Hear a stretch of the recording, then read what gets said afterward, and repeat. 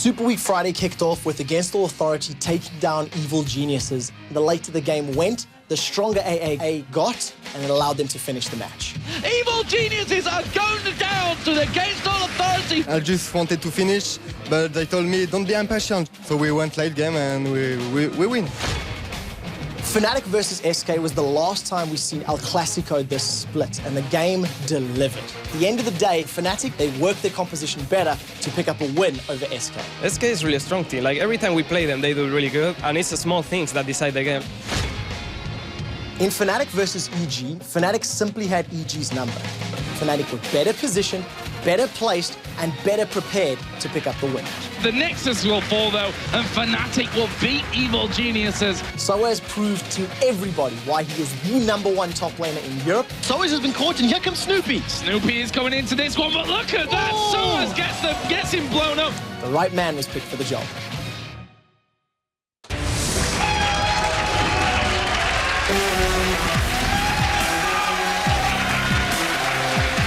Welcome to day 2 of Super Week.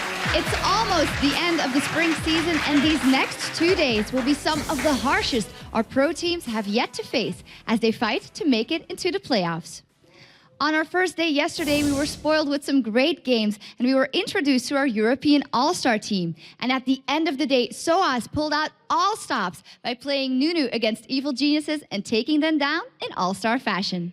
For more insight on yesterday's action, the schedule for today, and the standings, give it up for Joe Miller and Jason Kaplan. Thank you very much, Shocks, and welcome everyone to the Castle Desk for day 2 of Super Week. Before we get into today's matches, let's have a look at what we saw yesterday. Starting off with Against All Authority versus Evil Genius. Now, Against All Authority look very, very solid at the moment. They took down EG in a great game to set up the start of what was a fantastic day 1 for them. Then we moved on to Dragonborns versus SK. To be honest, a very one-sided victory for SK. They got that ball rolling, and really Dragonborns couldn't stop them throughout that one. And our third game of the day was Against All Authority versus Giants. A fantastic rematch for the 3rd week running. Against All Authority carried on their good form from that EG victory and took another win. And of course, with match number 4, we had El Clasico yet again. We had very unique picks coming in, as we had an Urgot and an Ezreal for Fnatic. That double 80 composition was really something SK couldn't deal with. And SK, they had a couple of good plays. Like, they had some really good engages, but the Iron Fist of Blitzcrank turned the tides for Fnatic to really take that game and lock it down. And for match number 5, we had Gambit versus Giants. And of course, the Giants just seem to have some sort of voodoo or lucky charm against Gambit, because they always have a close match with them, as they were up 2-1. But of course, Gambit were able to take that game and even the series back up to 2-all. So we ended the day with Fnatic versus EG, and that was really an insane game. We had very unique picks. We had the LeBlanc picked up by Froggen. And of course, that Nunu in the top lane out of Soaz with that rematch versus Wicked, and they just could not stop Soaz at all. He finished off that game 7-0-12 and really led them to victory. Yeah, fantastic game it was to finish off the day, and a fantastic day full of games, to be honest. We have to look, though, at the league table, because that's what we're all about here, as we are in, of course, our final week of the spring split. So at the top there, Fnatic, 20 wins, 5 losses. Gambit behind them now at 19 for 5, but a win would put them, of course, level with wins and losses, but in the end ahead on that head-to-head basis against Fnatic. Then we have SK Gaming in 3rd with 15 wins, 10 losses. With their win, if they can pull off a win that is here early today in their game, they will be able to secure that 3rd place. EG still looking a little bit ropey. They're 12 wins for 13 losses, and they're not safe in that 4th spot yet. And you see, as the bottom 4 teams, Against All Authority overtook the Copenhagen Wolves, taking that 5th place position, but that also is due to the Wolves not playing last week and not having any matches yet this week. And of course, Ozone Giants and Dragonborns are there in the last 2 spots. So let's take it a little bit further from this one. Of course, we are in our last week here of the spring split in the European LCS. Let's have a look how the playoffs would look if we were to play them today and the standings that we have right now. So round 1 would be SK Gaming versus Copenhagen Wolves. That would, of course, be 3rd versus the 6th from the LCS season. And then 4th against 5th would be EG versus Against All Authority. And of course, with the semifinals, the winner of that match number 1 will play against Gambit, which will be a very hard match for them. But then again, on the bottom side of that, Fnatic will be going up against the winner of Against All Authority and EG, and that is no easy match whatsoever. I think the point is that there are no easy matches to come for these teams, especially when we hit that playoff stage. Don't forget, you can check out all the stats, match previews, recaps, and the replays if you missed anything over on lolesports.com. So with all that said and done, let's have a look what action we've got coming your way today. Starting with the Copenhagen Wolves versus Dragonborns. It's the Wolves' first game in 2 whole weeks. It's going to be interesting to see what they've done with that time, and how they come into week 10. Dragonborns, I have to say, sadly enough for them, they looked a little bit lackluster yesterday. Definitely need to step things up against the Wolves. Then we'll be moving into Against All Authority versus SK. Against All Authority yesterday looked amazing and went 2 for 0 for the day.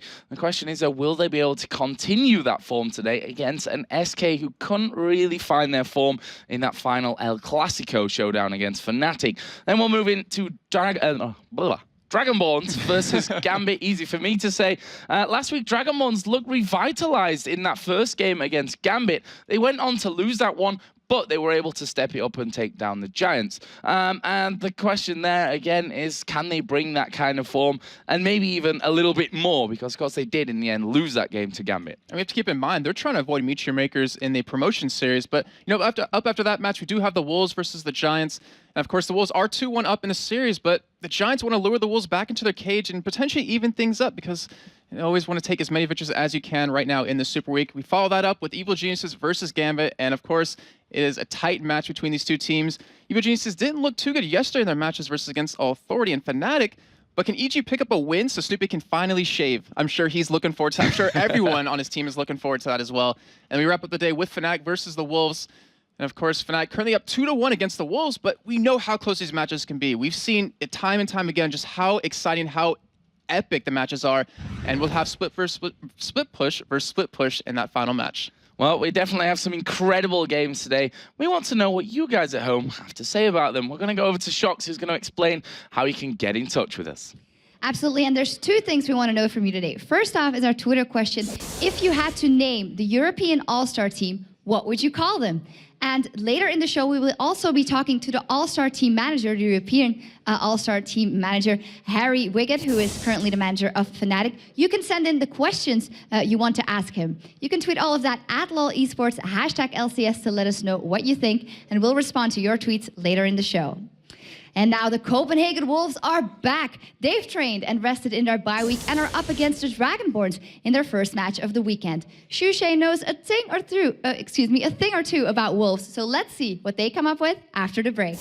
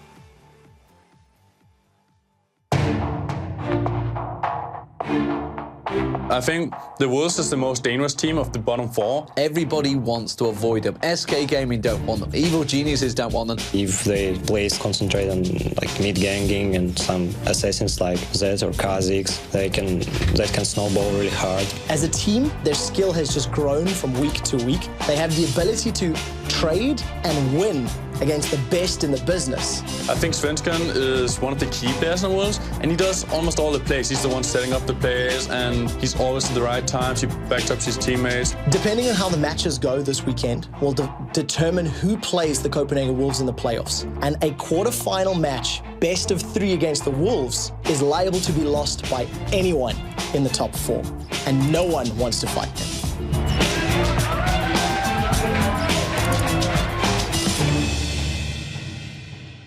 Welcome back to LCS Europe and Super Week Day 2. Let's move into our first game of the day. Of course, it is the Copenhagen Wolves versus Dragonborns. Now, the Wolves are currently on top in the head-to-head with 2-1, but the Dragonborns know what this weekend is where they really need to shine. Obviously, right now, rooted to the bottom of the table. A win against the mid-table Wolves could be a vital part of any rescue plan that they, think that they might have. And the thing is, we have to remember, the Wolves had last week off, so they've had pretty much like a 2-week break, and we've seen in North America and Europe how it can be a positive or negative impact for a team, and we'll see how it's really worked out for them as we get into this one. But, the players for the Wolves, Svenskeren and Bjergsen and the Test have all really stepped up. They really have done extremely well. They've all grown as players in LCS, and we'll see how they do against Dragonborns today. And, of course, Dragonborns did claim that long losing streak away from the Wolves by going 0-14, and this is like a grudge match for them. They want to show them that, even though we lost more games in a row than you did, we can still beat you, and we'll see if that can happen.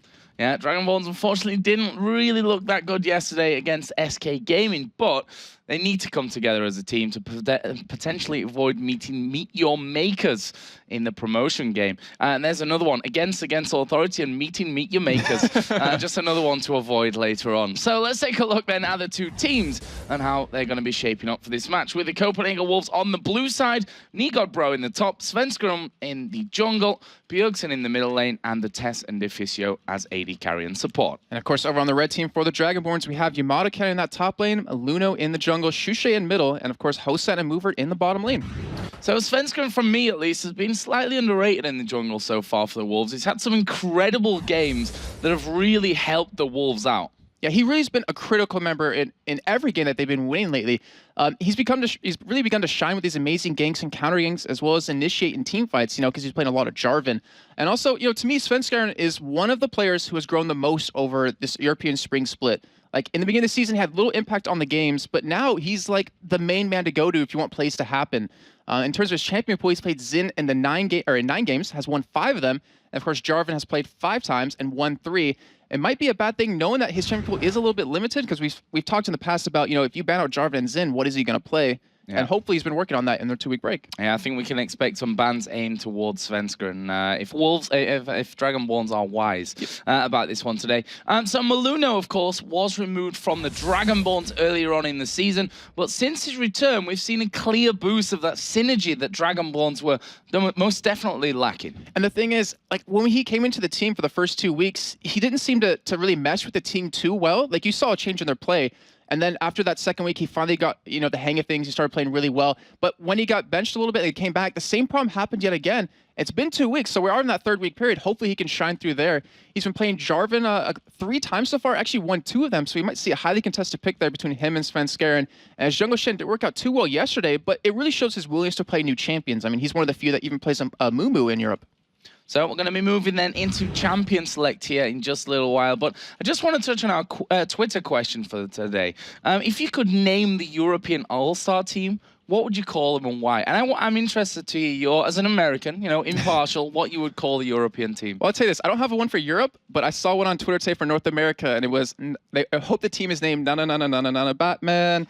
And I thought that was awesome, because for North America. But what about you, Joe? What would you name the European team? Joe's Bros. I tried to get in there as the manager, but Riot wouldn't let me, so, sadly enough. But it would have been called Joe's Bros if that would have gone through, so just saying. But I like No, Batman. That was, got credit to Reddit for that one.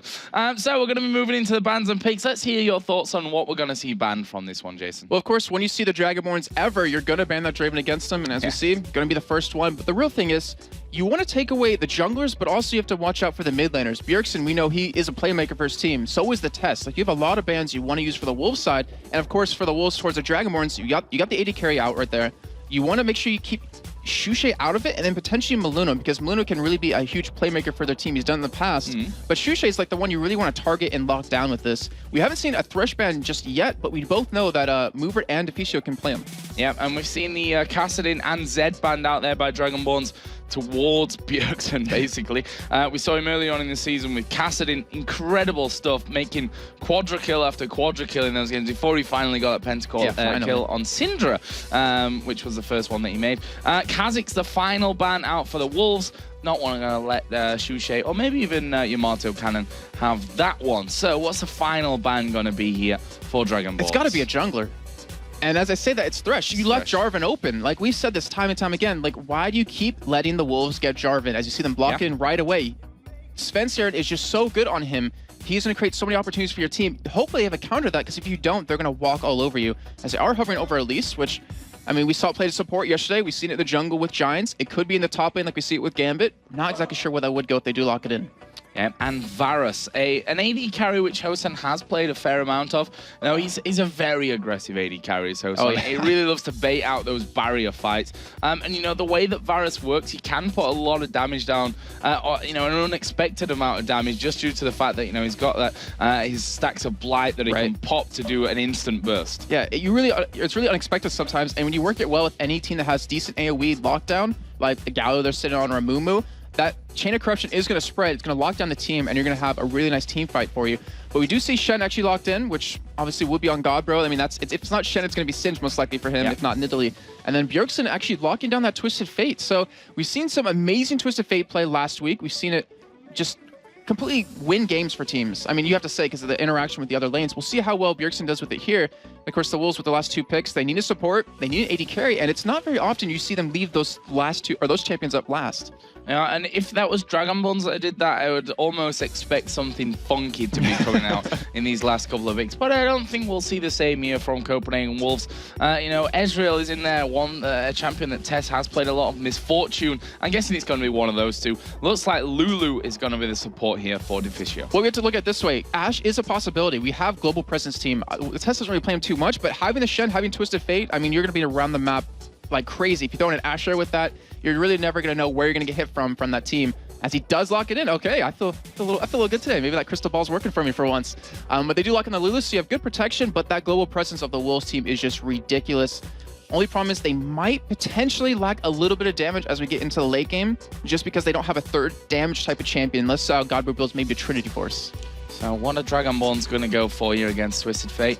Diana, I guess, is a possibility. We've got Kha'Zix and Zed are both out of the running for this one. Obviously, banned one by each team. We've seen Shushi play Diana before. He likes to get involved in other lanes, which fits Diana's style perfectly. We've got Lux in there, which also we have seen from Shushi. The thing is, if you're against a Twisted Fate, you need someone that can push the lane really quickly to punish him when he leaves the map. He might be running Teleport to kind of counter that since you're against a pretty much triple global team, but I'm not sure if he's going to be running that Elise or if that will be a support Elise, because she's not too great in pushing the lane at all. But we will see what they lock in here. Well, they're running it right down to the wire, and it's going to be Shushe's famous Gragas. We saw it in Season 1. That's what he was famous for.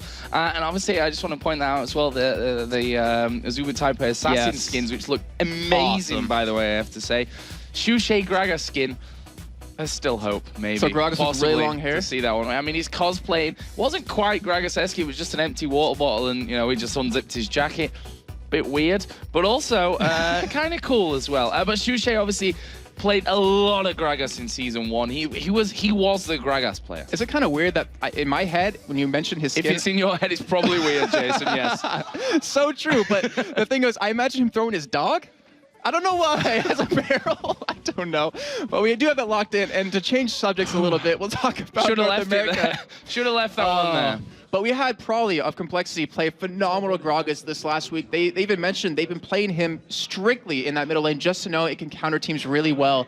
And we'll see how good Shushi is at it. As we know, in Season 1, he was a phenomenal Gragas player. Yeah, and I can't see that being really any different this one. You can see the Dragonborn's spirits high by the looks of things. Hosan, you know, he's always laughing. It looks like he's laughing at me. He probably is laughing at you, like the rest of the stream right now. But if you put Hosan and Nono in a room together, there wouldn't be a sad moment ever, I think, in that one. But this is a big game for the Dragonborns and for Copenhagen Wolves. We've talked about this whole, they've had 2 weeks break. What does that mean for them? How much practice have they done there? Has it been just a case of chilling for a bit, you know, having that holiday that honestly some of these players really probably need by this stage of the season.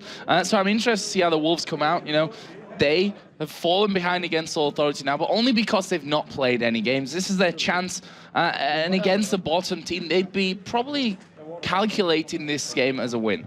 I know they've actually been practicing quite a bit. I've seen the Tess and Deficio duo queuing a lot. Svenskar and Godbro have been working on their synergy as well, and Bjergsen, I mean, come on. He's always practicing if he's not playing right now. But we do have the game starting and getting underway, Joe, and I'm excited to see what happens because this is the first game of day 2 of the Super Week. So here we go then, Copenhagen Wolves versus Dragonborns. Level 1, Jason, with the setups that we've got here, can we expect any action? If we do, I will have to say it will most likely come out of the Wolves. You have that taunt, you have the attack speed or the armor pen out of Jarvan, you have the stun out of Twisted Fate, and then you have that pretty much guaranteed crit strike out of the Test, who went with the Doran's Blade for that extra attack damage, and then the slow off of Lulu. They are kind of sitting over towards the top side of the map right now, so it looks like they want to potentially invade. You know, Nasus, he normally goes for red right off the bat, then swings around to blue, so they might be trying to stop that. This is interesting here as all of Copenhagen Wolves headed to that top side of the map. Yamato Cannon is actually inside of the brush, and you can see that he backs away as soon as he sees Twisted Fate come in there. Not sure that they actually spotted Yamato Cannon actually backing off there. See what I love right now? If you check out the mini-map, the wards coverage. So the Wolves, they put down a ward on the Wraith bush, so they know if Dragonborns are going to invade it off from their invade, like try to counter it in some sort of way. They know that's not happening right now, so it looks like they're just going to back off instead and just force Dragonborns to play a little passive, maybe even invest a couple of wards they don't want to on their side of the map. Yeah, lots of wards down for the Wolves. 3 at this point, as you said, 1 by that Wraith bush, 1 on the top side, and then 1 in the top tri bush as well. So Wolves got very good map vision right now. They're going to be kicking things off here with the Wolves. Ironic. And that lane swap, of course, going to be coming in. We are going to see Lulu and Ashe going to top. I was almost expecting Dragonborns to start a Dragon then, off of that. But, you know, we do have, if you check out items right now, this is kind of reminiscent of what we've seen in North America a little bit. We see 4 red pots start for Dragonborn. So, you know, they want some early aggression. They want to win their lanes early on. And even Mover picking up 1 as well. So there's going to be a lot of aggressive actions from both teams. Yeah, really interesting stuff. And now that also gives them that safety if they were to get invaded upon as well. Like, that's a lot of health boosted into that fight, along with the stats, of course. You can never count those out from that pot. So we are going to be seeing 2v1 lanes. Renekton against Lulu and Ashe, and you can see there Renekton already being harassed down to half HP. He's going to be burning through those 4 health pots that he has very, very quickly. Bottom lane's going to be Shen versus Elise Varus. Now, obviously, Elise does have that lockup early on out of the cocoon. How are these 2 solo lanes going to fare up against each other? Who's going to have the better time of it? Well, looking at it, I have to say I'll give it over to the Wolves in that top lane, because Renekton... Actually, no, I'm going to take that back, because Renekton has a lot more sustain than a Shen has. I mean, with that Q, when it's empowered, you can stay alive quite easily. You have a lot of AoE to farm easily under the turret. So if Dragonborn shove the lane into Shen, he won't be able to farm under turret that well. So they should win that trade in the end, but it all really comes down to, you know, how the junglers interact and who tries to go for an early turret. Well, as you can expect, Copenhagen Wolves here freezing that lane out as much as they possibly can here. Ashe already up to 15 CS. Renekton got 1, Shen got 0 currently, so you can see how much of how passive they're playing that one, not wanting to come off that turret whatsoever. But now Yamato Cannon's finally going to have at least a chance to get in here and pick up some of these minions. We'll see how that works, because we do have 3 health pots and 2 mana pots on Deficio, so it looks like he wants to harass a lot and really force Yamato Cannon back. Even when he's under that turret, you can do a couple of damage, maybe take a turret hit and then, you know, heal it right back up, as they are doing quite a good job at it. As you see, not 1 CS has been picked up for Godbro yet. Yeah, Godbro definitely struggling with that one. Yamato kind of taking a lot of harassment on the turret, and that's the beauty of Lulu as well. It's like Renekton's going to go and last hit that minion and going to hex him. And then he can't do anything about it. And that's the problem that he's had there, is Yamato Cannon does finally come away. We see the Hex coming down again.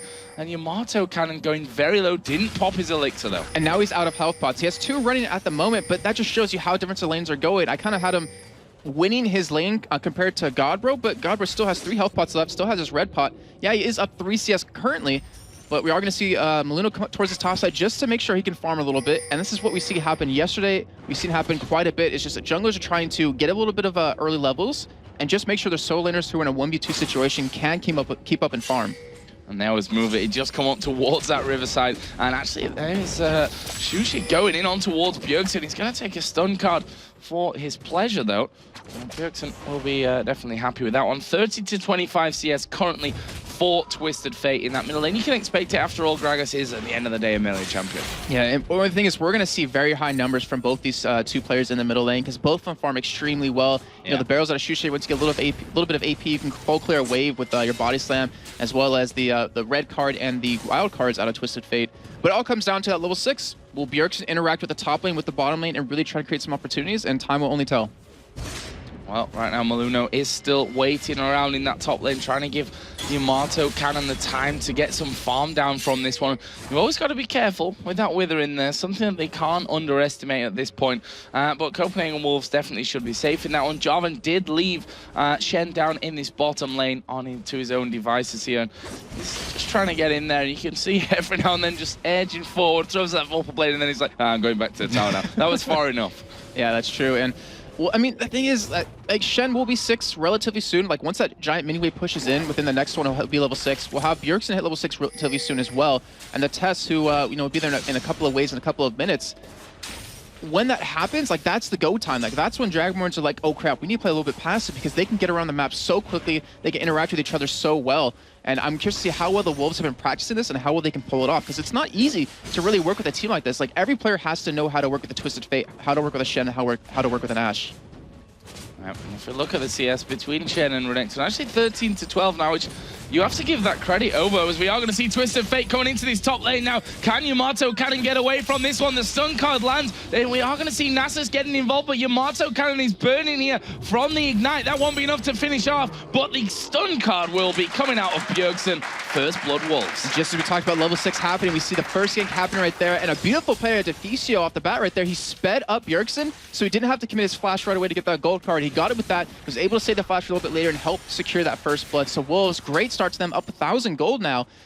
And Shushay wasn't able to punish that trade either. I mean, he's tied in CS, but he wasn't able to get too much damage onto the turret. So here's a question for you, Jason. I mean, we've got two almost global present champions in there, obviously with Shen, who could, with that Stand United, move across the entire map. Twisted Fate, who is pretty much in there as well. Is Shushay going to go into him here? There is the body slam landing. The barrel will land as well, and Bjergsen in a lot of trouble as he gets that stun card down. But Shushay doesn't have mana, and that's going to mean that he can't follow up. And look what he blew for that. He blew Flash and Ignite trying to get the kill on Bjergsen, who didn't have anything available, and Bjergsen was still able to escape right there. So a good job by him to know his limits, and unfortunately for Shushay, just didn't have that mana to do that one more body slam to pick up that kill. And overall, just well played. I mean, that was very scary because you can look at these mid laners, they can burst each other down pretty quickly. So back to my question. We might see more action after this one. I know you had problems with Freak when you were trying to get stuff out and there was action, but that's fine by me as well. Do you think that Shushay should have gone with Teleport this time around, with the fact that there's Twisted Fate and Shen in that lineup? Well, the thing is, they're running an Ignite on Yamato Cannon and Move It already, so I don't think his Ignite is very crucial. Especially since you don't really have you don't really have any healing at all over for the Wolves, minus the Q off of Shen and the, you know, Vampiric Scepter off of anyone who picks it up. I think it would have been a good pickup, because right there, he could have teleported the top lane where that ward was. He could have countered that gank with his ultimate and then kept Yamato Cannon alive. It might have worked out really well for them, but you know, we'll see how the Ignite works out for him as the game goes on, because it can be very crucial. I mean, that 400 true damage it does, you know, around level 18 can really hurt a team. Let's have a look at the items that are coming in here. I can get my words out. In the early stages, we've got Spirit Stone being picked up for Nasus with boots, Crystalline Flash, pretty standard stuff there, and the Madrid Razor for Jarvan as well. Middle lane, both players gone with those early Sorcerer Shoes, 2 Doran's Rings for the Twisted Fate, and a single one for Gragas. This Twisted Fate is going to come into this top lane once again. There's the arrow as well. You're not escaping this one, Yamato Cannon. Slowed down completely. The test gets a final blow. And we talked about Twisted Fate being so impactful in last week's games, and you've seen it yet again. 2 ganks in the top lane, 2 successful ganks now, and Hosan relatively low as Godbro's being harassed under this turret. The turret is very low as well. They could go for a dive. Yeah, but you are going to surely see the first turret of the game going down here. There it is, finished off by Hosan. Dragonborns not wanting to go too deep into that though, but maybe they will turn this into a dragon. Yeah, speaking of that, we do have Godbro's backing, so he's going to heal up. He has ultimate available, and we have Jarvan, we have Twisted Fate in the vicinity to help out. Obviously, Ashe and Lulu on the top are not going to be able to help, but they might be able to stop this. Well, there is the wild cards going through. Dragon got about a quarter of his health left as Shushay going to take a lot of damage from this one. There's Cataclysm going down. The kills start to come in. It's one for each team currently, but Bjergsen is still chasing down. Stun card lands onto Mover. He gets the kill. Can Maluno run away from this one with that ghost running? Bjergsen needs to pop the stun. There is the stun card. Maluno in a lot of trouble. One more hit will do it, and it will come down from Twisted Fate in the end, who fancies his chances now on towards Hosan. Needs to be careful of that turret as Godbro goes right under it as well. Hosan trying to bait him out with this one, and Godbro, honestly, I think he could have maybe finished off that kill there, but he didn't want to even risk that. Oh, Brick's gonna try to go for a nice wild card. Oh, so close to him on that bottom lane. But we saw a great play out of Hosan right there, popping a red pot, actually. It kind of made the Wolves commit a little bit too much right there, expecting to get the kill, but it was a great play for him to stay alive, but still. Wolves lost Dragon, they lost one member, but they got 3 kills, and they got the top turret off of that, so a very favorable trade for them. Yeah, they're now 5-1 up in kills and are 2.2 thousand gold in the lead. So nice little bit of play that they're going for. Yeah, obviously Shushay got a bit of time now to farm this lane before Twisted Fate actually comes back up. But you have to say, Bjergsen, 4-0-1 up till now. Twin Shadow is his first big item out. Yeah, we can just say just Bjergsen. That explains it all. I mean, he's been playing extremely well the entirety of LCS, but that Twin Shadows, that item is so perfect for him as well. So you have slows off of Lulu, you have slows off of Ashe, and now you have a slow and stun off of Twisted Fate. So you're never going to escape him when he comes in for a gank. And we'll see how well he works with that item as we do see more ganks coming in eventually. Yeah, really interested to see how that impacts on this game. Ashe, of course, is also 1-0-1. BF Sword, Berserker Greaves, Pickaxe. Compare that over to Hosan, who's gone BF Sword, Vamp Scepter, and also got those tier 1 boots of speed in there as well. And the thing I like about the Wolves' lineup, you see the test, he went cleanse. So if he ever gets withered by Maluno, he can use that to get out of it. Obviously, he can get out of the stun, out of Renekton, and get out of the cocoon, get out of the ultimate, out of Varus.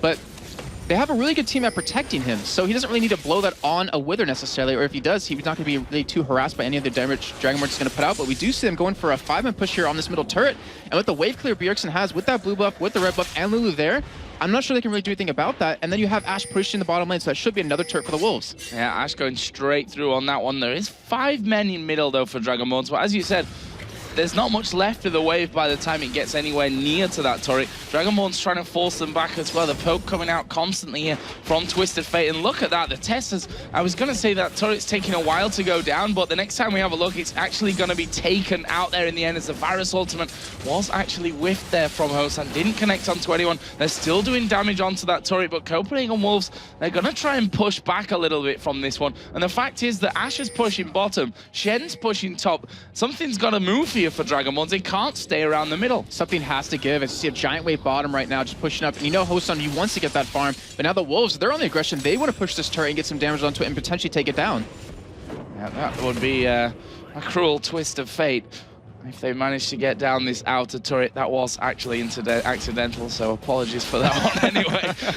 But that would be horrible for them. The fact that they've been trying to siege that middle turret, they've given up that bottom turret for it, and then if Copenhagen Wolves had managed to have come back and take that one, would have not been the best news for Dragonborn, who already find themselves 4,500 gold at this point behind. So not really the best position to be in. If you look there at the overall gold, see it's almost 1,000 in that mid lane, despite the fact that Gregos has the CS lead. Twisted Fate, of course, has been all over the place. He's currently at 4-0-1. 80 carries, around about an 800 gold lead for the Tess. Yeah, that Twisted Fate pass is really coming into play, and if you mix that in with the Tess's Hawk Shot, which gives him extra gold per minion kills anyways, he's getting a lot of gold. Currently 3 for every, or extra 3 for every minion kill, so he's going to be ahead of Hosan this entire time, which he's already ahead in CS. He has a kill, has assist under his belt. He's just leaps and bounds beyond him. And the thing is, the Wolves, they have 2 Giants belts already. They have one over to Svenskar and one over to Godbro, who's building into a Sunfire Cape.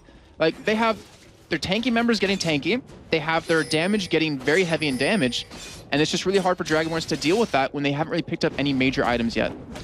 Everything going to plan, that's for sure, for the Copenhagen Wolves, who look very strong. We didn't know what to expect from them today, just due to the fact that, of course, they've had those weeks off. But certainly nothing seems to have changed since we were, you know, praising them in those previous weeks where they were looking very good as well. And we see Gragas and Nasus coming into this middle lane. Actually, Shushay going to engage here on towards Bjergsen, but here's the counter engage. What a flash out of Bjergsen. He avoided the cocoon. He avoided the virus ultimate as well as Yamato Cannon going to pop his ulti. The test going very, very low here. Wild Growth will keep him alive as Bjergsen gets a stun down on towards Hosan, but there is the rest of the Copenhagen Wolves starting to close in. They are going very, very low as Mover is going to get stunned up from this one again. He got to repel off, and now they're chasing in towards Renekton into this north side of the map. Yamato Cannon not going to escape this one. It's a double kill as Bjergsen is going to Destiny in towards Mover. They get the kill on him. Shushay now going to have to run. He's got no mana. He does have blue buff though, so he's going to be regenerating enough here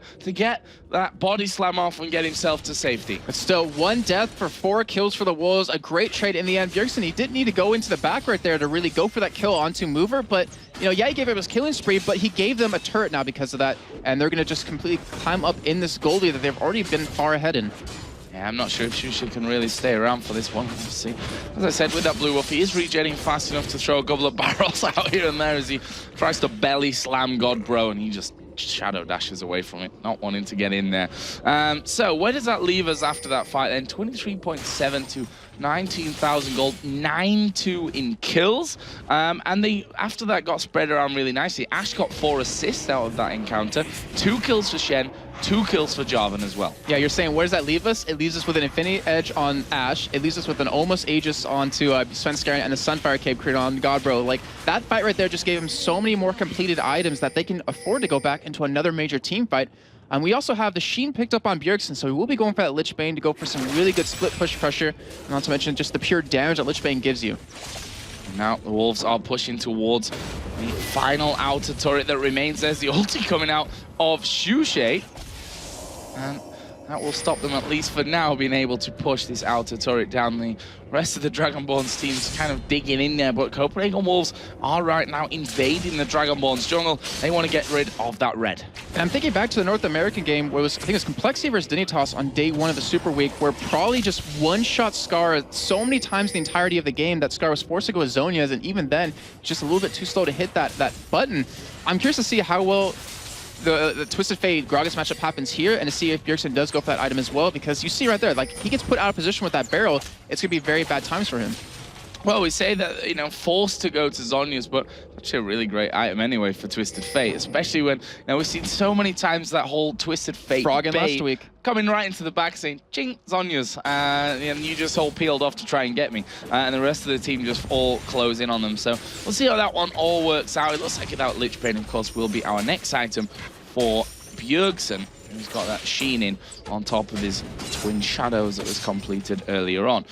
So what else do we have going on? We've got, well, Twisted Fate split pushing. What a surprise. As well as Godbro. So like we talked about, you know, the Copenhagen Wolves, their ability to split push with Bjergsen doing that on so many different champions, and he's just showing it again with his Twisted Fate. Like, the Dragonborns, they have to deal with it, and as you see, they send 1 top to deal with Shen, they send 2 bottom because there's a giant mini wave and Hosen wants to get all that, but now their mid lane is potentially, like, it's open, it's defenseless. I mean, yeah, you have Gragas and Nasus there, but if they all collapse on it really quickly, which looks like they're starting to head to, they can take that turret very quickly. Yeah, already down to less than half HP. You can see Svenskeren in the jungle once again as the Hawkshot goes off just to reveal things. And I guess Hawkshot is one of the more underrated skills, in my opinion, on the AD carry, because you know, especially late game, the vision that you get from Hawkshot is actually quite ridiculous. Obviously, it does have a very long cooldown, but also, you know, it has its uses in the early game, especially with its passive. And you think of how many games that were like almost decided because of a face check, like in the beginning of the game, like a level 1. I mean, yeah, you don't want to take that as your first ability, but it gives you that ability to not face check and get just destroyed in a team fight. But yeah, like later on, if you don't have any wards down at Baron, just shoot the Hawkshot down, shoot the arrow. I mean, you have 2 forms of sight eventually with that. It just gives you so much more control, and it makes you feel more comfortable.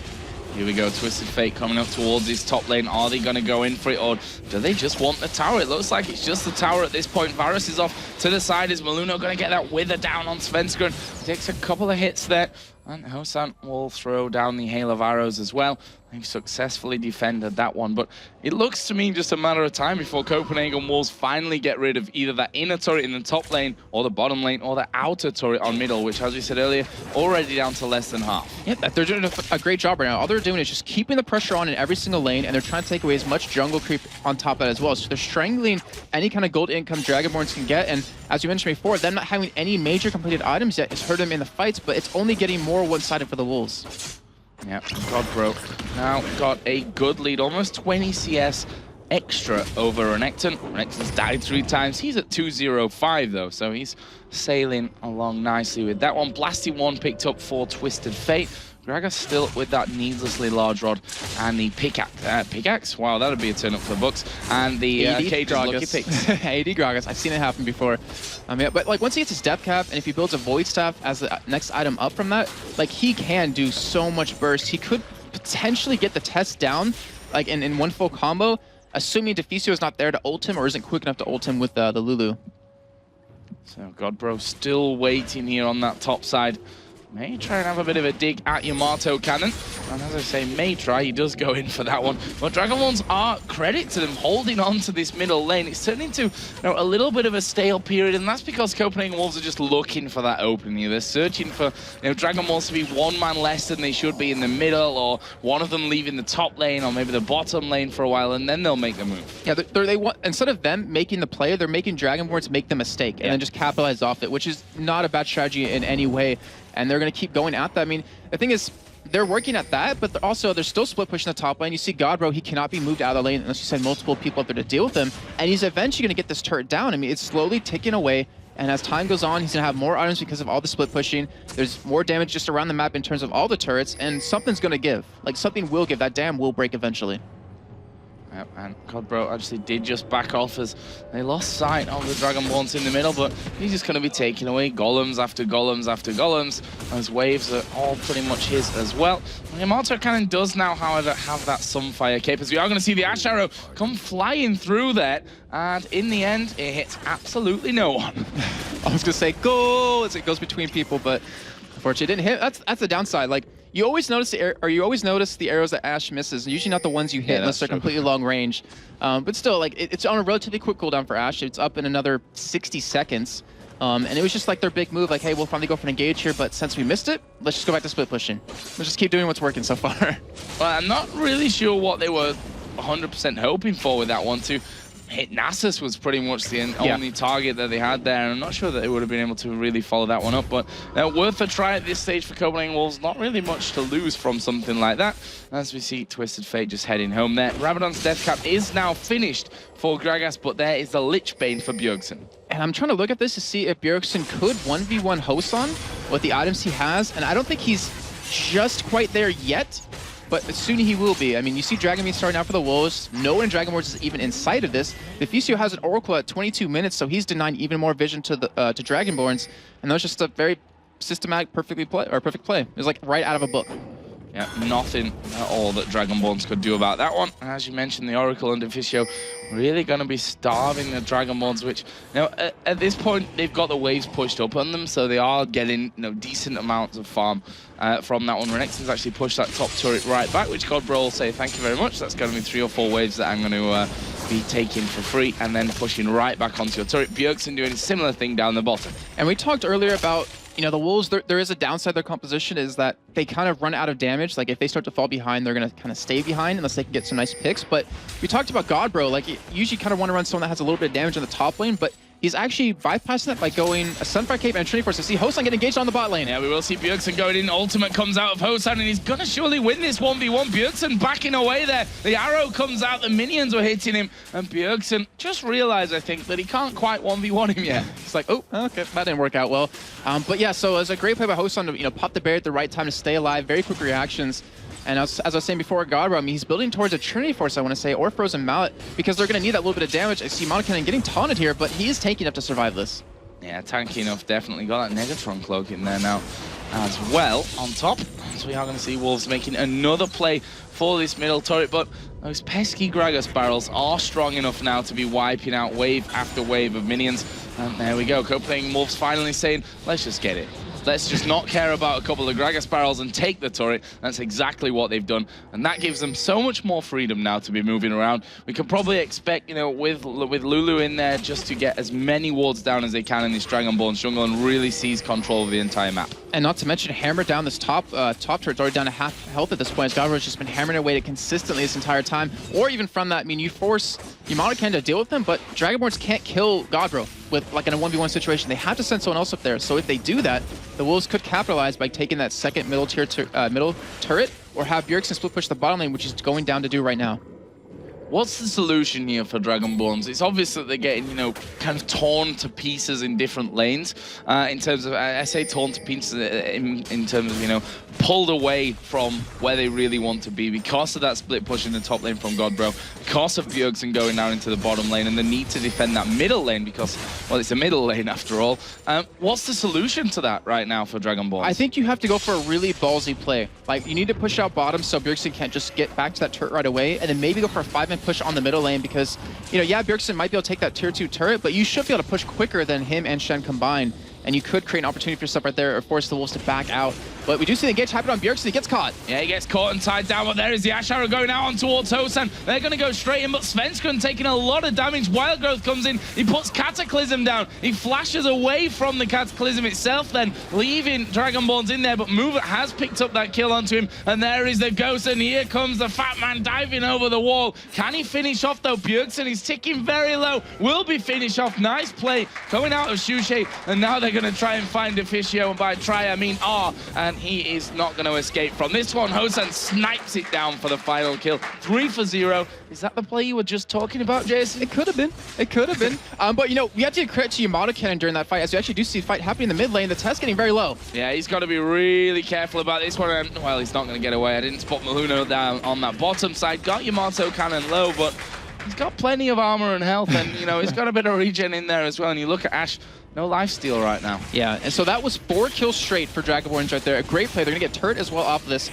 But you do have to give Yamato Cannon so much credit in that entire fight. Because Godbro, he backed away, trying to, you know, say, I need to ulti, I need to get down there as quick as possible. But Yamato Cannon slice and dice through the minion wave, slice and dice to Shen, stunned him to stop that, so he couldn't interact with the fight, because that could have been a completely different fight if he did show up.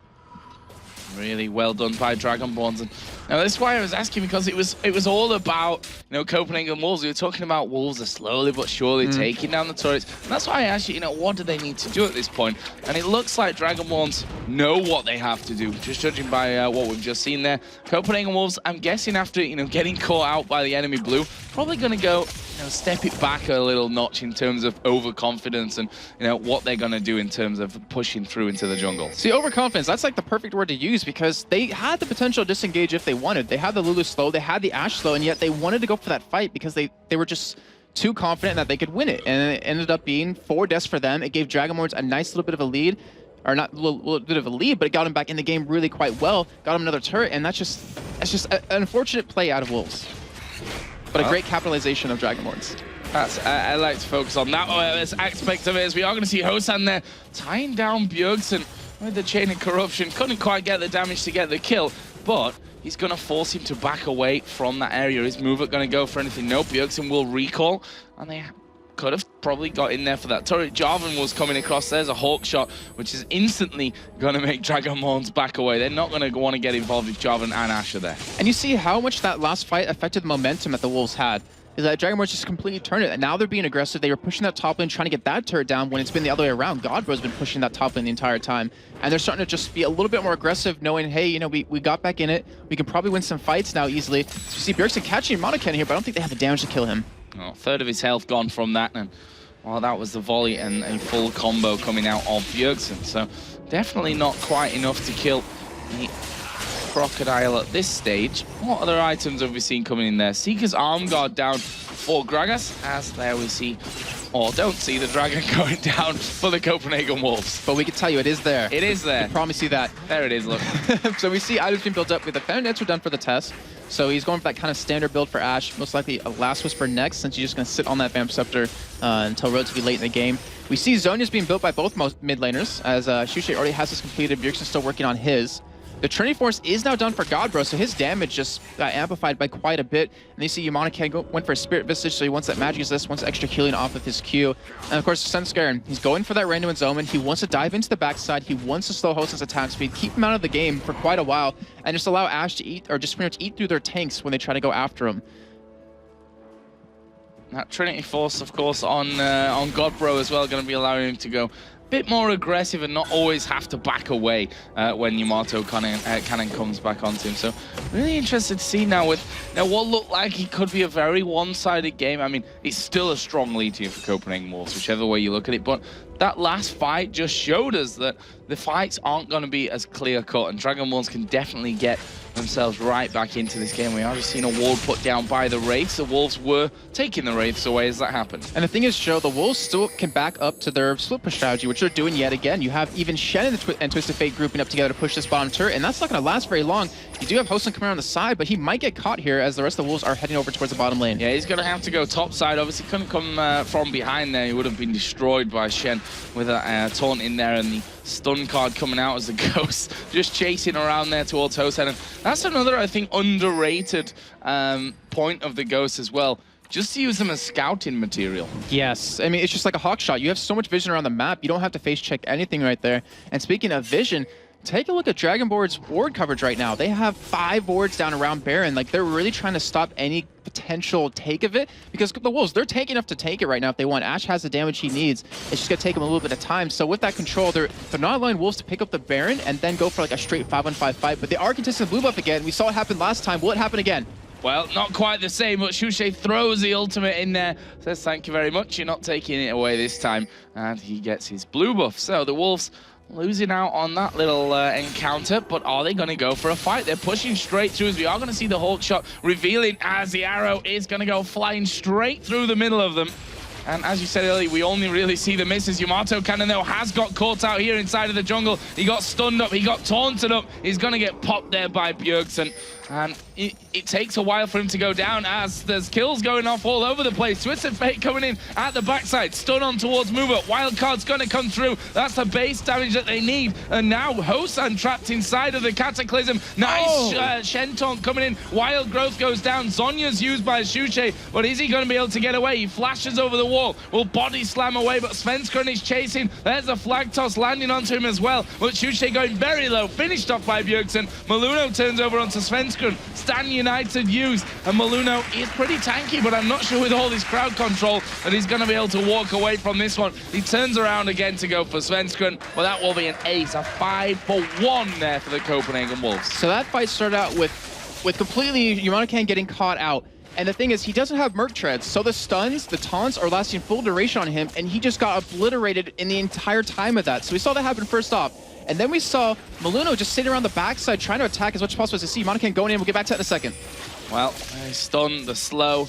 The slow is basically a snare. We know that if you, for the people that have ever played against Lulu and screamed at her when she slows you forever. And there is Godbro pushing through on towards that middle turret as well. So inner turret's down in the middle lane, in the bottom lane. Top lane is still there, ironically, after Godbro spent so much time pushing that one down. It's definitely not very high on health points right now. And we're seeing some more big items coming down. So I'll just run them down quickly. But that middle lane is really where the importance is right now. The Zonya's Hourglass picked up for Twisted Fate, who has just used it for fun in the jungle, just to test that it's working. It's working. The Hourglass is working, everyone. We know that now. Bjergsen just wanted to be careful with that one.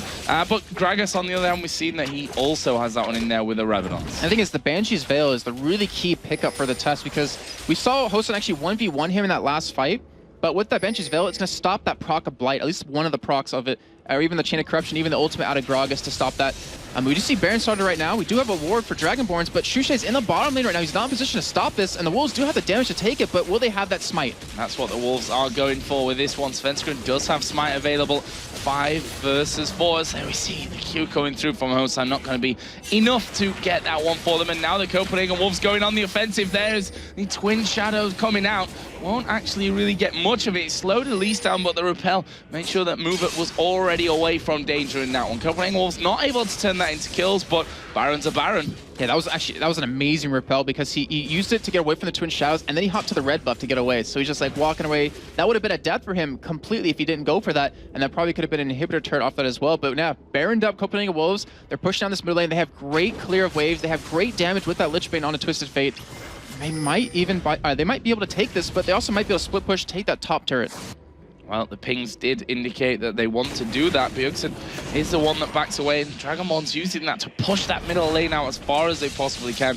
Obviously, it's easier when it's all the way up to the turret for the Copenhagen Wolves to be getting in with that one. Now Twisted Fate is moving straight through this top lane. You can see how quickly Bjergsen eats through that line of minions. There's a hawk shot just to reveal pretty much the entire Dragonborn's team. Bjergsen coming in towards that top turret now. Gragas might actually get sandwiched in here. Turret finally goes down, and this is where it gets really hard for the Dragonborns to deal with that split push ability that the Copenhagen Wolves have. And the thing is, if they want to go in and pretty much stop that, they have to force like an engage. They have to go 5v4 and try to blow someone up as quick as possible. But you know, you have Bjergsen who might be split pushing, might be there, has a Zhonya's. You have the Tess who has a Banshee's Veil. It's going to be relatively hard to do that, but it is always possible. And Godbro, we didn't talk about him for a while, but he's 4-0-8 right now. Like, his taunts in those last fights phenomenal. Were why they really locked it up as well as they did. He's just picked himself up a Spirit Visage now to add in as the Ash Arrow going to land here on towards Movement, gets knocked up. He's going to repel there just about, but he's going to die as soon as he comes back down. The Cataclysm used in the middle of the fight. Here comes Twisted Fate. Where's he going to go? Towards Shushe. Yamato cannon is very low. He will be finished off by Ash in the end, and that is 3 kills for nothing. Copenhagen Wolves not finished just yet. Twisted Fate on the top side will get hit there. Well, the Twin Shadow chasing him through the jungle. Can Bjergsen land this stun card? Actually, Hosan's kept running. Bjergsen is... Oh, his stun card just ran out. And he's got to think twice about that one. Hosan going to be recalling right in the middle of him. Bjergsen can't go aggressive on him there. And they're like, well, let's just forget him. Let's go towards the inhibitor. And you know, we talk about the Ash Arrows missing, we notice those more, but all it takes is one great Ash Arrow to land as you start with their hit mover, able to pick up those 3 kills, able to pick up an inhibitor turret off of that. Well, so actually, matter of fact, 2 of them, and maybe even 2 inhibitors. And a great play to Godbro as well. He backed, he had home guard boots, so he ulted in and just zoomed right into the middle of that fight, landed the taunt, and also the Banshee's Veil off the test was an MVP right there. He didn't get hit by the Gragas Sparrow at all, that ultimate. Yeah, we saw there Maluno managing to defend the inhibitor for now with those home guards on. Bit of a whippet he is coming out of the fountain there, which us Northerners, we love our whippets. I'm like, I'm probably not going to get that one at all, but it's a dog, Jason, a fast one. So, where are we at? Yeah, the rumor is that all us Northern English guys, we like to race whippets in our spare time. I can confirm, though, I don't have a whippet. Only. Anyway, let's move away from whippets and get back into the game. With 36 minutes in, a 10-kill advantage for Copenhagen Wolves.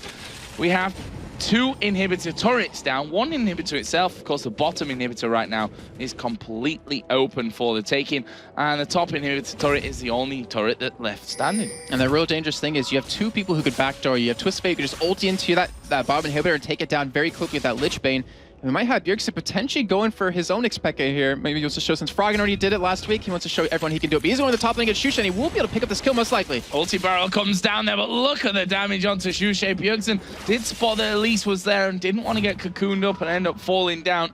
And Gragas is just going to recall there at the back of his teammates. Bjergsen is going to get hit by the cocoon in the end. And, well, he's not escaping this one now. We're going to see Svenskeren coming off to the side. Bjergsen gets a wild growth, and the Zhonya's down. Mover is going to fall.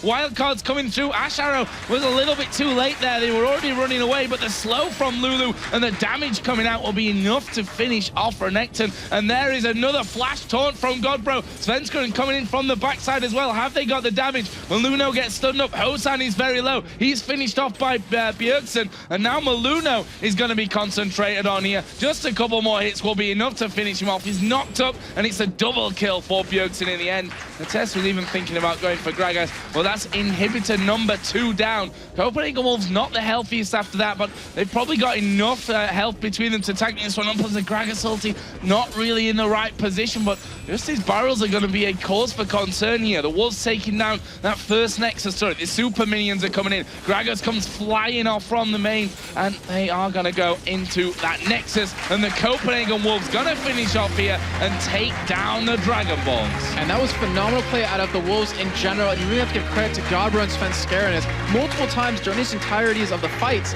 they would actually body block Gragas, so he couldn't get around, he couldn't like escape in any sort of the way, and they really locked him down to pick up those kills. Great job by Wolves, and also Dragon Balls played that quite well. I mean, they did get back in the game and finally turn it around, but unfortunately just was a little bit too late. Yeah, they had that moment of promise, but they need to build on that one right now. They are rooted to that 8th position. The Wolves showing that those 2 weeks off seem to be a good thing up until now. That's it from me and Jason for now here on the caster desk. We're going to go over to Demon and Quickshot to break down the game. Thank you very much, Joe. And well, what a slow and steady win for the Copenhagen Wolves, I think we can say there. But we weren't too convinced from the very beginning, it's safe to say, Trevor. We went through, we saw the picks and bans coming out. We were just like, what are they doing? They're giving the Wolves everything. Yeah, so the one thing that was very, very key, as soon as the picks and bans like ran through, we immediately said, Jarvan is open. Jason pointed out, we pointed out, we said, well, Svenskeren's obviously going to take his, go-to jungler. Immediately replied by that, the Dragonborns locked in Varus and Elise, allowing both Shen and Twisted Fate to slip through the cracks. Now, Yamato Cannon, we haven't seen him on Shen. We know that Shushe is not necessarily a Twisted Fate player, so it's not their champion pools, but you can't allow them to go through. We've seen how strong Bjergsen is on TF. He single-handedly decimated the Giants lineup 2 weeks ago, and he did it again today. Well, I mean, Twisted Fate's one of the champions that is pretty much 100% banned. In fact, is 100% banned in OGN right now. The Koreans just don't let that through. Yeah. The likes of Peke, you'd always ban it. Bjergsen, as soon as I was like, Bjergsen, it's Twisted Fate, what are you doing? Yep. And then they have double global presence with Shen as well. It's like, well, you are going to get beaten pretty badly. Yep. And then the opening game, Dragon Balls, they wanted to take advantage. They tried to use the brilliance, the Fortitude pot, towards the start, but that even backfired. So that was something that was interesting. They had all of their solo laners take red pots. The only person that didn't was Maluno in the jungle. And that's 1,000 gold that they invested into statistics, which they didn't even use. So they had this massive, massive presence and focus on the early game. They didn't get first blood. They didn't use the statistics to their advantage. They gave away first blood. Yamato Cannon got killed a second time before he even used that red pot. And it's one of those things that the reason that early game was so one-sided is because they invested so much money into that early game Gambit that just did not pay off. So we're going towards the replay, and it was really the big team fight. It got them back and forth. Dragonborns kind of got themselves back into it. With Bjergsen had a triple kill, and they had a 4-for-1. Yeah. And then Dragonborns kind of got themselves back into it. I think they picked up a 4-for-1 themselves, and then we led up to this fight, really, which was in the jungle of the Dragonborns. All right, so let's actually jump straight into the replay. It's about 30 minutes on the clock. There is a 6,000 gold difference between the two teams. I've got the HUD up so I can demonstrate one thing for you. Look at the vision that the Copenhagen Wolves are working with right now. They are making a play. They are saying, let's invade, let's do this, and they have no idea where their opponents are. On the other side of the coin, every single member of Dragonborns can see every single member of the Wolves, so they're working with everything. I'm going to let the replay run, and I want you to pay very careful attention to just the chaining of the CC on every single stage of this fight. The gold card stun runs out, Yamato Cannon gets knocked out. He manages to get his ultimate off, and he immediately gets taunted. By time the taunt wears off, he gets gold carded up. Now, while that kill is happening, the test gets caught out here. And I just want to pause and show you exactly the plays here. Stand United is still available for GodPro, but he decides not to use it, and he'll come back a little bit later in the matchup. As they kill the test, Hosen actually fails his flash, which saves his life. And another very, very good play. Move it, he used Repel to chase the Tess's Ashe, then flashed back over the wall, and it allows GodPro to chase him. And again, perfect ultimate usage here from Bjergsen. He uses Destiny, gets in range, pay careful attention again to these taunts. And just the positioning and the focus from the Copenhagen Wolves, they stuck together as a 4/5-man team for the entirety of this fight. You'll see Shen coming in here, and the very second that Shushe body slams, he catches a 2-man taunt. This fight plays out. We're going to carry on following it, and you'll actually see that the Stand United only gets used from Shen when it's literally needed to save the rest of the team. And if you can pick up what eventually becomes an ace for only losing one man, it is a massive, massive team fight. There's the Stand United, and It was just a demonstration of what happened through every single stage of that game. The Copenhagen Wolves set the tone, they picked the battles, they landed the abilities, and they won the matchup. Absolute dominant performance towards the end there. So, of course, that leads us on towards the MVP, and, well, none other than who do we always call the MVP for the Wolves? It is, of course, Bjergsen once again. He went 10-10 in that game on Twisted Fate. Started off fantastically well. Really set his whole build order towards basically roaming ganking, and it worked so well for him. Yeah, mobility and just making sure he gets those Destiny ganks. You know, went Twin Shadows into Lichbane, then went for the Home Guard boots, and it was just chasing down every single person across the map. Well played by Bjergsen. He single-handedly won that early game. The team closed out the mid and late game. So we are, of course, going to head over to the main stage. We're going to have an interview with Deficio alongside Shox. Thank you very much, yes, Deficio. In that bot lane, well, in the bot combination, you went for Lulu. You like to play Lulu, and the test went for Ashe, which doesn't pick a lot. How is that? How do they work together, Lulu and Ashe? The lane itself is kind of safe. You can't really kill anyone 2 versus 2. That's why we lane swapped as well. Also, they started red pot and Elise support, who's like really good early game. So we figured, okay, we have to lane swap. And we actually knew we had to lane swap when we picked it. But it's double slow. There's a slow on Ashe, there's a slow on Lulu. There's a shield, there's an ultimate on Lulu for Jarvan when he jumps in, which we like to use a lot. And we have the Ashe arrow for like engages with either Shen on him or TF porting in. So that was the reason for it. And the plan worked perfectly. Now, of course, you're in a unique position. You used to be the manager of the Copenhagen Wolves, and now you are the support player. How would you say your team has, you know, the evolution they've gone through the last couple of months? Like when we started LCS, we were very, very bad at finishing games. We didn't know what to do mid-game. We got the advantage early game, and then we just ran around. Kind of like we did this game, actually, so we got a bit nervous. During the game, we was like, hey, what are we doing? I mean, all of a sudden, we don't know what to do. So we made some mistakes here mid-game, but generally, we're very good at snowballing. That's one thing we improved a lot. And our picks have gotten a lot better now. I mean, our champion select, we prepare a lot for it, and we discuss back and forth what to pick, what not to pick here. Where in the past, we kind of just said, okay, we want to play this, and then we just picked it, and sometimes we got punished for that.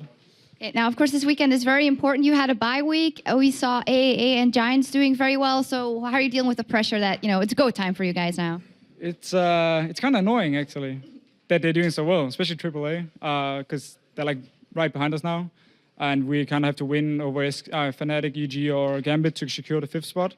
But it's fine. I mean, it gives you some more motivation, and you just have to prepare yourself a little bit better and go in and win.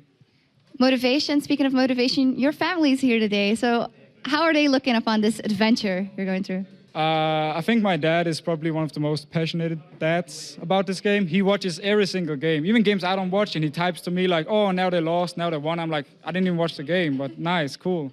And he tries, I mean, even my mom actually tries to help us with like, you have to practice all the time and make sure we practice enough. And so they're very supportive, and yeah, it's great. Great to hear. Thank you very much, Deficio. Before we go into the break, I want to remind you of our Twitter question, of course. If you had to name the European All-Star team, what would you call them? And, of course, also remember to send in your questions for the European All-Star team manager, Harry, as we'll be interviewing him later in the show. You can hit us up on Twitter @LawEsports, #LCS. And now, Battle of the French Junglers in our next game as Herkibot and SK Gaming take on Virtual and Against All Authority. It is all about holding that 5th place spot for AA after 2 victories yesterday. So they'll be coming out swinging. We'll be right back.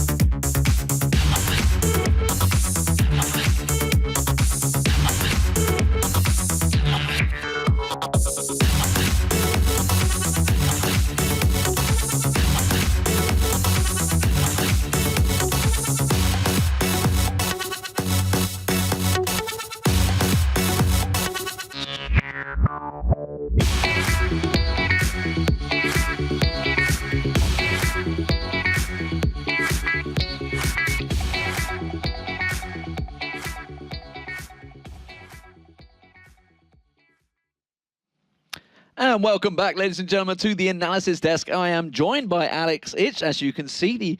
I don't know whether you could say captain, but he's kind of been forced on him. We've just forced it on him. He's now the captain of the All-Star team. We've just said, yeah, no, you're the captain. It's going to have to happen. First of all, congratulations on being voted in, Alex. How does it feel to actually be on the All-Star team to start with?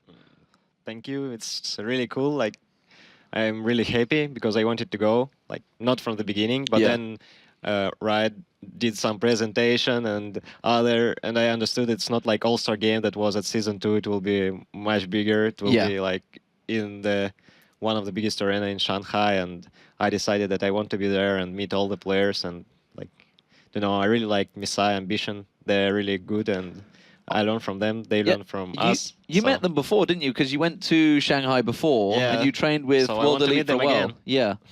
Now, who won during those times? Are you going to beat Messiah and Ambition and the other Asian mid laners?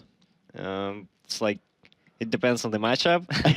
But still, like, I don't think that I'm that far behind, and they're still really good, like their mechanics and you know, Messiah Twisted Fate.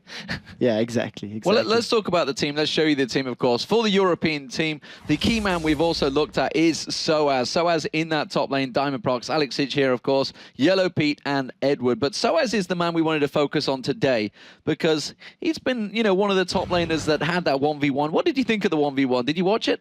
Yeah, I watched it. It was fun.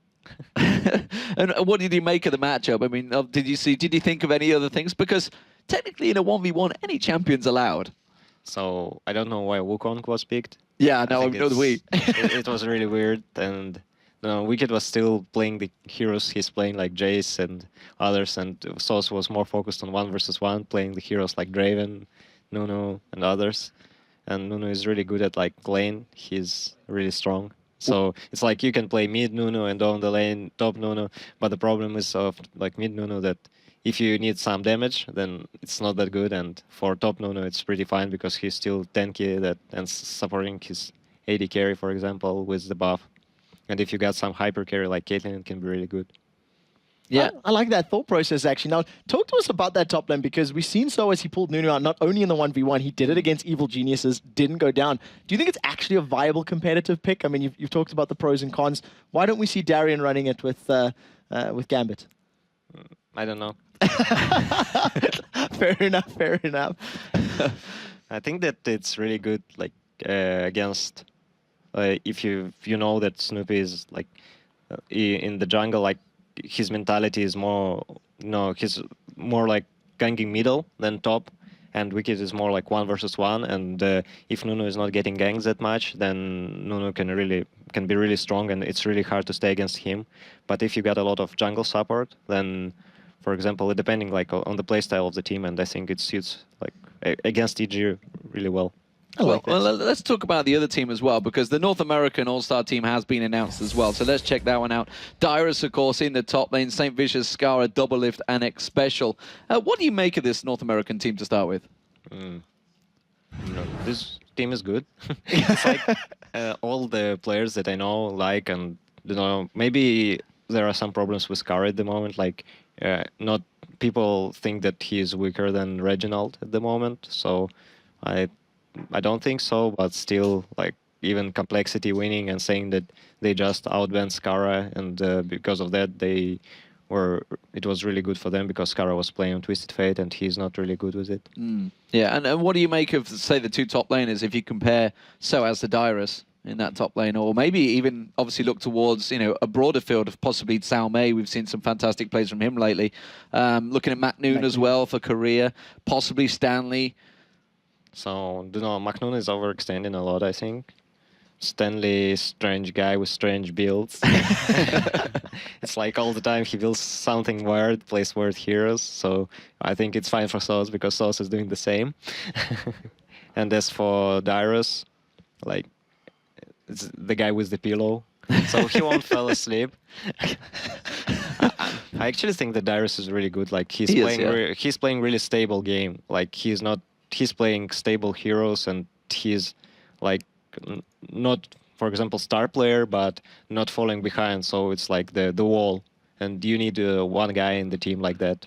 How is he going to match up against the rest of these top laners that we talked about? I mean, we've seen Soas, we've seen Darius to a lesser extent on the international circuit, especially if you think about last year. TSM didn't travel outside their borders much at all. So do you think he's going to, match up to the rest of the world's top laners and trade evenly? Will he be as stable against the likes of, Wei Zhao's, Stanley's, things like that?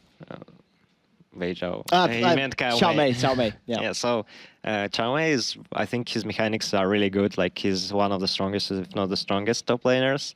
And but for example, Soul's strength is like he's playing unusual heroes, and if he pulls out something like Word again, that can be really strong. Like, you never know what he will pick.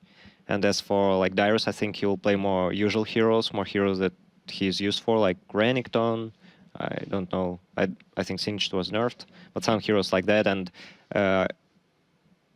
Koreans and Chinese people playing against it all the time. And I think if it will be, and it can be a 1v2 lane. We shouldn't forget that. So it depends like on the matchup. But I think that still like Chinese and Korean teams got a bit advantage. And final question, of course, about the next game coming up. It's going to be against All Authorities. They gave you a good run for your money yesterday. SK Gaming as well. They've definitely managed to settle themselves in 3rd place. How do you think this one's going to go? I think SK is looking really strong at the moment. Like, they got a really good fight against Fnatic. So right now, I would vote for SK.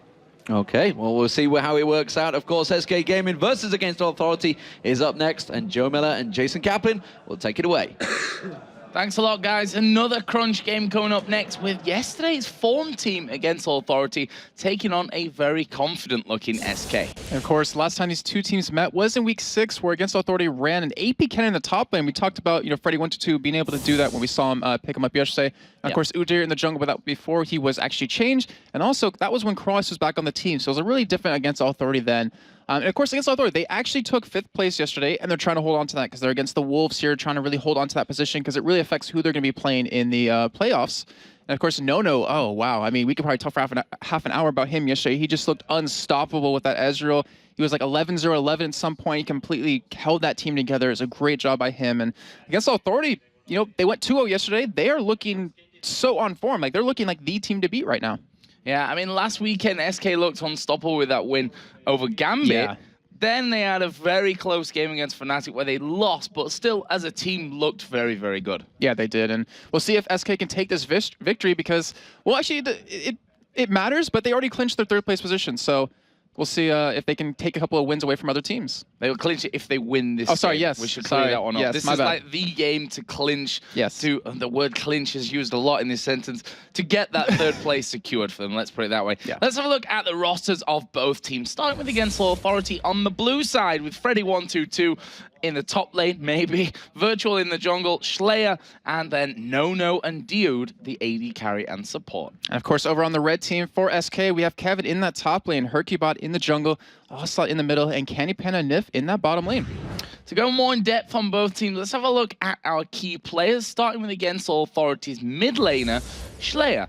He's been looking good for Against Authority recently and has shown that he can switch those roles with Freddy122 for the better of the entire team for Against Authority. His Karthus performance yesterday will be something that he wants to maybe bring to the table, at least the level of which he played that Karthus. To me, it was kind of like the same situation we had with the Wolves. Like, when Dude came to the team, Nono was able to finally get some weight off his shoulders and start to really shine. Same with Slayer, who just was ridiculous in his game versus Gambit. Like, his Orianna play was perfect. And then the game yesterday versus Evil Geniuses, that flash into that choke zone into the base was so perfect. It just showed his mastery of the game and how really good he is on that Karthus. And of course, he did play Kha'Zix in the next game, and he did such a good job of actually jumping in and out of fights. Like, he was dancing around it just well enough where he would, use his void spikes, and then he would hop out so he wouldn't get caught, and then he would hop right back in and pick up kills, and it really helped Against Authority take that win over the Giants. So then, Ocelot. Obviously, his opponent, maybe, if Slayer does end up in that mid lane, showed us last week that he can step up to the plate when SK really need him. His Twisted Fate against Gambit is a prime example of that. It was absolutely incredible. Yes, it was. I mean, he was the big playmaker in that game, visiting that top and bottom lane, mostly the bottom to take out that Soda consistently. And his KO yesterday against Dragonborns was really damn good.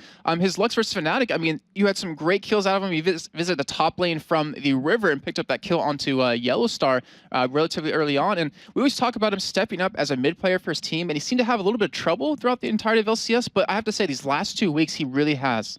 Well, against Old Authority, as we said, have looked a lot stronger with the addition of Dude. And let's not forget that new gaming house, which we saw in the feature last week.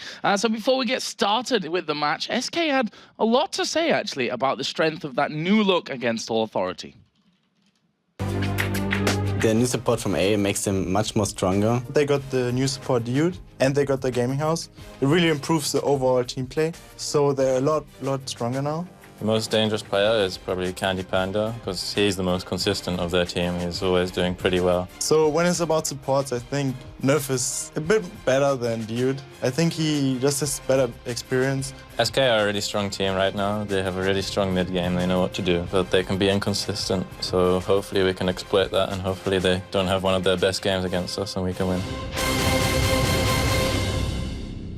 And I think Freddy122 really hit the nail on the head there when he talked about SK at the end, saying that they're inconsistent and they have to almost hope that SK are on one of their off games rather than an on game. Against All Authority themselves, as we said, they've looked better. There's no doubt about that one. But they themselves are also not the most consistent of teams. Yeah, very true. But you have to say, with Dude coming to team, it seems like it's changed a little bit in their favor. They've won majority of their games. And, you know, SK, we talk about being like an emotional team and a momentum-based team. They got the win yesterday early on, but then they lost to Fnatic, and we can always see that as like a really big confidence breaker. But we'll see how well they, you know, talked about it that night and how what kind of mindset they came into today. So first bands coming out here, Jarvan the fourth, aimed straight at Hercubot. Twisted Fate straight at Ocelot. On the other side, Karthus banned out against Slayer and Thresh against Dude. Final bans here, 4 against All Authority, going to be Shen. Obviously not want to let Kevin have that one, or maybe even Hercubot in the jungle at the end of it. What will the final ban here be for SK Gaming? Maybe an AD carry aimed at No. It could be. I was thinking maybe it would most likely be in the jungle. Maybe take away Nasus, though Hercubot likes him quite a bit. Volibear hasn't been played much. I mean, he was banned once yesterday and picked once yesterday because of the recent changes to him, but they do take away Renekton from Freddy122. So, you know, all these bans coming in relatively quick because they came into this game knowing what they wanted to take away from the other team. Exactly. We see that, you know, the fast bans when the teams are prepared for each other. That's how it goes down. So first pick here for against All Authority. Elise is still in there. I've got to say, though, I quite fancy a jungle first pick here for against All Authority, for Virtual to be in his comfort zone. Yeah, I mean, because with Volibear kind of nerfed, like, Hercubot can play Hecarim. He can play Shaco, which I talked to him about. He did back in Katowice. And then Nasus, like, those are the only real junglers you have nowadays that are really heavily played, though Amumu is open. But like you just said, against Authority, they're going to lock in the jungler. They're going with that Nasus, and they want that strong lineup. And then we see Elise being hovered over for SK. So we see Nif play it as support. Yeah. We could also see that in other lanes. It's always a very high potential as we see it locked in right away for Kevin.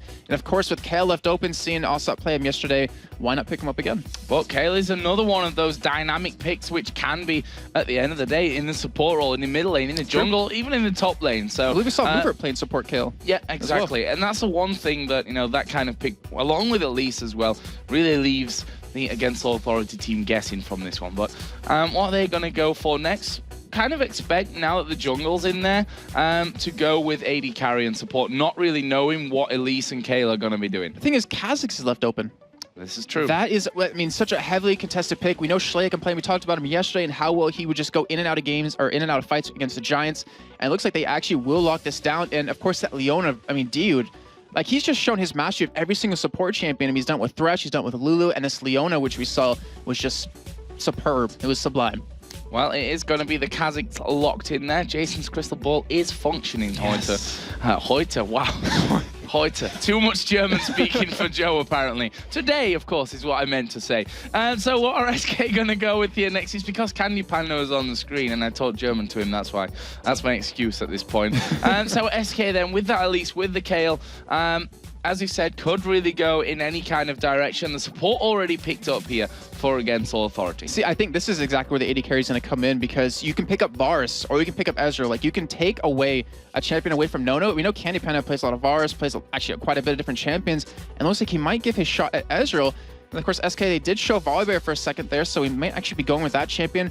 And we talk about, his early game ganks have been nerfed a little bit because his speed is a little bit slower, but in the end, when it's rank 5, he actually moves faster than he did originally. So in the late game, he'll be very strong. And if they do keep that flash on him, you have a really strong initiate. Yeah, that was all, done to stop the early dominance that Volibear really brought in there. But I think if you're running with Ghost, which, against the likes of Lulu is not what we usually see, but with a Leona in there, you've got a Wither obviously from NASA, so we'll see what Hercubot goes with from that one. Obviously, Varus was picked up by Candy Panda, very strong pick for him.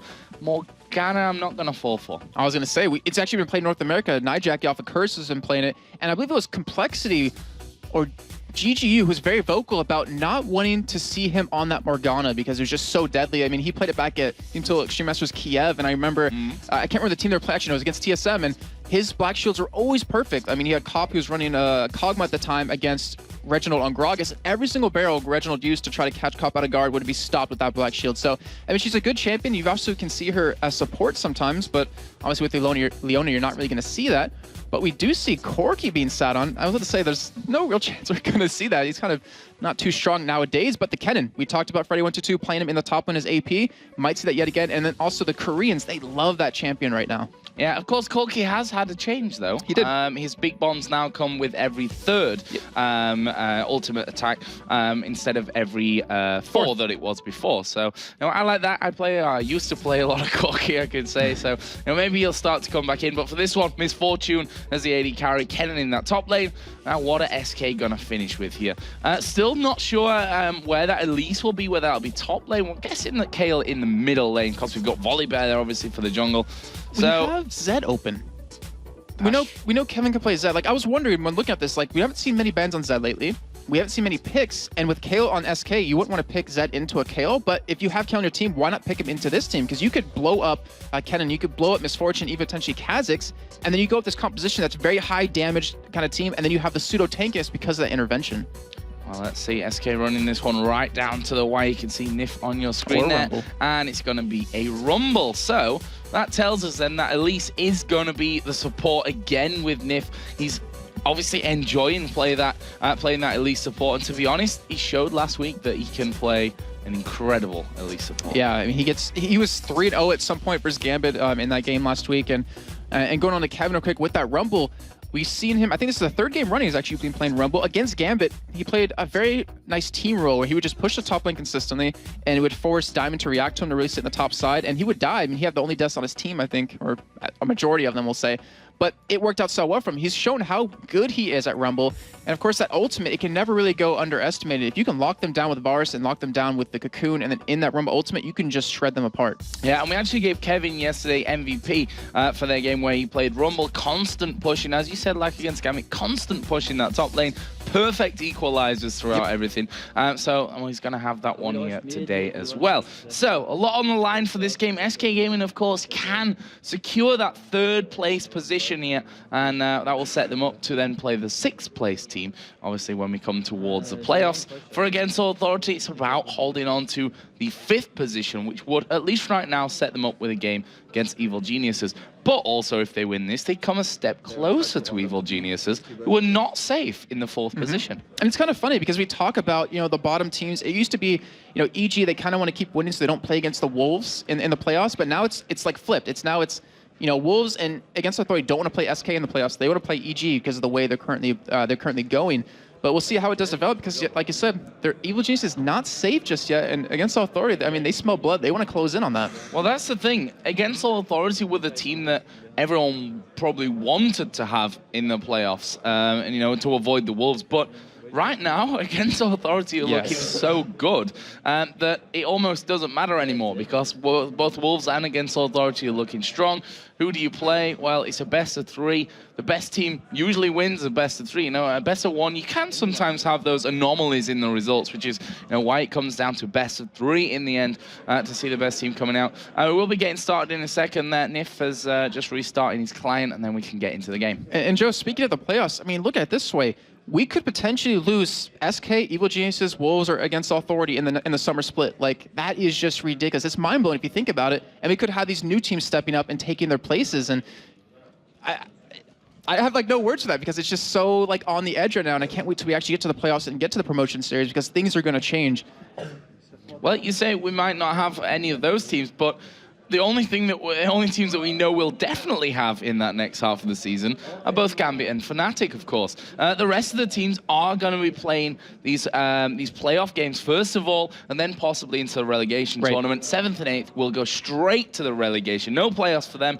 They are going to be, well, facing a very tough challenge. The likes of Meet Your Makers, TCM, and what have you all down there to maybe cause an upset and get themselves into the LCS, get their dream job, I think we can say. And Dragonborns could potentially play against one of their old teammates, Dexter, who is, I don't remember the team name exactly, it's like Dexter is crazy or something like that, but they could potentially play against them. Dexter is evil. Is evil, there we go. That's a crazy evil, they're synonyms, right? Yeah, I suppose you're right with that one, technically. So against Authority versus SK Gaming, a crunch matchup here in the mid-table, and we're going to see how this one all goes down. Jason, run us through level 1 here quickly. Looking at the sides we have, so we have against Authority, they have a lot of damage, and with the passive off Leon, they can apply a lot of damage to the entire enemy team. So we could see an evade out of them, but with the way they're setting up, it looks like they want to secure these double golems at the bottom lane just to make sure Nono has that level 2 advantage over his counterpart. And what for SK, I mean, you have Rumble, who Kevin, I mean, he's just done a phenomenal job on. You want to give him a safe start just because you know how well he can use him. So I don't think SK are going to go for any sort of invade either. It's just mostly going to play it out, kind of safe in the beginning, and see if they can win it as the game goes on. Because remember, this is a very crucial match, just like we've been saying. SK could clinch that 3rd position, and against Authority could get one step closer to EG. So why, blow it early by a mistake? Well, one thing that we are going to see here at level 1 is a lane switch coming in with Varus and Elise. Of course, Candy Panda and Nif headed up towards this top lane. Kennen is helping out with Kha'Zix there. They're going to start off with a bit of Wolves for a bit of experience early on. Hercubot starting on the Golems on this top side. So talk us through 1v2, because that's what we're looking at right now. Freddy versus Candy Panda and Nif. And then on the other side, Kevin versus Nono and Dude. Okay, I'm going to start with Kevin on this, because we've highlighted him specifically for this situation. We talked about how, in previous weeks, that he shouldn't win, or he wins lanes he shouldn't win.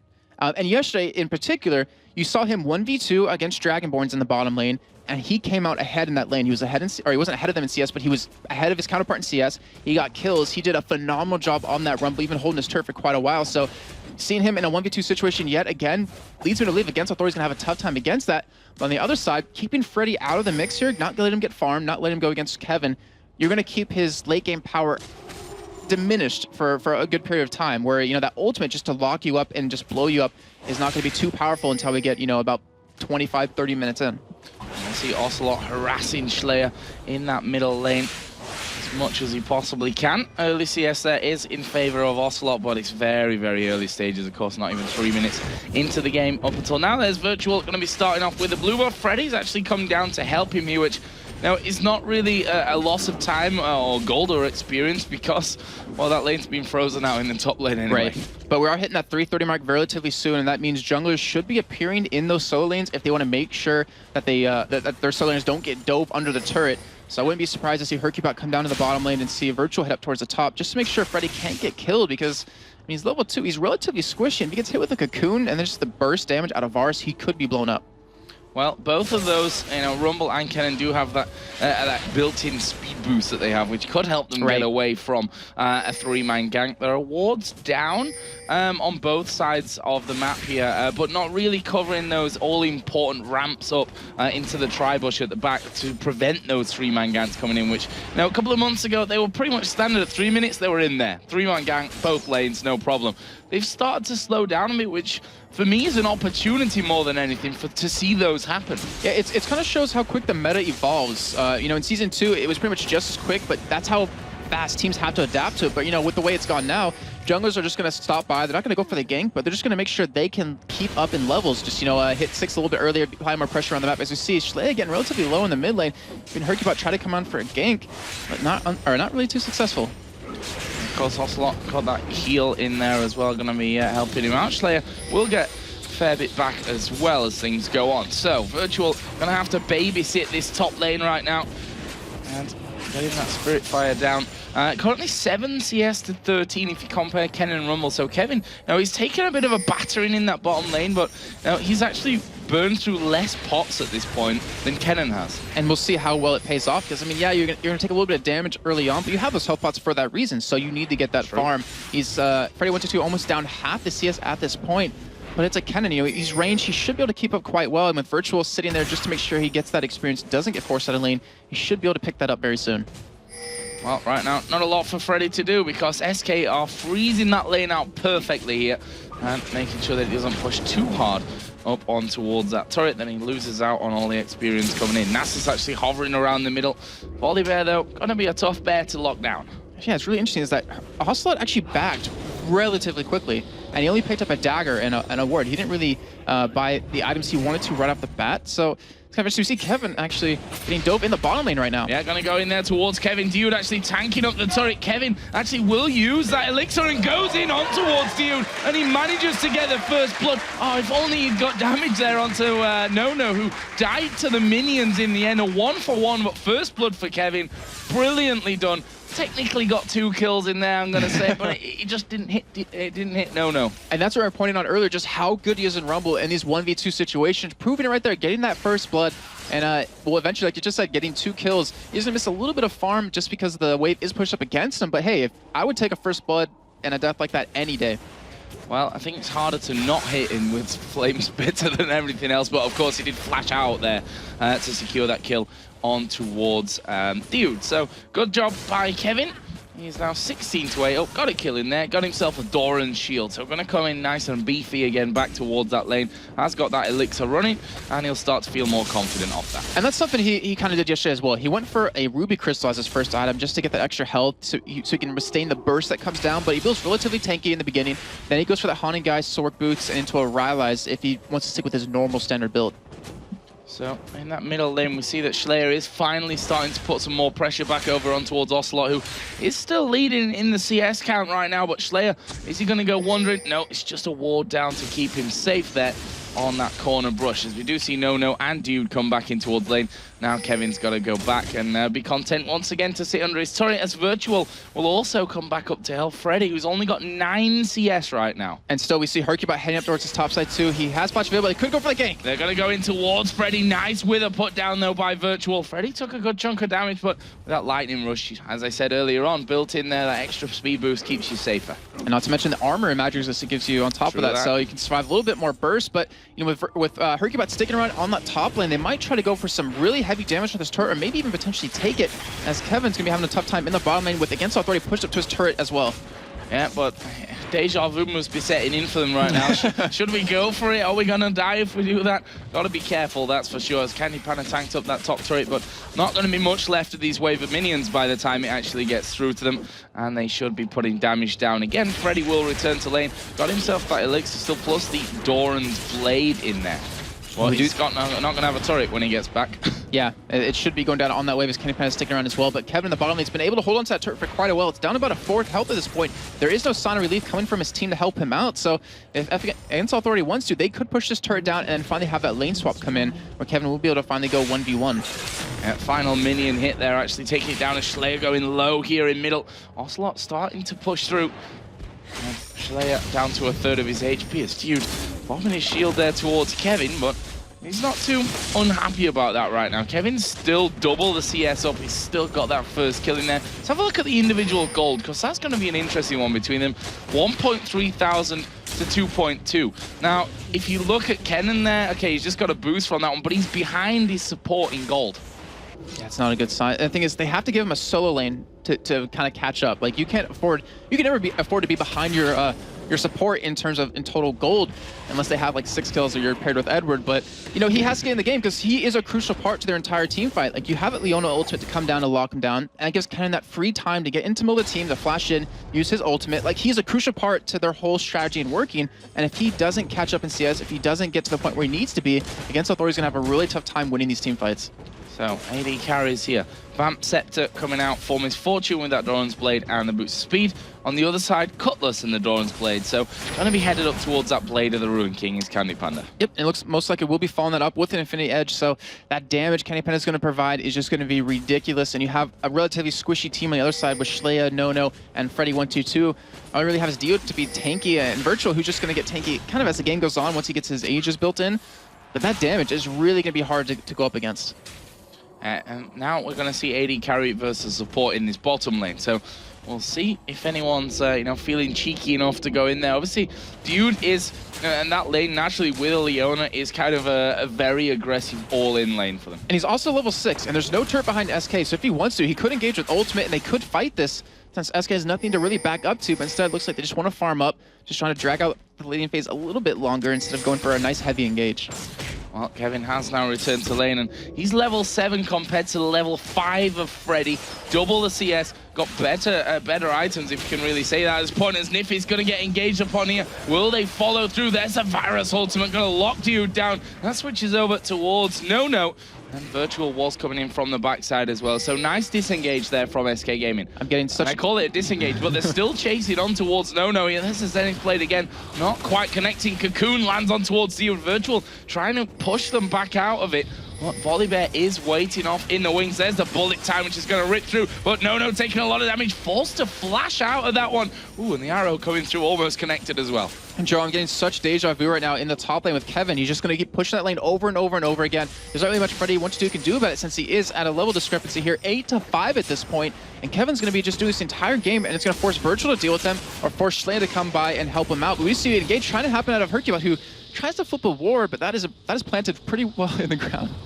Yeah, not really going to be able to get in for that one. Dude did, to his credit, flash away just on top of that flip, so that's why that all looked a bit strange. But in this top lane, as you said, how is Freddy supposed to deal with Kevin at 2 levels behind him?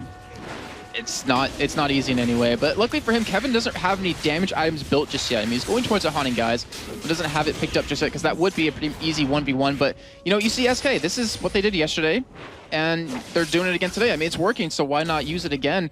And then they take the top turret early on, they switch Kevin up there, they have him go in a 1v1 situation, win that situation, and then go for dragons whenever they're up.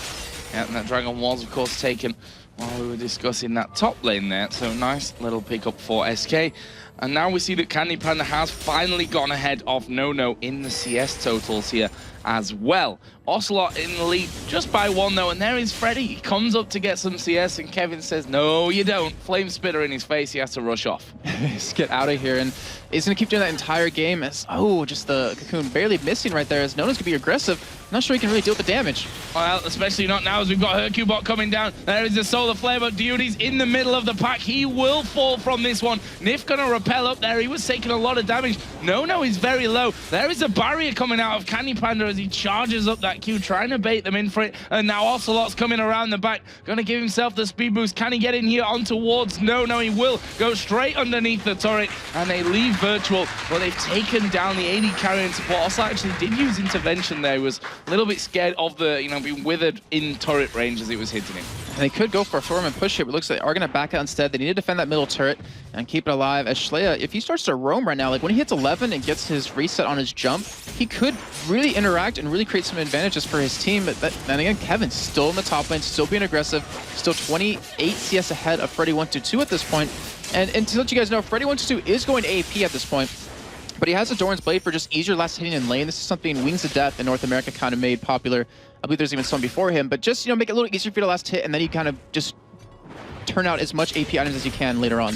Yeah, making that laning phase as easy as... well, it needs every break that he can catch right now. Doesn't even mention early on that he was currently on less gold than his support. That, of course, now has changed since that turret went down. He's had a lot more farm, up to 47. Still not quite matching that of Kevin's Rumble, who now has that Haunting Guys. Yeah, he's 60 gold ahead at this point right now, Joe, which is better than me down. Yes, it does. He's ahead of the support. Yes, he is. By about a ward. And then you see Freddy 1-2. I mean, with the aggression that's been happening to his lane consistently now, he was forced into a Negatron Cloak. I mean, it's not the ideal item. Yeah, you can build an Abyssal on it, and which will work out quite well when you're against a double AP team, but that's not the item build you want to go right now, because that pretty much concedes any mid-game power he's going to have over to SK. All right, Schleyer putting down a bit of pressure on towards Ocelot as well, who just turns around and returns it all. Volibear coming in from that top side. They've just getting wards. I say getting wards down and into where if he actually plays one in there. Is No going to start to push in towards Candy Panda, but can he stand toe-to-toe with Candypan, who's got that Blade of the Ruin King already in there? No, he can't at all. I mean, the speed boosts you get from Varus and also the heal you get from that. As you see Schley getting attacked in the mid lane with Herky out there, looks like they are just going to back off instead. Yeah, Schley just popping his ultimate there. And will just get himself away. Freddy was coming up from that jungle as well. In the meantime, Kevin, surprisingly enough, he's pushed that top lane right out. And he notices, oh, look, blue buff's up. Let's try and steal that one away. And see, the thing is, it's very reminiscent of what Darien does. He likes to push that lane consistently, be very aggressive, but Kevin's been putting wards down in that blue bush the entire time, so it makes it so if he does get ganked, they're going to have to go the longest way possible, which, I mean, in the end, yeah, you're going to die, but that means your team could put pressure somewhere else, like in the middle lane or the bottom, or even potentially that dragon. So he's been doing a phenomenal job at this, and it's just working for him so well. Against Authority has to have some sort of answer to this. Oh, Nif going to get hit here, but will repel himself, come straight back down on top of Schley, and will have to flash in the end to get away from that one. And, you know, not a kill coming out, but a flash is a flash, which needs to be used later on as the equalizer goes down there from Kevin. And Freddy himself didn't want any part of that one. He flashed out as well. And the thing is, with that flash down and the equalizer having a 100-second cooldown, he could have that up by the time that flash comes back. As the middle turret's being pressured by Against Authority right now, it should go down if Against Authority wants to go for it, but they're being a little hesitant because they don't want to get engaged upon. If they lose a fight here, the gold lead is going to swing so heavy in favor of SK, then they'll potentially lose Dragon. That's going to be up in 1:30, and it'll set them really far if they weren't far enough ahead, behind at this point. Looks like SK may even try to go for some pressure on the mid lane themselves. Well, I think they know that they need that midway a bit further pushed out, you know, so that they've got the positional advantage when it comes to dropping back off, going down the river for that Dragon, which, as you said, is coming up just about a minute time. There is the blue buff given over on towards Ocelot. Freddy chomping through pots. I'd love to know how many he's bought this game, because it must be a lot of pots to stay healthy in that top lane. I don't even want to know the number because I feel too sad for him. But, you know, Schley with that, actually doesn't have blue buff himself, but with also that blue buff, he's been aggressive. Nono getting caught in the bottom lane. Yeah, Nono's in a lot of trouble from this one. Nif gonna pick up the kill. He's gonna try and get away from this one. Of course, Repel on cooldown. Candypan not super healthy either, as a slow will land here on towards Diode. Will they be able to follow through? Nif still very, very low, withered, but not finished off. See, this is opportunities where Ocelot kind of capitalized on. Knowing that the bottom lane was low, he came down to the bottom, picked up a kill over to Nono. But Schley, unfortunately for him, he wasn't able to do that, because if he picked up the kill on Nif, which was already so low, he had his jump back up again for Candypan. It would have been a double kill and a nice chunk of gold for him. But it's just unfortunate he wasn't really in position. He had to defend that middle lane. And look at the CS difference now between Freddy and Kevin. It's only getting bigger at this point. 109 to 67. That is a huge lead. Let's have a look down the gold. 3.4 thousand.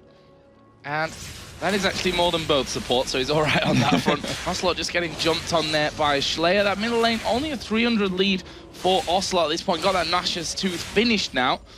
And also the Merc Treads in there as well. Brutalizer, the Cutlass, and the Tier for Kha'Zix. And of course, you see SK grouping up for this Dragon right now. That should be a free Dragon for them, but we do have, Against Authority, trying to stop it somewhat. As the AD carries are duking out in the bottom lane, we have Virtual in the vicinity, but I think it'll just be a little bit too late to stop this.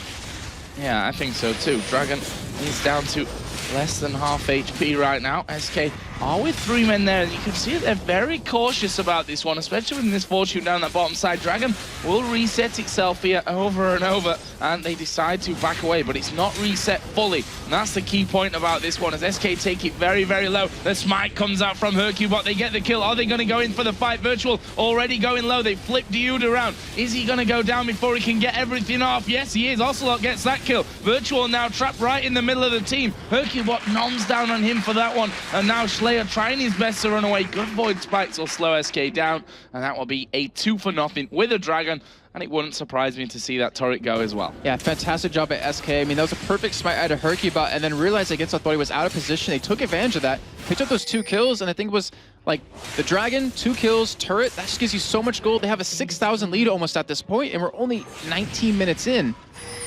Yeah, looking very solid from SK. We said that in the pre-game that now, although Against Authority definitely an informed team right now, SK have looked good even in the games that they've lost recently, and they're showing that here today. They've got that plan and they're sticking to it. Currently 6-1 up in kills, that 5.7 thousand gold lead, 2-1 in turrets. Kevin just dominating that top lane. There's no real other word to use, I think, for that performance right now coming out of Kevin. He's got the blasting one and a Giant's belt now after that last trip home. And if it wasn't already annoying enough for Freddy in the top lane, it just got even worse. Yes, it did. And that's the same build he's been going for the past couple of games. I mean, that Riley's Crystal Scepter, it keeps you in that ultimate even longer and just devastates you as anyone. And then we do see Hercubot, he picked up Boots of Swiftness, so it gives you effectiveness on slow. It reduces, well, the duration on the slows, if I'm not mistaken. And with the Wither out of Virtual, with the slow out of Shlea from his passive and the Void Spikes, it's going to help quite a bit. Obviously, it doesn't get you out of the stuns, but you're not too worried about that when you're the major initiate for the team. You have that flash to get in there, and you can create opportunities for your team to have a very nice fight. Exactly. Wants to be getting in there as fast as he can. Kevin again returns to that top lane to push through. Ocelot and Freddy, they've spent a lot of time here alone in this middle lane. 166 to 177 CS, so nicely done up until now by Shlea, but Ocelot with 2-0-1 has that advantage. And the thing is, even with the 11 CS advantage that Shlea has, Ocelot's been able to turn his CS into actual kills. Like, he's been able to use it to affect the rest of the game. You do see Virtual catching Kevin here, but as I say that, will he be able to get away? Well, Schlea's here as well. The Equalizer is going to go down, but it's not eating through enough damage right now as Hercubot is going to wait. There's the flash over. Will they follow? Void Spikes come through. And Shlea is going to pick up the kill. Of course, that gives him the reset as he jumps over towards Hercubot, but won't go for any more than that. Nice reaction to, something that Kevin's been doing that entire time. You already pointed it out. He pushes the wave, then puts that ward down in the curved bush there to see if anyone's coming through, to see if the blue spawn is going to be spawning. So we are going to see Nif and Hercubot going in there. That was a mistake, in my opinion, to be that far into the jungle when they knew that Against All Authority were there. And that's the power of Kennan's ultimate. Like, you saw Nif, he could not move. We see the engage actually out of SK. Yeah, they turn it around. Freddy getting shredded down here very early on as Ocelot is going to be putting down a lot of damage. Where's the finisher? Freddy actually gets away. The Void Spike's not going to affect Hercubot too much. Dude is already down as well. And SK looking now to finish off this fight. Ocelot going to slice down Nasus. Shlea does back away. Freddy somehow escaped there right at the end as well. But Shlea came back in and he may pay the price. He will. Not sure why he did that. Not sure either, as we do have, in the end, a 3-for-2 trade for SK, getting those extra kills in at the end, even though Kevin did die for overextending a little bit. But, Joe, look at the Baron side of the river right now. Look how many wards we have down for SK currently. I'm trying to count them up, but it's at least 6 at this point, and that's just so much money to invest into vision early on. But you just saw it there, like, the advantage it gave them in those fights. They could always see where everyone on Against Authority was, and they're able to pick up the kills. Yeah, and 3-for-2, like you said, for SK, could have been even better if they'd have gone as the entire team right away when Nif and Hercubot first went in there and Nif ended up dying. There's Ocelot with double buffs on, not something that you want to really relinquish, so he's not going to stand toe-to-toe and fight with Freddy, who does now have that blasting one plus the sorcerer's shoes added in there. Kevin's actually just pushed out that bottom lane as well. He's been kind of off-screen with this one the whole time, pushing either the top or that bottom lane, but certainly doing a good job of that, and he's now finally completed that Riley's Crystal Scepter. He's Rumble, he's healthy by split pushing the entire time, because no one can 1v1 him right now, but with that Crystal Scepter done, it leads me to believe that they're like, hey, we can probably start team fighting right now. We have a lot of major items completed. We have an advantage right now. They have an 8,000 gold lead almost. And with the Scepter, like, they can pretty much cut off any retreat Against Authority is going to do, or on the opposite side of that, they could stop any aggression that Against Authority is going to try to pull off. So at Rumble Ultimate's going to be really key to decide if they want to go in or if they want to just back away. So when we get to, these bigger team fights, where's the focus got to come from Against All Authority? I mean, you got Hercubot, who's going to be, or probably already is, pretty damn tanky. You've got Nif, who can repel himself out of there if needs be. You got Candypad, who's naturally going to be standing at the back anyway. Rumble, who's doing a lot of damage. Then you throw the intervention on top of, each one of those, depending on who they focus. Well, the thing is, they don't want to fight right now, but when we get into that point, like you're asking, like, there is no one really, there's no target, key target they want to go for. I mean, ideally, they want Candy Panda, but with an intervention to save him, with him in the backline of the team, with the ultimate out of Rumble coming down, you're going to have a hard time getting to him. So, to me, the only person they're really going to be able to kill is potentially that Hercubot who gets in your face since you have the entire enemy team to attack him. He's obviously going to be really far ahead of his team when he tries to get that initiate, so SK, if they're a little bit slow to react to that and a little bit slow to back him up, they could lose Hercubot in a snap of the fingers. And it just comes down to how well SK can communicate that and go in for the fights. Well, we just saw there Freddy starting to push out on this bottom lane, thinking that Kevin's gone back. He was just camping inside of the brush and came straight back out to make his life hell. Dragon gonna spawn here. Hercubot already right on top of it. SK got their timings down to perfection for this one. Things are gonna get started off, and to be honest with the damage, I'm not sure that Against Authority will get close before it dies. They could go for an engage No, here. they won't. They have the ultimate out of Rumble up if they want to go for it. Against Authority are sitting in the mid lane. We see this happen many times when the other team engages from the side on you with that ultimate out of Rumble. It really catches off guard. And we might see the engage happen right here, Joe. Well, Hercubot is charging up there towards Slayer and Virtual, but it was more of a presence thing there. We talked about it in the past that flying bears are really scary. They are a bad thing. It's like just generally you got to be scared of the bear coming at you. like Cloudy with a chance of meatballs, but it's like Cloudy with a chance of flying bears at your face. A little bit scary. Yeah, very scary indeed.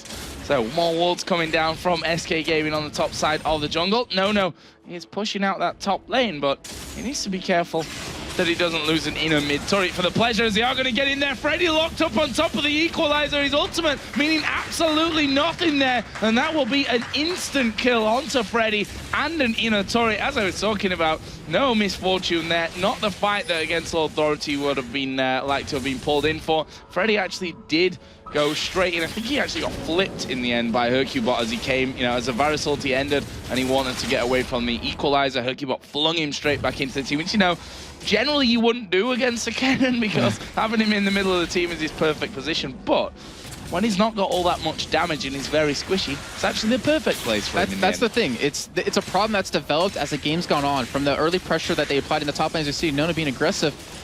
But with that early aggression we saw on the top lane with Freddy getting denied, he was forced to go as Abyssal Scepter because he's against a double AP comp. So yeah, it's a standard item, but you have to get a Zhonya's. Like, they can burst you down so quickly. If he's going to get in the middle of the team, he has to have that backup.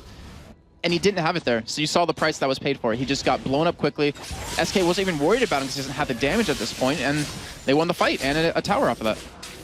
So let's have a look at some of the items coming out here. And specifically, we're going to focus on this middle lane. Kha'Zix with that Cutlass in there, with the Brutalizer, with the Tear. Seems like I said that he had those 3 items about 10, maybe 15 minutes ago. On the other side, though, Ocelot, Nash's Tooth, Needlessly Large Rod, Sheen, Blasting Wand in there as well. Okay, so for Schley, he's sitting on 1,500 gold right now, so he can pick up an item relatively soon. The thing is, like, most Kha'Zix will want to build a Bloodthirster as their first item. Oh, we do see Candy Panic catching Slay in the bot lane. Yeah, it steals all that movement speed away from him with the Blade of the Ruin King and snipes him down at the end. Brilliant play out of Canyon Panda. And that's one of the strengths of the Blade of the Ruin King. You think you're running away when actually you're not. You're running to your death in the end. And, we talked about, or I was trying to talk about the Bloodthirster as an item he needs to pick up. He actually has a BF sword right now.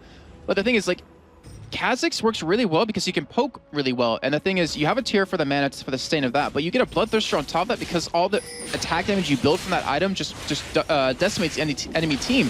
But he went for a Brutalizer straight into that build draw to Cutlass, so it kind of threw off his build a little bit, but he needed to actually survive in the lane phase against Ocelot. I mean, Ocelot will slow you down and speed himself up at the same time, so you need some sort of slow to keep him away from you.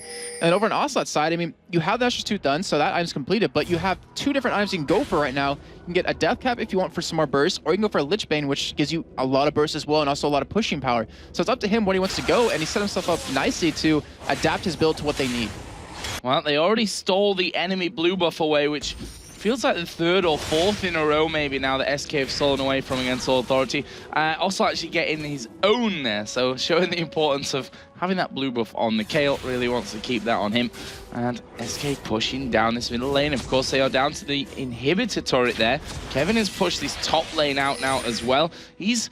Again, Kennen can't really 1 versus 1 against him. Riley's Crystal Scepter, that Haunting guy, Soak Shoe, so good penetration, plus a Needlessly Large Rod added into that as well. Like, he's got everything right now. He's got good penetration, he's got good amount of AP, he's got, he's tanky, he's got that slow built in from his Harpoon, but also from the Crystal Scepter as well. Like, he's at a really dangerous stage. He's, definitely critical mass at this point. And Kennen, like, he can't 1v1 him, you're completely right in that, but who do you send to 1v1 him? Like, you can send, no, but he has actually, it's a sustain, doesn't have a lot of attack speed, so you won't be able to eat through Kevin's damage. He cannot run away that easily from the ultimate with the rally slow. And if you send Shlea, I mean, he might be able to 1v1 him, but in the end, if you take him away from the mid lane, that's a free push for SK and a free turret. And as you're seeing right now, they're going for Baron. They're not spotted because of the great control that SK has with the wards and that Oracle on Nif, and that should be a free Baron for them. That will be a free Baron for them against Authority. Not able to get anywhere near it. As you said, they relinquished control of that jungle a long time ago. They did put a pink ward in around the blue buff just to try and weed those wards out. But SK now with Baron on, they've got an Oracle of their own. They're going to start to push out. And against Authority, actually traps off to the side. There's Freddy getting cocooned. Varus ultimate comes down. He tries to get in there, but he's dead before he can really have the impact. Virtual goes down as well. That's a 2-for-0 right now. Hercubot getting low. He's been tracked down by Slayer, who will get sandwiched in between 3 of them. Here comes Rumble for the side with the damage. Nif actually picks up the kill in the end. That leaves just No-No, who's been tracked down here by Ocelot. There's the slow coming in. Ocelot going very low there underneath the turret, but it's the equalizer and the finisher from Candy Panda that gets him in the end. Nice clutch heal from Ocelot there, saving Candy Panda, but that is an 8 and 15 seconds before Nasus comes up. They could finish now. Yes, they could. They are going to just push for it. They have the heal out of Kale. They have the sustain off of Baron, and they are going to, in fact, close this game out. And not only close the game out, but they're going to clinch their 3rd position in the standings. Yeah, really strong performance here from SK. They're going to finish 16-3 in kills, maybe, unless they go for more here at the end. No, they're going to finish this one off. SK Gaming taking down against Authority. They are now 3rd position, guaranteed here in the European LCS Spring Split, and you can see what it means to the team there as well. Solid positioning. That's it from me and Jason for now. Let's get over to Quickshot and Demon to break down the match. Thank you very much, Joe, and well, a fantastic performance from SK Gaming. Very solid, honestly. It was just a straight, standard, forward win. There was nothing spectacular in it overly, and really it was just straight dominance from the start. Basically, you know, the lane phases just worked out so well. Yeah, that's the best way you can talk about it. From the initial moments of the game, they did the swap of the 2v1. Immediately, Kevin got off to a good start. Not only did he pick up first blood, he managed to get, No-No took too much damage that he was executed as well. In the top lane, you had Candy Panda and Nif just completely shutting Freddy out of the game. He had so few CS numbers in the opening 5, 10, 15 minutes that Kennen was never a factor. That was a 4 versus 5 matchup because of how well the initial minutes went with Candy Panda and Nif just completely zoning him and removing him from that battle. And so many times when the team fight came around, you just saw Freddy just get melted. He wasn't in the fights. He popped his ultimate, but he's just like, well, you're dead already. Yeah, and talking about those team fights as well, especially once we got to the 10 to 20 minute marks, No-No was nowhere to be seen. We had 2 particular engagements in and around the blue buff and then in the mid lane, where against All Authority, they sort of started a fight by themselves, and then, the second time around they got jumped on. No-No was not there. He was away farming in the first instance, and he was in base recalling, and it just felt like against All Authority weren't all on the same page in that particular match. SK, they were pushing them, they had AAA defending, and AAA were just trying to fend off the blows that SK were throwing, and they weren't sure how to play from behind, from that defensive stance. And honestly, it was such a dominant performance that we actually didn't bother with the replay, because really there wasn't a huge highlight within that game, But the main one we look at is really the MVP. I mean, it's Candy Panda we went with this time around for SK Gaming. And Candy Panda, he kind of deserved this MVP, mainly for the plays he made in the start. Obviously, you can't rule him out because Nif alongside him played fantastic as well. So Candy Panda, 4-0-11 in terms of his statistics. He controlled the top lane, first of all, in the 2v1. Then when they did the 2v2s, he survived 3 separate engages from against All Authority where they dove onto him. He was able to fend them off. When we got to the mid lane engagements, he was untouched. His positioning was spot on. And there was a couple of guys on Reddit saying that ultimate, the Chain of Corruption, that lockdown Kevin on that inner mid turret, it was perfect. It was his ultimate that set that up. So a deserved MVP and very, very well played by SK. Yeah, so very well played, and well, we're going to get over to the main stage because the main man himself, Candy Panda, is with Shox. Thanks, Joe. The MVP, Candy Panda. First off, you lane swapped for the top lane. Is that because you thought Kevin would have a hard time against Cannon being melee on Rumble? And how did that lane go? We lane swapped because AA was on blue side, and they had the golem advantage on bottom side. And I didn't want to lane against Leona with golems because it's a really strong lane, so we lane swapped. We got the golems on purple side, and it went way better. Yeah, it was a very good game by you guys. In the pre-interview, Freddy said, well, their biggest downfall of SK is their inconsistency. Yet, you were sure to have 3rd place here, so you can't be that inconsistent. I think that inconsistency is before the Season 3 LCS. Then we were inconsistent, but right now we're really consistent. We perform always good. So inconsistency is a thing from the past. a thing from the past. Now, of course, you know, with the Spring Split coming up, there's a chance that you guys might not be in the second half of the season. So what does that do to you when you think of that possibility? When I think about it, it really scares me. If we qualify for summer season, we have job security for like 8 months at least, or at least 6 months. And if not, then you can do nothing. So it's really scaring me to drop out. But I think we can do it, and I think we can keep being in summer season, and it would be awesome. Thank you very much, Candy Panda. All right, I want to remind you of our Twitter question for today, of course. If you had to name the European All-Star team, what would you call them? We've gotten a few cool responses already. And remember as well to send in your questions for the European All-Star team manager, Harry, as we'll be interviewing him after the third game. For all of that, you can hit us up on Twitter at @LOLesports, #LCS. And now, if the league has taught us anything, it's that on any given day, the last ranked team can come out swinging and take out the top squad. That's what Dragonborns have to keep in mind as they go head-to-head with leaders of the pack, Gambit, in just a minute. Don't go anywhere.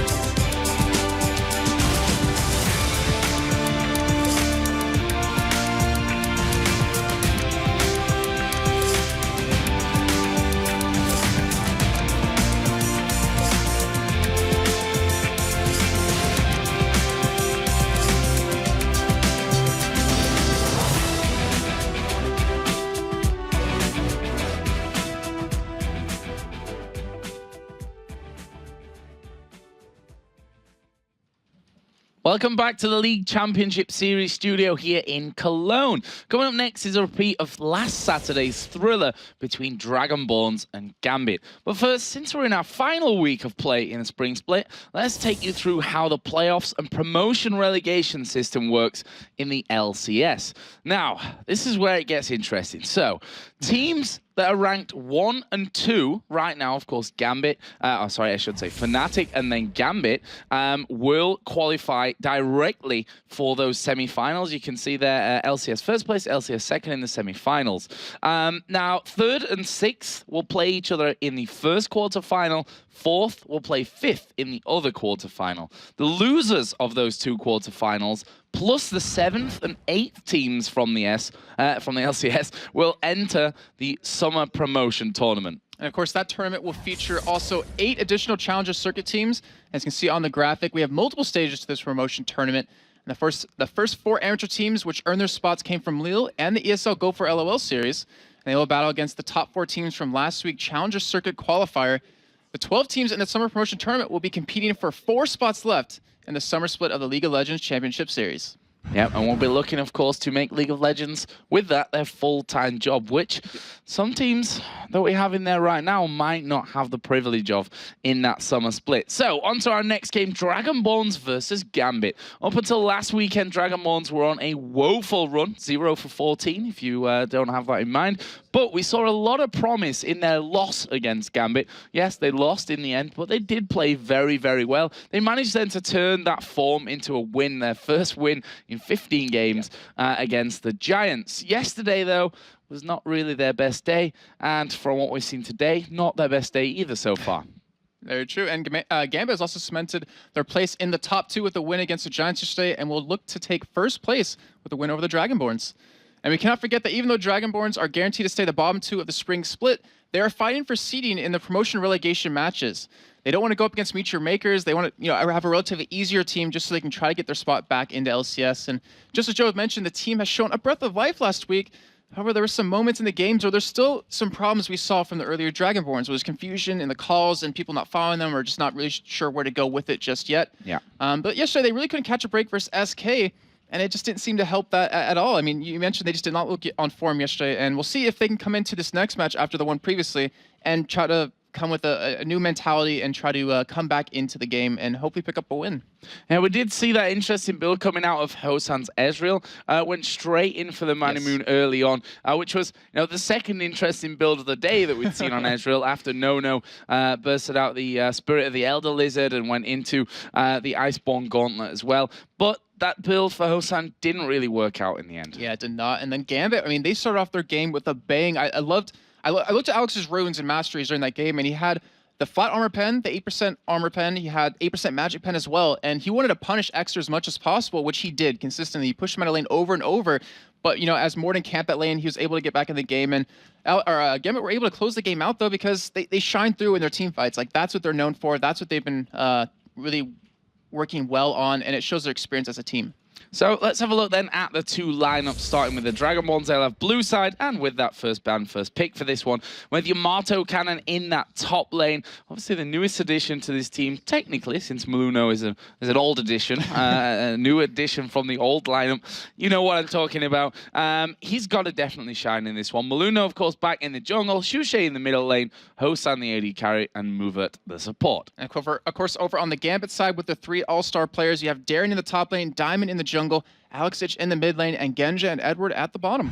So let's take a look at the 2 key players for this one. Starting out with Dragonborn's aggressive AD carry Hosan, who didn't have the best time of things in their matches yesterday, and from what we've seen today. But still, it's always nice to see him play because he is one of the most, if not the most aggressive carries in European LCS. His Draven is always targeted with bans.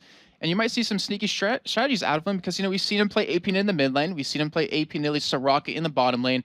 I want to see his Ezreal didn't work out too well yesterday with the Manimune. He wasn't able to punish Kevin, which we saw. Like, you can't let Kevin do that because in the last game with SK, he just will snowball on you and take the game. Well, he did it again, right? And that's the problem. You've got to punish those 1v2 lanes. And his opposite number for this one is, of course, Genja, a player who's definitely more passive than Hosan, but as we said, maybe everyone, and maybe every AD carry is more passive than Hosan at this stage, but has shown that he can play aggressive when he really wants to. That early GA build yesterday, which we'll touch on, for example.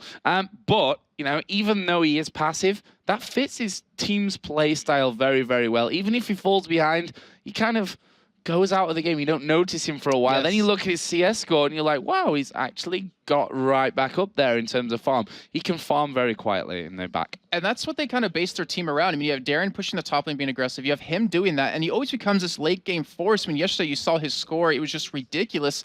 And the thing is about his playstyle, like back at Intel Extreme Masters Katowice, he was very aggressive, and it caught both Azubis at the time off guard. And then people got used to that, so he started to counter that, able to punish him, so he became more of a passive defensive player.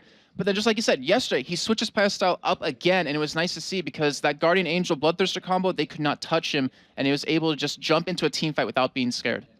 Yeah, very, very important game here for Dragonborns, of course. They are in the 8th position right now. Things not been going well for them this weekend. Like we said, though, last week, they actually looked pretty strong. I mean, their game against Gambit, they definitely had a good chance of winning that one. They started off well. Gambit, as you come to expect from Gambit, even when they fall behind, you can never count them out because they can turn those games around. And that's what happened in that game against Dragonborns. They ended their losing streak with a victory over Giants, but they've not really found any more than that.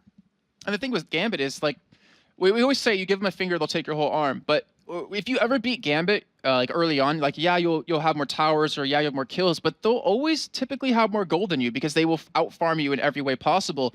And then as you progress into the later fights, you know, when you get to Dragons, stuff like that, Gambit will most likely outplay you just because they've been together for such a long time. I mean, we're going on almost 2 years, if I'm not mistaken, you know, back to the Empire days, and they know each other inside and out. Like, they know how each other play, and they use that to advantage to win those fights, to force the fights, and pretty much just take the games from you. I think it showed how strong Gambit are, not just as a team, but individually as well. When we look down the All-Star votings, you know, poor old Genja, even though he finished top, had the, you know, the least amount of the vote there, so he was the one that was left out of things. And that just shows really how big this team is in terms of superstar players, but also the synergy that they have there in between as well. It makes them, you know, the most successful European team in terms of wins up till date. And the thing is, we kind of forget that they don't have a gaming house here. They don't have a gaming house in Russia either. They travel every week back and forth, and Edward, he doesn't even get home till like Tuesday because this fight takes so long. And yet they're still able to show this well of a team every week, inside and out. And you were talking about Gambit a lot, but Dragonborns, like, you have to give them credit. Back in the earlier parts of the season, they surprised all of us with just their early game aggression, just out of nowhere, like how chaotic the games were and how they could control them. Maybe they need to get back to that style because it worked out so well for them then. Now you saw Hosan with a cheeky grin over towards Edward. He's actually trolling him in chat right now. You know, a bit of mind games before we get going here. But the thing is, on the other hand, you know, you've got Edward, who is the master troll in that support lane. He will pull out all the stops to get his trolls out there as well as he can. You know, Gambit definitely going to be the favorites coming into this one. You guys at home voted, which of course you can do over on lolesports.com, for which team you want, or which team you think more likely to is going to win the game. For this one, it was 95% to 5%, obviously, maths. And that was obviously for Gambit in this one. So you guys at home not thinking that Dragonborns are going to win this one. I'm not sure if I'd leave it at 95 to 5 after last week's game. Probably more of a 94 to 6 person. It's just a little extra percent over for Dragonborns, but if it was any time for them to shine, it would be now. Like, they, even though they're out of LCS currently, they will be playing the promotion series. Like, they still have to come together as a team if they want to maintain their LCS career. I mean, they're getting paid to professionally play a video game. There's, what, 8 million concurrent users like max for League of Legends every day. I bet you at least half of those, if not more, would love to have that job. It would kill to have your job. Yeah, they would. There's no doubt about that one. But the thing is, it doesn't quite go that way. It's not just about wanting it, almost. Right. You have to be able to perform on the day. They've got an experienced lineup. You know, Shushe, we've talked about it time and time again. He has that experience. Some of his teammates not quite there in terms of that, but that's something that after a half season here in the split, in the spring split, that you've got to have learnt by now. And Gambit, we talk about it all the time. We said, against all authority, they've got a gaming house. Look how good they look right now. Gambit, I think the only time this is a comment from their manager, that they practice in their sleep. They imagine how they're practicing and dream about that. You know, and if only they could practice in the plane, I think that would be their best bet by now. I'm actually really scared to see how well they can play if they sat down for 10 days to boot camp. Like, that has to be ridiculous. And there you saw a sneak peek of the ESL stage manager. You guys know him on Twitter. And he brings us water, so he's a very nice guy, that's for sure. Well, let's get into the bans and the picks then, Jason. First up here for Thresh, or for Dragonborn, is Thresh. It's no surprise, Edward. And there is the Draven. That's a standard ban, and Hosen's like, what the hell? Why are you banning that Draven? I know they were talking in the game earlier in the lobby, like, come on, let me play him. And of course, Gambit's not going to give that to him. They want to take every win they can get. I wouldn't be surprised to see a Renekton ban come out of either team, to be honest. They don't want Darien playing it, but they also don't want Yamada Cannon on him. And also the jungle. Maybe you want to get Diamond out of his comfort zone eventually. Maybe take away the Nasus, force him to play Volibear, who's changed up a little bit. They do take away the Elise, which we've seen Darien play quite a bit lately in that top lane. Yeah, Elise out of that one. You can see Dragonborn's there communicating as to what they're going to go for here. With the pick, Spirits look high, and say what you want about Dragonborn's performance, they have fun even when they're losing. Oh yeah, they are. And taking away that Jarvan right now, we have Maluna, who has played him 3 times and has won 2 of those games with him. So it shows there's a very strong Jarvan, and they don't want to go up against that. Of course, taking away the Kazakhs, you have to take that away from Alex. I mean, he will just pentakill you every opportunity he can get. But that's the thing, like, you have 3 bans against Gambit, and yet you want to ban out at least 12 champions. So it's like choosing the better of all evils.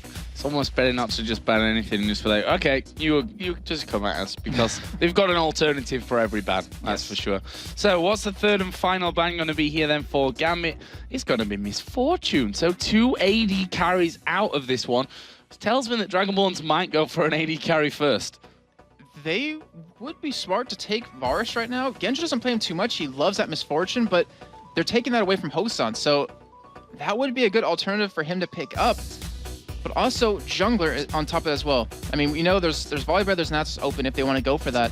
But there's so many key picks that they can go for right now. I'm pretty sure that Dragonborns wasn't expecting 2 AD carries to be banned out. Yeah, and it looks like Nasus will actually be that choice here from the start of things. So Nasus will be locked in just a second, I'm imagining, at least, for from Dragonborn's side of things. And then we'll switch over on towards Gambit. We know that Diamond can play the Nasus well.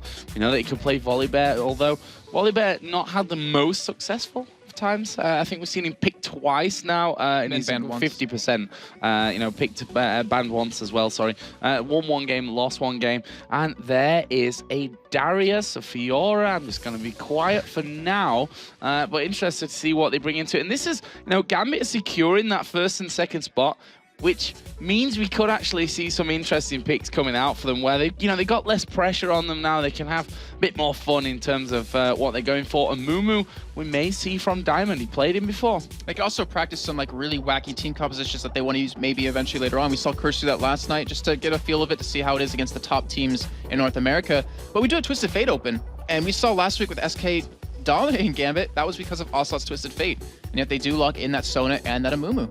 Yeah, and to see Darien on Darius will be great if that happens. And I'll apologize now if that comes out for mistakes when we're in the heat of the team fights. But what are Dragonborn's going to go for now? Thought that we might see AD carries coming out early, just for the fact that Draven and Misfortune are both out there, but both teams prioritizing elsewhere for their first round of picks. Dragonborns, though, now with 2 picks, of course, coming back to them, surely going to come out here. And with Thresh taken away, with Sona taken away, I wouldn't be surprised to see a Lulu on Mover to be picked up. I mean, it's a safe pick right now. You want to kind of delay picks if you want, or maybe go, or you maybe want to grab something if you can. Like I said, the Twisted Fate is still open at this point. We have Zed open, which we saw Yamato Cannon play quite a bit of in the top lane. And also the AD carry. I mean, it would be a good time to pick him up if you could. So there's a Jace, which... we've seen Dragonborns pick Jace before. Now, this is an interesting story about that one. They picked Jace to take it away. I forget which team it was. I think it was against Fnatic, maybe, or yeah. I'm going to go with that for now. So they picked him up just to take him away, and then after they locked him in, they said, okay, who's going to play him? Yeah, and no one wanted to play him, so hopefully they're a little bit more coordinated than that this week around. But Zed in there as well. The thing is, we have Zed. That's something Yamato Cannon plays, and then we have Jace. We might potentially see an AD carry Jace over on Hosan with that. Well, it's a potential. It is Dragonborn. They have done some funky stuff. That AP Nidalee, Soraka bottom lane, Hosan playing then AP Nidalee in the mid lane, and Shushi coming down as the AD carry. So definitely won't rule it out at this stage of the season. You see there, Alex. He's got a cheeky smile on his face, which could mean some surprises from that side as well. Right now, Genja, no smiles, Ezreal.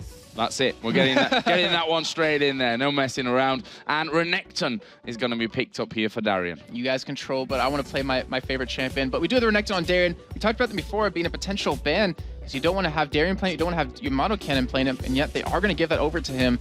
And I'm being told last time we saw Mumu, actually, played by Diamond, was back in Extreme Masters Katowice, and they kept trying to pull off the Curse Aside Bullet Time combo against Azubu Blaze.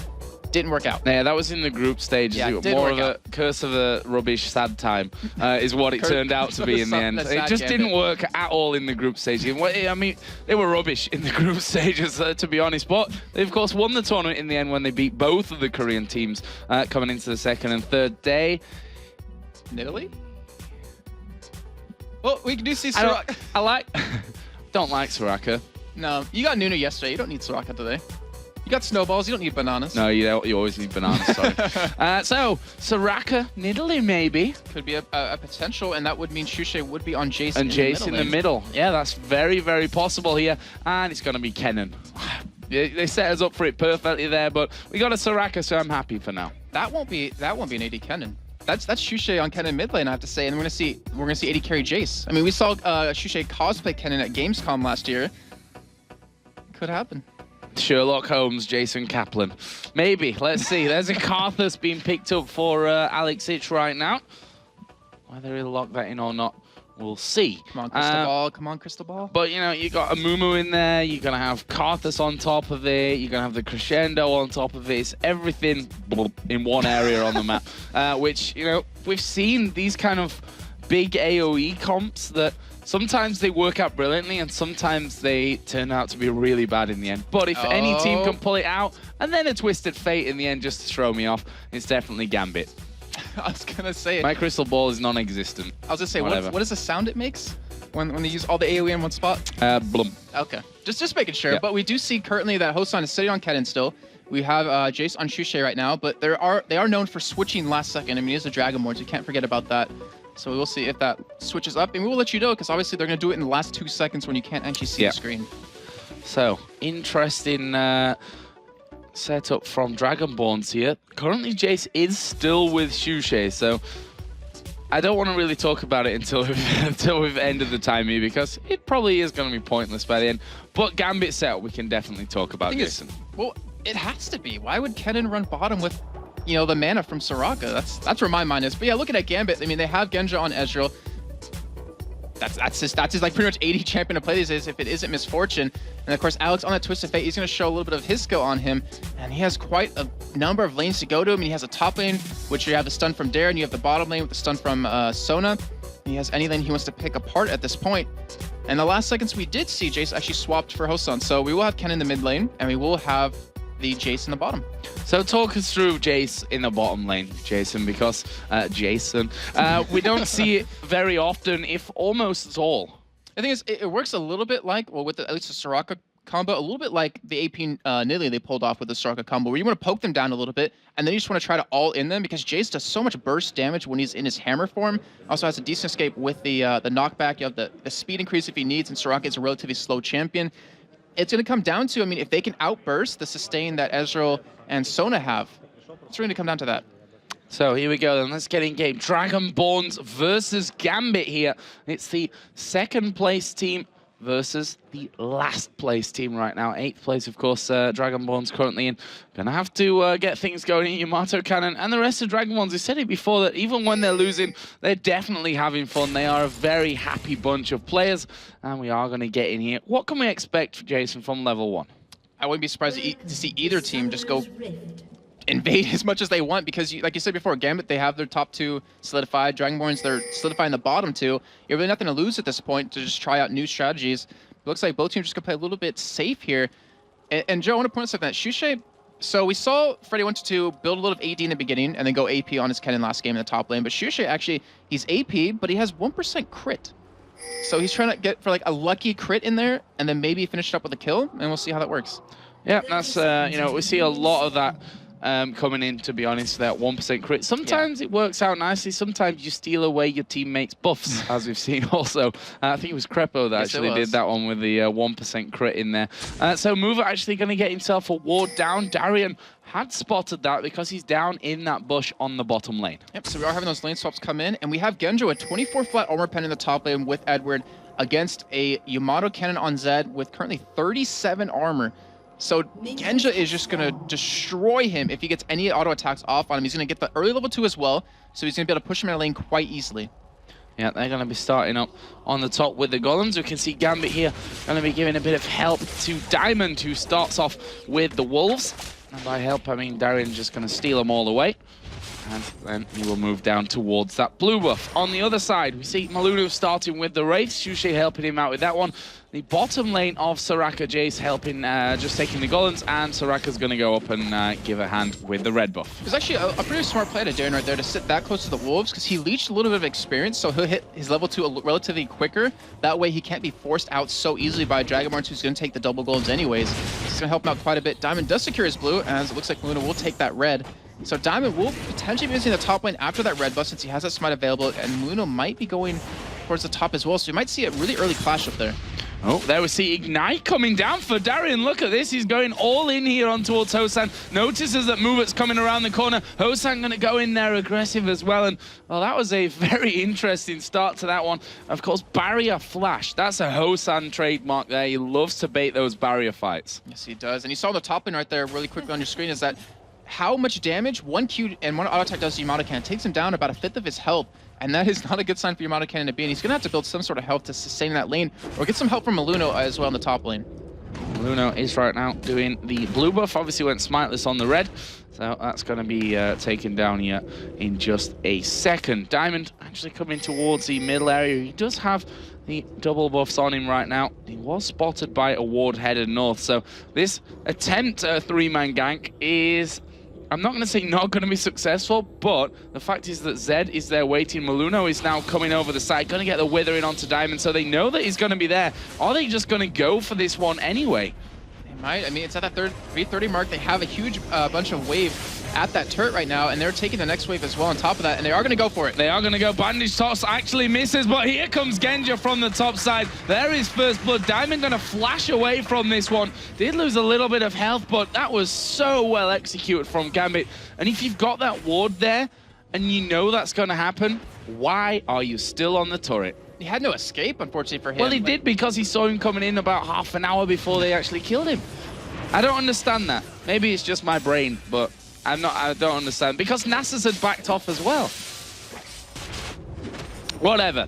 First blood coming over for Gambit here with their AD carry, of course, Genja in the top lane. And you saw it there. We mentioned the armor pen off of Genja for a good point, because you saw how quick Yamato Cannon just got shredded through right there. He's going to have to build something. You see Maluno going in on the top lane. Yeah, going to go in for this one. Actually, Edward will be forced to flash away. Genja being slowed down here by that red buff. He uses his flash to escape back towards the turret, and Dragonborn's putting some good pressure back, but not quite kills. Darian also going low in the bottom lane. I'm assuming that was the shot blast coming through. And Shushe is going to go in here on towards Alex. Ignite is ticking on Shushe. He needs one more card. There's a flash from both, but they both did it simultaneously. And Alex not quite able to get that final hit off. And that was Shushe being very aggressive there, trying to show his mastery of this cannon. Unfortunately, he did lose that side of the trade. He is ahead in CS right now, though, which is going to help him out quite a bit. Maluno is sticking by this lane, so he wants to make sure he doesn't miss this wave at all or get forced out right away, as they could potentially go for him here with a nice wither, but they don't really know. Actually, I was about to say they don't really know where Diamond is, but they do see him in the bottom lane, so they don't know where Darian is. Yeah, Darian going to be coming back down to that one. As I said before, it did get low, so probably expected that he's just gone home from that one. Alex going to come back into lane with double Doran Ring plus the Boots of Speed. Genja also got Boots of Speed, Vamp Scepter, and that Doran's Blade from earlier on. So he's going to be coming back doing even more damage now on towards Zed. And we talked about Twisted Fate earlier on today when we saw him, is that he can be so impactful in the game. We saw Bjergsen use him quite well, quite extensively into the top lane, picking up those kills onto Renekton over and over again. And we'll see what if Alex decides to do that. I mean, you have the bottom, like we mentioned before, you have the stun out of Darren, you have the top lane stun out of Edward when he hits level 6, you have the damage out of Genjo, which we already saw against Yamato Cannon. Every lane is really a strong possibility. As Mover just recalling from that one.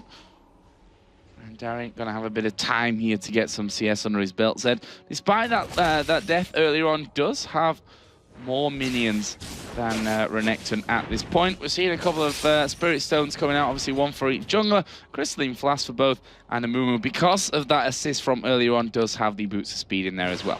Yeah, that Flask is going to come really in handy because you rely on so much mana as a Nasus and an Amumu in the jungle, and just being like 10 mana short of your ultimate can completely change the way a game's going to pan out. So let's see how well that works out for him. And he's also close to level 6, which is where his ganks are really going to come in. We do have Alex who's level 6 right now. The lane is pushed up, and he is actually starting making a move towards his top side, it looks like. Yeah, he's going to be trying to work himself, and maybe not, or just take the race, yeah. But Hosan and Mover will be going to this top lane now, so we are going to see head-to-head. Gambit, of course, with that first blood under their belt. Although Jace, with a double Doran's Blade in there, is still going to be doing a lot of damage. And then you have in the bottom lane that 1v1 with Yamato Cannon and Darren. Darren is level 6 right now, Yamato Cannon is 5, as Darren should be able to harass him quite a bit, maybe even push him out. Diamond getting caught here as he gets hit with the Wither. Yeah, Wither goes down, but we are going to see them pushing into this one. Not quite up to his ultimate, but Shushay does have his ulti, and Diamond gets completely caught out of position there. Face checking right into that bush, and that will be a good kill back for Dragonborns. And that kill going down to Shushay. Yeah, much needed kill. I mean, he wasn't losing his lane in any way, but he's going to need this farm. He's going to need the extra gold to keep up with Twisted Fate, who can just roam around so much easier than he can. Not to mention that passive off of TF to give him that extra gold income. The top lane stabilized a little bit here, as you see Alex trying to go in, just trying to harass him, but those double Doran's Blades going to give Shushay quite a bit of sustain. Yeah, definitely will, and also makes his auto attacks very, very painful when he goes through as well. We can see that Genjo and Edward are pushing this wave of minions up towards that Dragonborn turret as well. So now we know Edward really loves to be very, very aggressive there, putting as much damage out as he can. And that is certainly playing into their hands here as well. I'm a little surprised to see actually Hosan go for a tier. When we saw him play AP Nidalee with Soraka in the lane, he just went full AP because he knew he had the constant mana over and over from his Soraka, but this time he's going for it, so he's looking for a little bit more of a poke comp, I guess, a little more late game here, and we'll see how that works out, see if it will delay his build a little bit too long. Now we can see that Genjo really playing on the limits of that turret, and that's because we are going to see Twisted Fate coming in. Hosan gets locked up, Twisted Fate at the back. He's going to go down there. Edward actually was tanking the turret. Will fall. It's Jace that gets that kill, but Alex Hitch picks up another one. And actually, Soraka there doing a great job movement, managed to pick off another one on towards Ezreal. 2 for 2. Again, I overstayed a little bit too long. Looks like the aggro of the turret wasn't separated correctly right there. So 2 for 2 trade in the end. Great job, but Gambit still comes out ahead because they have those extra assists on the Alex, who picks up his first kill. And of course, Genjo picking up 1 kill for himself as he does pick up a Vamp Scepter.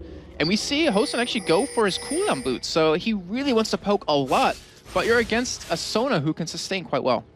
And we just saw there, pings coming down into River. Maluno had started to go back up north there, but they realize he's not coming past the ward. He's either in our jungle or he's going to be hanging around at that bottom lane.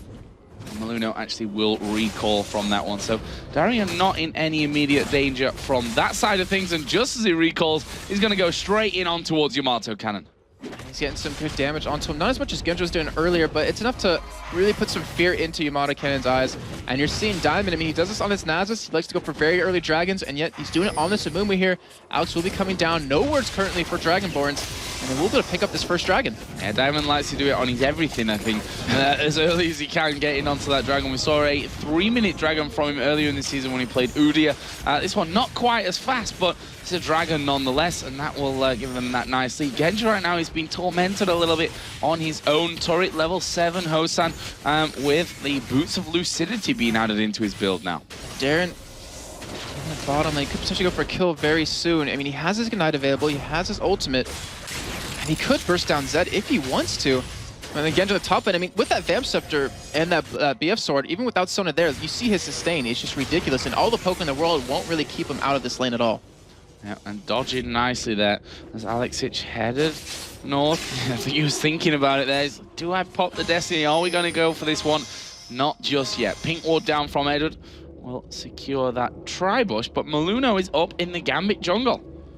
He's trying to go for a red still here. As I say that, he just puts a ward and walks away, but he's just trying to get vision of where Diamond is. His ultimate is available, so he wants to make sure to spot him. And he might even stick around long enough to actually take away this red.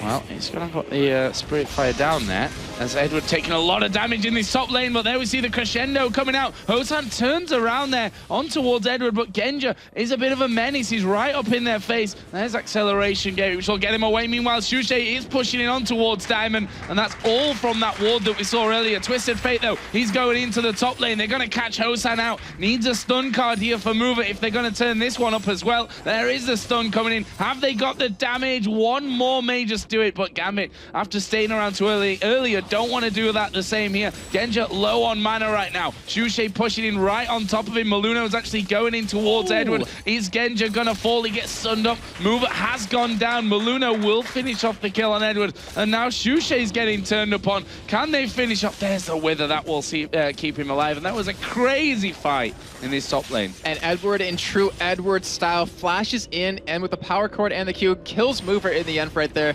So he was able to pick up 1 for 1. He knew he was dead anyways. Might as well get a kill from it and get an extra item on top of that. But a great turnaround from Dragonborns. Like you mentioned, it all started with that ward in the red bush. Able to catch Diamond.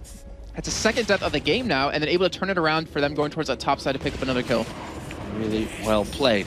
Still, though, they are 2,000 gold behind. We've seen consistently that Gambit, they've fallen behind many a game in terms of kills, but they always manage to stay ahead when it comes to gold. They took that first dragon down. Still no turrets have been picked off in this game up until now, but you know, the CS is pretty even. In some areas in their favor, some areas just a little bit behind, but now that's a good sign for them overall, because you know, kills don't directly win games. You have to do something with it. Yeah, very true. And you have to make sure you get the right items on top of that. But we do see the first turret of the game going down in that top lane for Dragonborns. And it looks like with Yamato Cannon backing out that he actually might go up towards that top side yet again and allow his AD carry support lane to go up against Darien, who's already doing such a great job. He's ahead in CS. He almost has a Sunfire cape built as well. Thing is, Dragonborns have good poke in here as well, with especially with Hosan. And with that Ken throwing the shurikens in there as well. But Hosan is going to be the one that tries to keep them off these turrets while they get those auto attacks in there to get them down. We'll see if they can do anything on that mid turret as Alexic just throws the ward in position. Maluno actually going to tank up here. A few auto attacks coming off, and do that 5 or 6 times and you've got rid of the outer middle turret. As we are going to see Yamato Cannon here getting very, very low in that bottom lane. And Darien in the end decides not to force through with it, but Yamato kind of can't stick around for that one. Definitely not. Yeah, he was forced to pop his red pot as well because it was that close of a fight. We do have the ultimate backup on a movement now, so if they want to go for an engage on this middle lane, they could have it happen. And of course, Alex, he has his Destiny available on top of that. He's getting the blue buff, so you might expect him to do it soon, because he'll obviously have a really reduced cooldown on it. But still, Hosan and Mover are sticking around the middle lane. They want to try to get this turret down, it looks like. But that turret's still relatively healthy, and with Edward sticking around to heal up Alex, there's really no way they can get to it. Yeah, less than 2 minutes for the Dragon to come up. And now we see Darien just taking the minions before they can get into that lane. That turret going dangerously low and will fall, if not with this wave, but with the one afterwards. There's Maluno just spotting Diamond, sneakily trying to take away the golems. And I think Diamond did in fact pick them up there in the end as well. Nicely done. And now Gambit answers with their own turret for themselves. Dragon will be up in a minute's time. As Genja is just farming away. I mean, he's pretty far ahead of Hosan right now, even in terms of build, because that Bloodthirster versus the Metamune is very one-sided affair. The Metamune is not really going to kick in until you turn it into that Mirror Mana, which obviously it was changed in this patch to have do attack damage instead of magic damage. But Hosan, they have a lot of poke, but they don't have a lot of damage on him, so the poke's really not doing too much. And when you have that sustain with Sona, you have the tankiest out of the team, it's not going to work out as well as he hopes for it. So Dragon is now less than a minute away. Gambit have controlled it generally in the games that we've seen them from them before, even when being behind on the kills. As that was a little bit strange. And just missing his cue completely from that one. Darien is actually walking all the way through the jungle right now of the Dragonborns, just checking if the red's there, just sauntering on through. No real worries for him in that one. Hosan here is still managing to farm up, but Dragon coming up very shortly. There is Destiny pop. Hosan gonna get stunned up from this one, will knock Alex away, has to flash over, but here is Darien landing the stun in there, and Darien will pick up the kill. That reaction time, holy crap, Joe. You saw Hosan flash for the wall, but Darren's like, I'm right behind you, man. And came in with the Slice Nice, got the stun, and of course Dragon up in 10 seconds. They can take that as well on top of that. But they are going for a lot of aggression on the middle lane. Dragon's trying to get this turret down, but you have Gambit coming in from the middle lane to stop this. Oh, if a bandage toss lands here, they may just go in for it. And, well, they did try and hit Shushay, but not quite connecting. Obviously did have Curse of the Sad Mummy available, so they might have just tried to lock Shushay out of that one.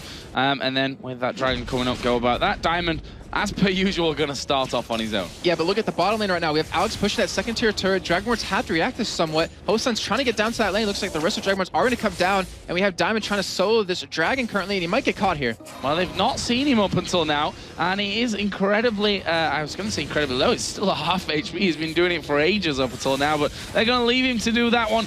Darian is going to get caught here. There's the ultimate coming out of Ezreal. Darian going very, very low. Will be finished off. But the Dragon has been finished. That bottom inner turret didn't quite die though. But look, nice job from Hosan that. Yeah, and look what Dragonborns actually blew on that. I mean, they used the Kennen ultimate, they used the Nasus ultimate. We have Gambit coming in from the side with the and toss not landing on the right target, or else we could see an engage come out of them. Yeah, they've got Crescendo available. They've got Curse of the Sad Mummy. The True Shot Barrage can come across the entire team if they're lined up from it as well. So we'll see what Dragonborns decide to do. For now, it looks like they're quite content with trying to get rid of this outer turret in that middle lane. But watch for a Mumu here. Diamond off towards the side. Genja actually getting withered up. And with that, not going to go in for the push. And one thing we haven't touched on, Joe, that is a huge factor in how this game is going to go is Mover on Soraka with the ultimate. Like, that wish can really catch you off guard. If you try to go for a dive, you can turn the tides of a battle very easily. Just like we saw Gambit go for an engage here, that ultimate healing 5 people that much is just ridiculous. Haven't seen him use it just yet, but obviously we'll see it happen in the team fights later on. Yeah, but look at this Gambit. They forced Dragonborns to go away, or Dragonborns just ran out of minions there, and then almost end up losing their own middle outer turret just because they have backed away from that one. You know, that just goes back to the whole, give them a finger, they'll take your whole arm. Yeah, that's very true. And then you see, you know, Genja right now. We talked about him as a highlighted player because he's very aggressive yesterday with that GA as a second item. Looks like he's doing it yet again, so we'll go for the same kind of build. And we already saw him like right there when they're defending the turret, when Dragonborns just sieging it. He arcane shifted into Dragonborns. Like, you just see how aggressive he is, and yet he wasn't really afraid of that. Yeah, and he's going to head down to that bottom lane for a good chunk of farm from this one as well. But that's going to mean that Dragonborns do take down their second turret here. Nice pickup the outer middle lane. And that was bound to happen either way with how low it really was. And we talked about Genja as well, just likes to farm up quite a bit. He kind of disappears in the middle of the game. You forget about him, but he comes back with like 6 items and completely catches you off guard. Again, it's still in control of this game. They are up about 2,000 gold. It's tied in kills. And Dragonborns do have the advantage in turrets. And that lane phase is pretty much over at this point, though Alex has still been able to commit some kills around the map. Yeah, he's 1-0-4 right now. Lichbane along with that needlessly large rod. Hosan just making his presence felt there as he throws the shot blast through that acceleration gate. But in the middle lane, we can talk about the builds there because Kennen going for Haunting Guys, Seeker's Arm Guard. So he's doing what Freddy didn't do in that last game and get himself up towards that Zhonya's Hourglass. And you see how deadly it is in that last fight that we saw happen. Like, his ultimate just shredded the enemy team. Darian's going in for that one, and, well, just as I interrupt you, he backed away. But we see how strong Kennen can be. That ultimate can really catch you off guard, and that Zhonya's is going to keep you alive quite well against this team of Gambit, who's so organized in these team fights. Like, they will burst you down so quick before you can even react to it normally. Darian is looking for turret number 2 for Gambit. Obviously, he was the one that got the outer bottom turret, and he's going to take the outer top turret as well. So doing a great job. And Gambit going to get middle as well. And where are Dragonborns in all this? They were heading towards top. And just we're a little bit late. I mean, that's what Gambit does really well, is that it can catch you off guard. Like, you get them going one way, and Gambit will just take the other side of the map from you. And then pick up 2 turrets concurrently like that is a very nice chunk of gold. And it looks like Darian's just going to keep pushing this top lane against his brother. And we'll see if Dragonborns can pick up a kill on him, because he's very tanky already at this point. Yeah, he's got some fire cape in there. Merc treads Doran's blade and a cloth armor as he just backs off and goes back in. Alex Hitch, of course, with that Lichbane, he's going to be doing some serious chunks of damage to those towers. Yes, he can. I mean, you take a look at the bottom turret, which already got down to about 5th health just from pushing that for a little bit. So you should try to go in a little bit here on the mid lane onto Edward, but isn't able to get that stun down on him. Alex able to zone him out there just with the stun card pulled, and that's enough to force you to start to back away. Xuexi is still going here, though, over towards Edward. They'll be poked back from that one. Maluno going in on towards Darian as well. Zed is going to be coming up towards his top side, but look at the amount of wards down for Gambit right now on the top side of that Dragonborn's jungle. They've got full vision there. Yeah, it looks like they want to make a play over towards his top side as well, because Darian, like they know his downside is that he's really aggressive and he gets caught quite a bit, so they're warding for that, and they actually might make a play off knowing that. Well, they are going to be taking away the blue buff from this one, but here comes Xuexi. Darian going to flash over the side. Diamond not quite getting caught up in the stun there, but at the same time, Alex is pushing through this middle lane. Genja pushing the bottom lane out. Hosan is defending that one, though. And that the split push that comes out of Gambit right now with that Twist of Fate is just so deadly.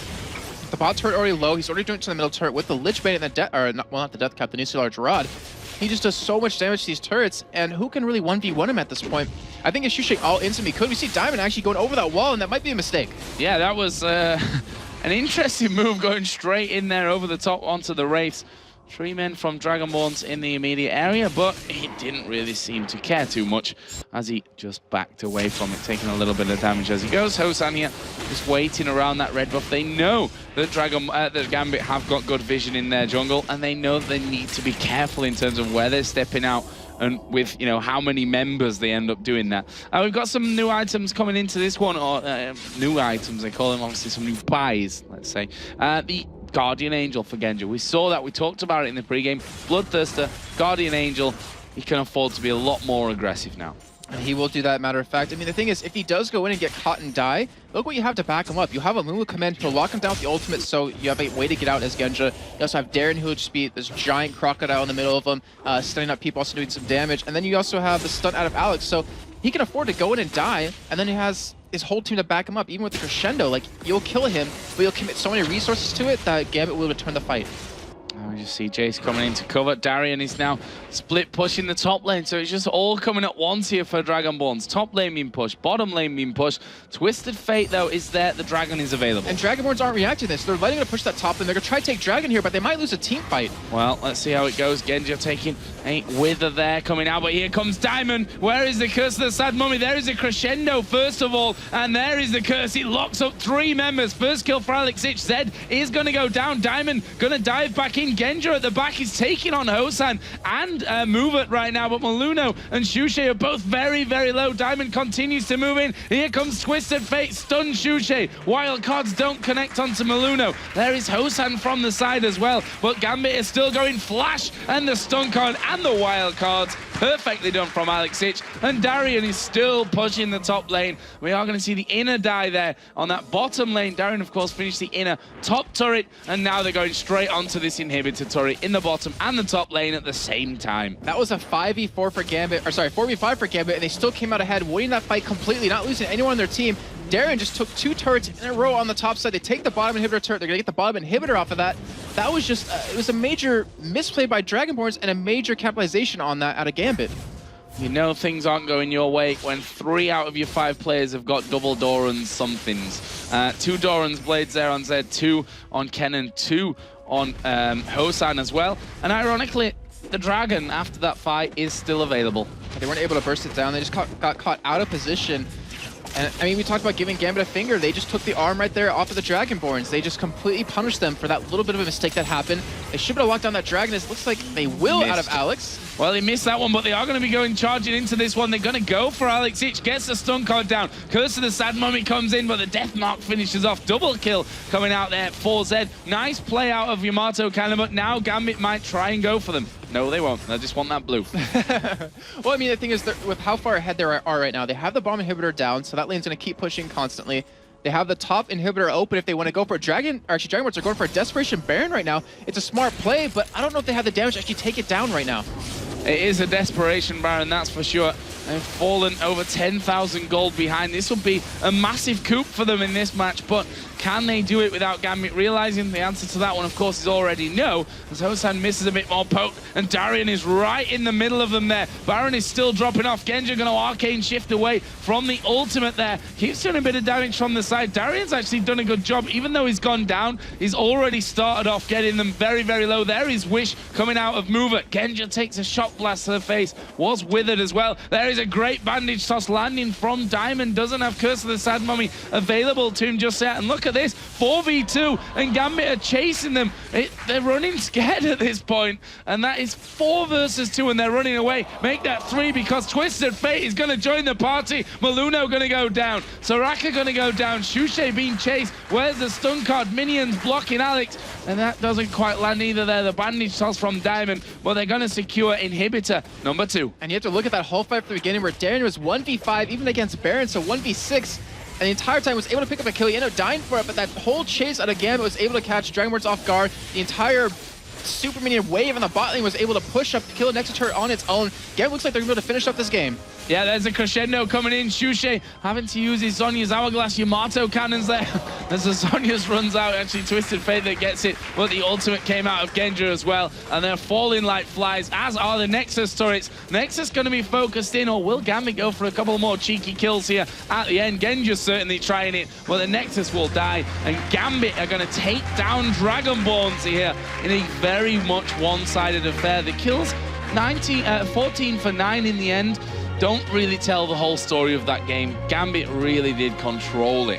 They did, and the game was relatively close in the beginning, but you just saw how quick a game can go against you with Gambit just snowballing it. Like that snap of the finger, game completely out of your hands, and Gambit ran away with it.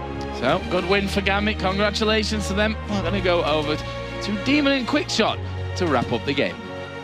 Yes, and another great game, and really a very one-sided game towards the end now. I think it's safe to say Gambit Gaming, no surprises to really anyone watching that they did take down the Dragonborns and obviously stay in that top position. Fnatic will be challenging them later on, but currently they are holding on strong to that #1 spot. Yeah, and you know what? In this particular game, we've seen some interesting things from the teams in terms of the compositions. First and foremost, the Ken and Jace being picked. We actually seen that earlier today in OGN coming up from KT Rolster A, but they ran them in the solo laners, and we actually seen Hosan saying, look, I'm going to try and make AD Jace work. He built Muramana yesterday on his Ezreal, if I remember correctly. This is the patch where it has changed, but he's currently the only AD trying to make that mana immune into Muramana work, and it just didn't quite work out for them. We also seen Diamond Prox and Amumu.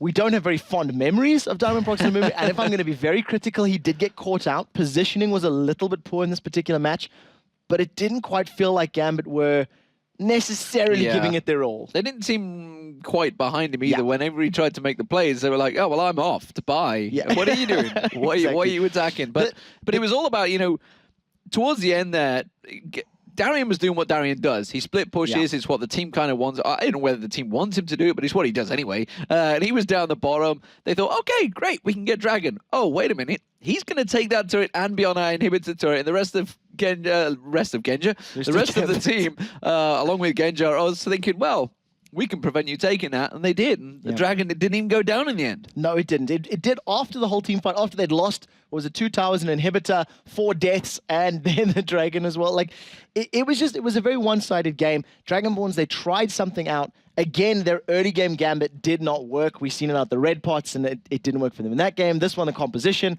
didn't work for them here. So, unfortunate for them, but a good matchup from Gambit. They did what they needed to do. They outplayed their opponents, and they reclaimed that first position. So that takes us towards the MVP of the match, and of course it was Alex Ich, because, well, again, you let him have Twisted Fate, and he's going to be Destiny around the map and picking up the kills left, right, and center. And it's exactly what happened. There was 1 or 2 sloppy plays coming out of those Destiny usage. Up in the top lane, for example, they gave away a few more kills than they needed to. But I think it just comes from the fact that they weren't necessarily... This game didn't mean anything. You know, the team, they were sitting there guaranteed top 2. Dragonborns are guaranteed bottom 2, and it's just a matter of who gets first, who gets second. So you could sort of see that a little bit in Gambit's gameplay and a little bit in Dragonborn's picks. And congrats to Gambit. They, like I said, overtaken, and they're currently that higher place seed going into the playoffs. So from that position, when we do look at it from, it doesn't mean a great deal for either team. Obviously it means something between where they're going to finish in the playoffs and who they're going to get in the promotion series. You know, what are we thinking from Dragonborns if they were to say, look at Meet Your Makers right now, or Dexter is actually evil? Well, from the little bit that we have seen of Meet Your Makers in terms of some of the previous competitions and some of the Challenger Circuit events, they're looking incredibly strong. In Lille, a few weeks ago, they were looking fantastic. And about 2 weeks ago, when we ran the Challenger Circuit event, they were really on point. Yeah. They picked up the victory there. So Dragonborns are going to have to be scared because their entire document of match history can now be reviewed by MYM. And you have to think that there's some psychological play here. Let's play some strange compositions. Let's force our opponents to think and expect anything because they need to re-qualify for the summer split and get that job security that a lot of teams have been talking about. Well, we'll see whether they can do it. Of course, that will be coming up in 2 weeks' time, the 7th, 8th, and the whole promotion series. Next week will be the playoffs, but right now we have an interview on the main stage. It's going to be Diamond Prox, and translating, of course, Alex Ich alongside Shocks. Yes, I'm here with Alex and Diamond Prox. First question is for you, Alex. Going up against a Cannon mid, not something we see that often. How was that? So I thought it will be Jace mid. They got last second swap, but I don't think that I would go Magic Resist anyway. So against Cannon, it's fine before 6, and after 6, I'm Twisted Fate. So it's really easy matchup for Twisted Fate. And you, Diamond, what do you think of their team comp with the Jace, bot lane, Soraka, and you on Amumu, a champion we don't see that often anymore either? Diamond, что ты думаешь по поводу их матчапа? Ботлейн, Джейс, Сорака, Cannon mid, ну вообще в общем. Я думаю, единственный полезный герой из всего их пика это был Джейс. Ну, из всего вышеперечисленного, скажем так. Ничего особенного я уже увидел от Carry Джейсов. И они были получше этого. So, Diamond saying that that pick was really like all wired heroes, only Jace is good. And he saw a lot of AD carry Jaces, and he saw better AD carry Jaces. All right, that's clear. Now, Diamond, you guys are both in the All-Star team, of course. What do you think of your teammates? Well, except for the ones you already know, of course. Diamond, что ты думаешь о своих новых тиммейтах в All-Star команде? Я думаю, что Yellow Pit мы сможем заставить играть на действительно полезных чемпионах, и он покажет, насколько он хорош. Надеюсь, достаточно. А Соус и так умеет играть на самом скилловом герое в Лиге Легенд Лисине, так что с ним проблем не будет. So Yellow, I don't think that we can make Yellow Pit play on really useful heroes, and we'll see how it will go. And Sauce can play on the most skilled champion in the game, Lee Sin, so it will be fine. All right. And finally, you're playing against EG later. I don't know if you know this, but Snoopy won't shave his beard until they win against you. So could you do us all a favor and let them win? Снупи не будет бриться, пока ЕГЭ нас не выиграет, поэтому можем ли мы им проиграть? Пока он не отрастит бороду, как у бояр на Руси, без вариантов. So I don't know how it is in Russian, but he says it like until his beard will be really long, like Russians. I don't know how to say it. It's in the old times, like Russian noble people. Aha. So until that, okay. no. Okay, I see. Well, it's going to be a good match anyway, and I know you're going to try your best to beat EG. Thank you very much. Now, after the break, the Giants and the Copenhagen Wolves meet for the final time. The score is currently 2-1 for Bjergsen and his squad, but the Giants will be looking to make it 2-2 as they want to get their hands on that 6th spot after the break. And we'll also be talking to the All-Star player manager, the European All-Star manager, excuse me, Harry, after the break. So don't go anywhere.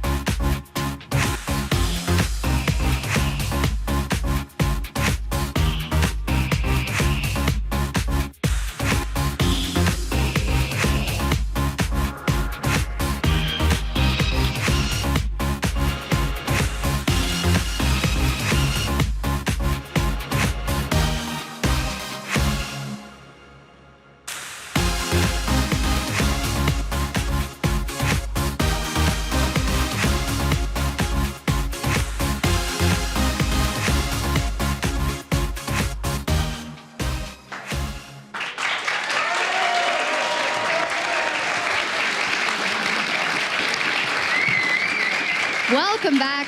There are 3 more exciting games coming up, but for now, I'm sitting here with Harry Wiggett, and Harry is not only the manager of Fnatic, but has now been honored with being the All-Star team manager as well. So how honored are you to be able to do that? It's really a huge honor. I can't really describe how thankful to Riot I am for giving this opportunity to me. So all I can say is I'll do my best to make sure these players are ready to represent Europe. Of course, you are the Fnatic manager, so you might be a bit biased, but are you able to make an objective assessment of the chosen players if we made the right choice? Yeah, I think like the top 2 players from each role of Europe would have been a good enough choice anyway, so I'm pretty happy with the lineup that has been given for Europe. So yeah, I don't have any problems with the lineup at all. I'm pretty confident that they'll do well out there. You can work with it.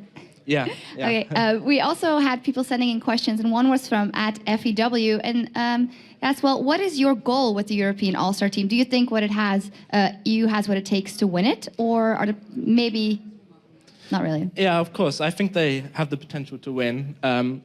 It's going to require a lot of time together to kind of get used to each other's play styles, but I don't think that's as hard as people think it is. And I think after a few days, they'll start getting to grips with each other, and I think it will work pretty well together.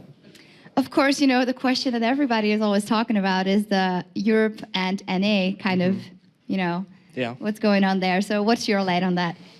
I'm pretty confident that Europe can do better. I think we're much better at innovating than North America, and I think that's what we're going to be aiming to do best out there, to surprise the enemy. Innovating. Besides that, is there anything that you can say, well, this team has this strength specifically? I think the main strength we have is 3 Gambit members who know each other inside out. And we have Stoaz who can play any champion he wants on top lane. So I don't think we're going to have any problems out there. All right. Now, also, you say they have a lot of Gambit members. That could also be a problem because there is, of course, the language barrier, and maybe they won't accept authority from you, maybe. So how do you plan on dealing with that? Yeah, I'll have to cross that bridge if it comes my way. But I don't think it's going to happen, and I'll maybe have to speak to Groove about that if it does and get some advice from him, but I think it will be fine. Can bring his belt. Yeah. Now, another tweet is from Erie. He says, well, will you have similar training with the European team? Because Liquid said we will be going to the gym and stuff like that, a little team building. Do you have anything special in store? So far, we haven't planned anything like that, but we're going to be speaking and trying to arrange a boot camp, and we'll see how that goes. But the most likely situation is the 3 veterans will go home and practice from there, which isn't a big problem, I feel, and I think we'll still be able to be playing at our best out there. All right, thank you. Final question. Have you ever been to China? Are you excited to go there for this event? I haven't been there before, no, so I'm really excited, yeah. Right, okay. Thank you very much, Harry. Thank you. Now it's time for the Giants versus the Copenhagen Wolves with our commentators, D-Man and Quickshot. Thank you very much, Shocks. This will be the final time that these teams meet, and currently the record stands at 2-1 to the Copenhagen Wolves, and the Giants, well, they've lost both their games already against All Authority and Gambit, beat them yesterday. It was some tough losses as well. Earlier today, the Dragonborns made the mistake of allowing the Copenhagen Wolves their comfort picks. They let Twisted Fate, Jarvan, and Shen slide through, and they simply got destroyed by the Wolves roster. We talked about the playoff brackets, and Joe and Jason were really explaining how things can go. And the Wolves are within touching distance of the Evil Geniuses. If the Wolves continue picking up wins and Evil Geniuses continue losing because they're currently 0-2, they might be challenging for that 4th position.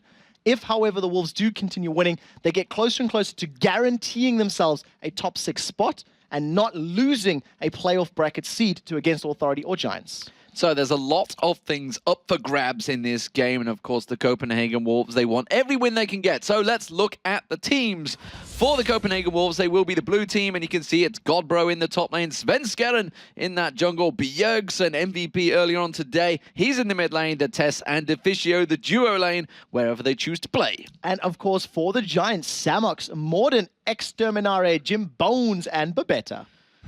Yes, we're going to have to see how Jim Bones reacts this time, because Giants, they've not quite been firing on all cylinders lately. But These are the teams that I'll get my words out eventually.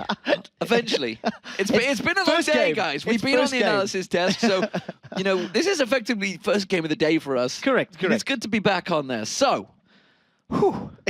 let's start again. So these are the teams, but the key men we want to look at are the Copenhagen Wolves.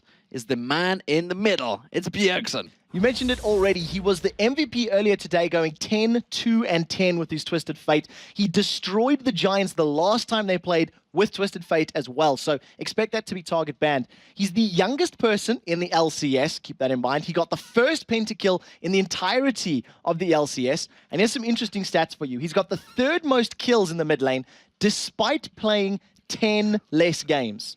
So just do the math for a second. 10 less games, and he's got the third highest kills. So he's really the playmaker. And because of that amount of pressure, it forces every other team to focus on him, and it allows the rest of his teammates to perform the way they have been playing. And it's the reason the Wolves have just shot up the rankings. And the fact that he went 10-10 earlier on, his KDA is going to be even higher. If anyone in the world deserves to wear the shirt saying, "You mad, bro?" that is him. Because, you know, as a 17-year-old kid that's just dominated the scene, wow, he's got the world at his feet right now in League of Legends scene. So, for the Giants, though, it is, of course, always been the man down that bottom lane, Jim Bones. He's been trying to help him, trying to carry him with AD Kennen. So last weekend that AD Kennen worked. He got MVP against Evil Geniuses, and he was single-handedly responsible for winning many of those team fights. However, yesterday, Against All Authority figured out how to deal with Kennen. They kited him, they zoned him, and he wasn't able to make an impact in the game. And it's a problem that Jim Bones has struggled with the entirety of the season. Outside of his Kennen performances, he's been unable to replicate those games. And he's been playing Misfortune and Ashe, for example, but it's simply not up there as far as a high priority AD for him. Luckily, he has been drawing a lot of AD Kennen bans, so even though he hasn't had the most stellar performances, the rest of his teammates have been allowed their comfort picks on many, many occasions. Babetta on Zyra is a key example of that. Because you want to ban Kennen out as the threat, you let Zyra through as the support. So, I do know for a fact that the Giants were not here when Wolves played their first game. So I wonder if they saw the picks and bans for that, because honestly, Dragonborn's kind of let them have every single champion they wanted to. You know, Sven Skeren, he started off with Jarvan, and even now, in his sleep, I think I heard Freak going, "Sven Skeren!" jumping in there, and Jason was like, "Ah." Exactly. It's one of those things where we've seen it again and again and again. He's the playmaker, he's the initiator for the team, and I imagine that the Giants will have prepared extensively for this game. They've suffered some heavy defeats to the Copenhagen Wolves. They're still in with a shot to make playoffs, but they need some opponents to lose games as well as they need to secure wins. So, you know, this is a good place to start for the Giants in getting that snowball rolling. But I also imagine that they've got to be worried about some of the other players from the Wolves, the likes of Godbro Shen, the likes of Twisted Fate, Kha'Zix, Zed on Bjergsen. I mean, that's just the solo laners alone. You can see on your screen, Giants, they had a good game, and then they had a really bad game yesterday. The worry for me is whether they've completely crumbled. They do just about, I think, mathematically have it in them to get out of it. Yeah. To get into that 6th spot. Against All Authority, currently reside in it. Have had a loss, of course, remember that today, so it's possible that they could get in there, but it's a difficult task right now. It's incredibly difficult, and it's out of their control. That's the key. It's not actually up to them. They need their opponents to have some losses as well as them picking up some wins, because that crucial match, that 2-point swing or the 6-pointers we've been talking about all season, was against All Authority yesterday, and they lost that. So, picks and bans underway. You can see Kennen and Elise being taken away by the Wolves, and Zed and Shen removed by the Giants. Twisted Fate still in there. Kassadin still in there. These are big champions for the two mid laners, and we could see whether they're going to get them again. And Kassadin for Exterminari yesterday was fantastic. He gave Gambit a really, really tough time dealing with him, and once they were able to deal with him, Gambit bounced back from that matchup. So if Exter's allowed to get that pick again, it'll work into his favor, but it is not the case because it has been banned out by the Copenhagen Wolves. So Twisted Fate available. Do they go for it? Do they go straight for Jarvan? Of course they do. So this is something that we've seen earlier in the days. This is exactly what happened from the Copenhagen Wolves. Keep in mind, Twisted Fate is available here. Exter is a Twisted Fate player, so he may actually decide to lock that particular champion in. We have seen the Giants first picking Zyra fairly often in the past, So we'll see how that particular strategy plans out for them. Some interesting stats on Job in the Fourth coming into this week. 25 games played, 17 victories and 8 losses. That is a fantastic, fantastic win-loss ratio. That doesn't include yesterday and today's games though, so that's 9 weeks prior. The thing with Jarvan that always gets me is a lot of people were saying North America behind, but they were playing it way before Europe. Yep, they were running Jarvan when we were still running mostly Volibear and Nasus. Then it sort of traded and went back and forth. So the Twisted Fate has been locked in there for Exterminare. Not a big surprise. They want to deny that from Bjergsen. They don't want him to jump onto that. Kha'Zix is there for him. And we've seen that sort of, assassin versus TF matchup in the mid lane before. So we'll see whether the Thresh does work out this time, but better. I'm trying to think how many times I've seen him running that. Of course, it does mean that Varus is going to get selected. The question is, who will they go alongside it? Will it be the top lane or will it be the support? This should be the first time that we actually seen Babetta on Thresh. In terms of his statistics, 11 games on Zyra, 10 games on Sona, 2 games on Lulu. So the majority, actually I think that's all of them if my math is not too terrible, has been on other champions. So it's good to see him expanding his champion pool. It may also help Jimbones because Zyra is great for control, but she's not necessarily that great for setting up kills and get a lot of free poke early on. So we'll see if Thresh is going to be a little bit more impactful in that matchup. And you mentioned the Varus being hovered over and locked in. That's been one of the TES's go-to AD champions and probably one of my favorite Varus players in the whole of Europe. Well, that pick there excites me. It excites me a lot. To see Bjergsen on Kha'Zix. Of course, it could be the top lane. And could be Godbro, but I'm expecting to be Bjergsen. Now, it will be Bjergsen. He's the assassin player. He's the game-making player for the team. And with the champion that's you can get the reset and hop, skip, and jump in is always going to play to your favor. Interestingly, with Kha'Zix in Europe, played 24 times, 12 wins, 12 losses. So completely 50-50 down the split. Depends on the team that's handling him. When Gambit handle him, you expect a win. When Bjergsen handles him, you expect a win as well. So great pickup. It's going to allow him to counter Exeter in the mid lane in terms of the heads-to-head matchup. But obviously the map presence is not going to be there for him. And we've seen it was actually Bjergsen playing Zed against Alex's Twisted Fate, where Alex is like, look, I'm playing the feat strat. I'll go 0-6, but my team will still win because I have that map presence and that map strength. So Xin Zhao and Caitlyn being locked in for Giants. We did see Xin Zhao being used yesterday as the tanky member of the teams, but did work out well. Ended up building the Triforce on him. We'll see how that works out for them. It will be, of course, Samux, I would expect, in the top lane. Could be the jungler, though. I was going to say, at the moment, I would probably think that's going to be more likely to be the jungle role. We did see him in the top lane yesterday. It was against Authority and Freddy that was running him in a slightly different comp. They had a little bit more of an aggressive all-in type of positioning. So I don't expect that to be top laner. We still haven't seen the top laner yet from the Copenhagen Wolves, and we know that Godbro tends to build somebody tanky. He likes to have that beefy resistance, that HP pool to draw from. And he has been playing a lot of Shen and a lot of Singed of late. So he's going to be playing something different. Oh, They've threw us for a loop, and it actually means he's going to be playing Kha'Zix. Oh, and it does also mean that Syndra is going to be in the middle. That is the champion that Bjergsen got his pentakill with. So we've got to keep our eyes on that one. I've got a feeling, was it against Giants when he got that pentakill? It was against All Authority, in fact. Their very first pentakill was their first victory as well, Super Week, all the way back in week 4. Yes. It was second to last game on Friday, if I remember correct. And yeah, it was in the mid lane. Great power. I still remember seeing Link, I think the previous week from CLG and NA. He was the first one that did very well with her. And of course, Bjergsen coming back into the gameplay. And it just, the amount of damage that comes down from Syndra is immense. And that's a very squishy lineup. I mean, he can blow up Xin Zhao before items, Thresh, Twisted Fate, Caitlyn fairly quickly with a full combo, and he has the ability to do so. And a good Syndra is just a scary thing, because you just keep him on full lockdown. Those balls will be flying all left, right, and center, and they just completely lock you down. As it is, we do see Jax being locked in. Jax, a champion we saw in North American LCS this Super Week.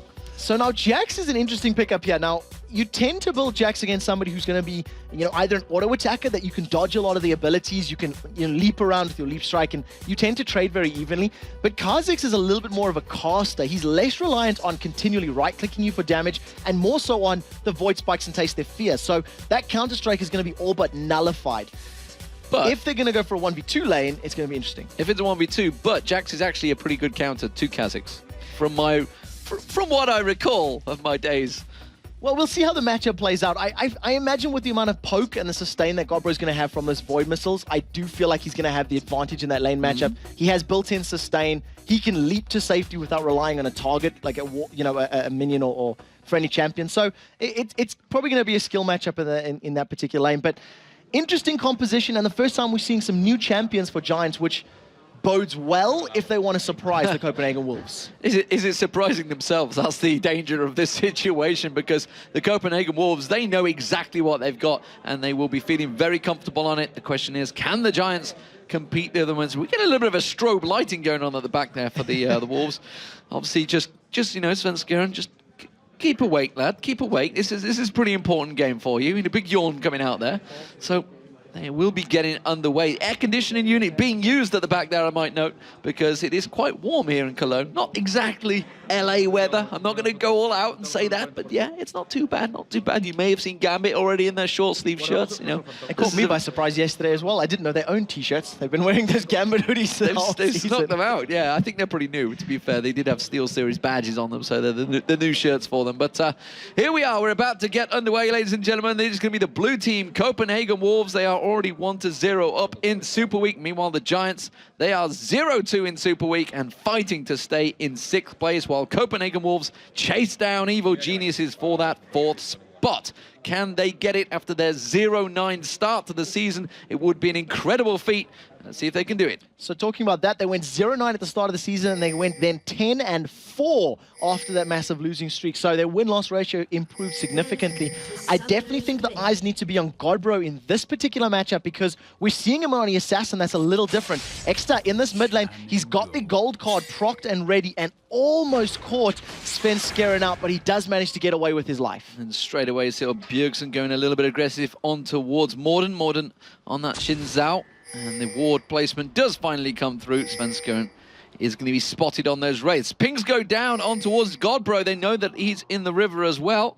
So very much a steady start as I say that. Babetta throws out the hook. Babetta was hiding just out of vision there from Bjergsen, and he was hoping to see if that exploratory death sentence would actually land. Unfortunately, he didn't manage to make it work, but nevertheless, some vision, and therefore the Giants, which is very key. It's going to give them the timer when Svenskeren's moving around the map, and obviously just help prevent some of those early level ganks.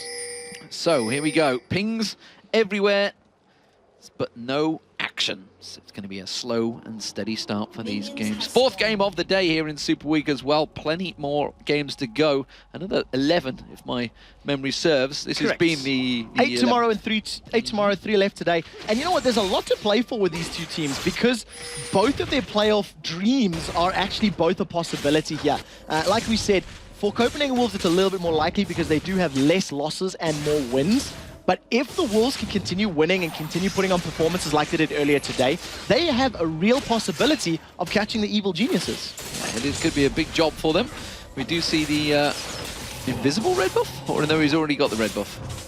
It's just me, Svenskeren, eventually taking it down. Yes, it is an invisible red buff. It was an invisible red buff. I'm pretty sure there's something other than that tiny little lizard doing that damage to him right there. That's a first, actually. I don't think I've ever seen an invisible red buff before, but nevertheless, he's going to pick that one up. So nothing too exciting at this exact moment in time. Samus goes aggressive on Godbro. Yeah, straight away gets that counter strike on him. So Godbro, we'll see how that works out between, like you mentioned, a skill matchup very much between the two. He could jump in, Godbro could use the void spikes, he could get the health steal back, the life steal, I should say, health steal. It's a new one. And it was a good play by Samus because he hit level 2 earlier than Godbro and immediately dove on him. So he used that level advantage, and it's something that you need to make use of if you want to take control of a lane.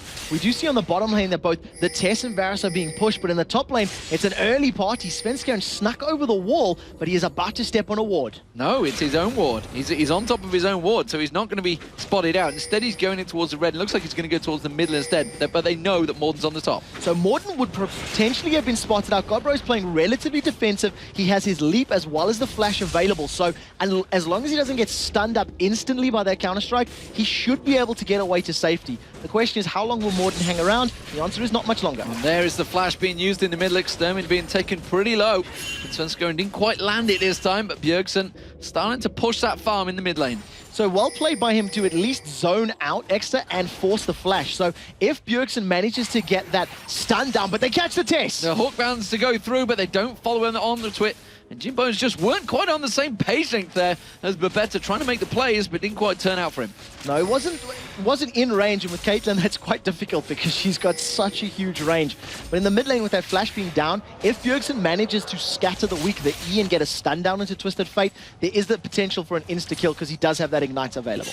And while that is happening, there is actually a pretty good CS advantage building for Jimbones in that bottom lane. We've got to keep our eyes on that one because the Tess is definitely struggling out. Again, two fat lasses going at it in the top lane. You can see it's Godbro and Samux. They're going to be rubbing up against each other for the whole game.